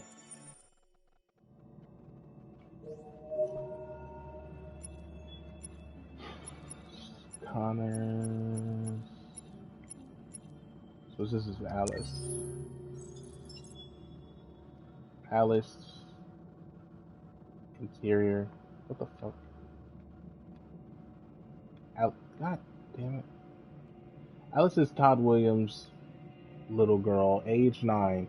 She has lived alone with her father since her mother left. She seems timid and lonely, living like a shadow in the big house where the oppressive presence of her father lurks. Sad and silent, she takes refuge in novels, which she devours whilst holding Timothy, her stuffed fox, which she takes everywhere. When Kara returns to the house after being repaired, the little girl seems strangely distant. What the fuck? Yo! I pressed the variation and it just... Why does it do that? That's so fun.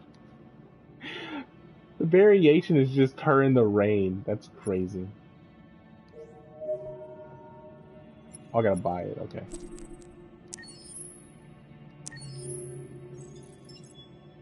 I thought I was gonna give her a date of birth or something, but I guess not. Son of a bitch. Escaping from Todd was only the beginning for Alice. Now came the challenge of surviving on the cold streets of Detroit.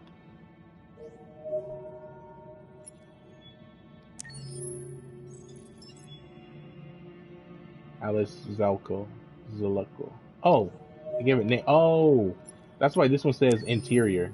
This is from the house, and then this is in the streets. What is this one called? Exterior. Okay, just outside. Oh, that's hilarious. Oh wait, she has more than. Okay, this is rain. No comment. No comment. So weird.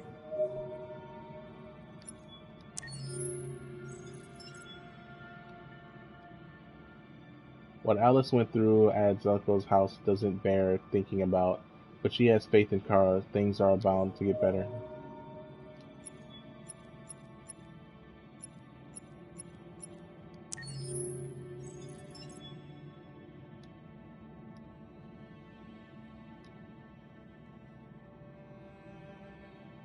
Todd is a former taxi driver who lost his job when self-driving cars became popular in 2021.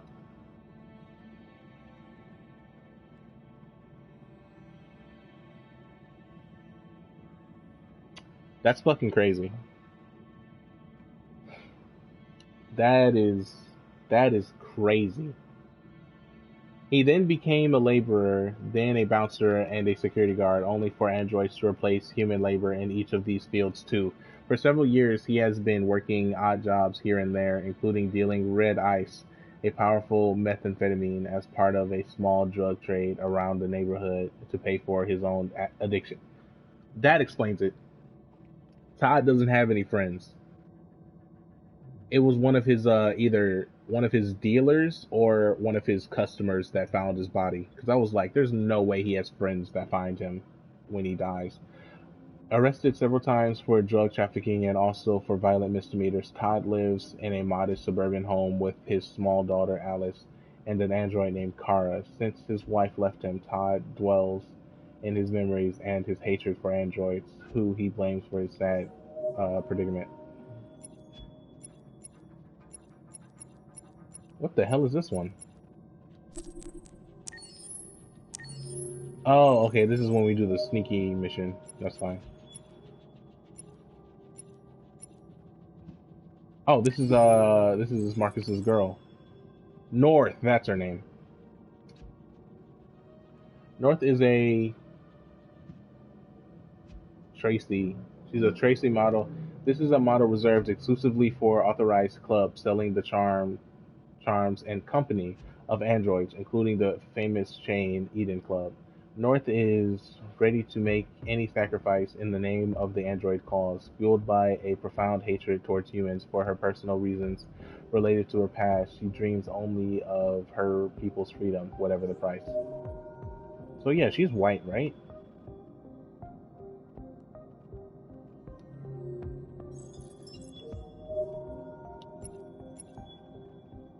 This is still North, right?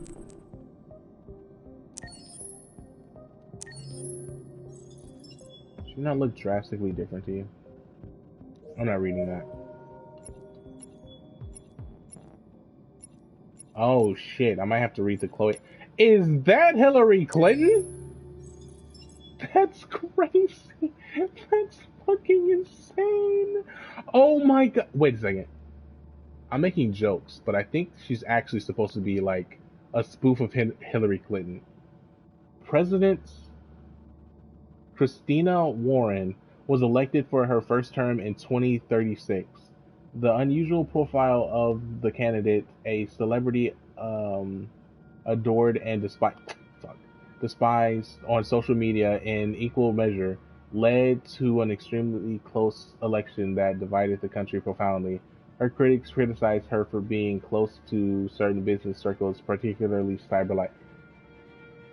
I'm actually going to lose my shit because I think this character is supposed to be a mix of Hillary Clinton and Donald Trump, and the connection to Cyberlife feels like a connection to Elon Musk, and I'm going to read this one and then I'm going to end the fucking stream because I think I'm fucking done with this correlation and art meets reality and this art imitates life bullshit. I think I'm fucking tired of it.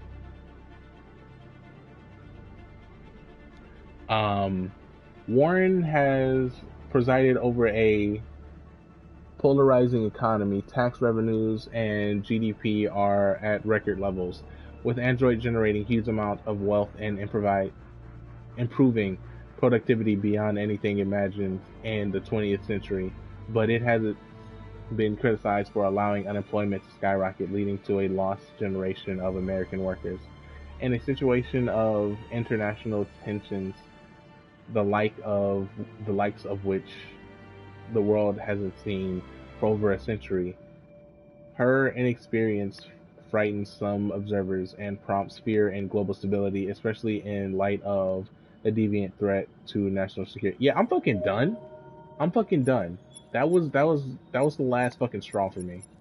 That was the absolute last straw. There's a joke there. That was the absolute last straw. I don't think I can do anymore because that correlation was crazy. Oh my god, a pigeon. Hell yeah. Pigeon. Derived from the rock dove, the domesticated or urban pigeon can weigh on an average of 0.3 and 0.5 kilos and have a lifespan of 5 to 10 years. The phobia of birds, which Lieutenant Anderson has self-diagnosed, is known as ornithopia. What's funny is this is a game that literally has the name of a United States city in it, and they still fucking chose to measure the bird in kilos. What the fuck? Alright. That's it. Thanks for watching. We're gonna end it here. Thanks everybody for coming, watching, staying. Thank you for coming. Thank you for staying. Thank you for watching the show. That's the OKKO Let's Be Heroes reference. Alright, goodbye. Everybody be well and blessed.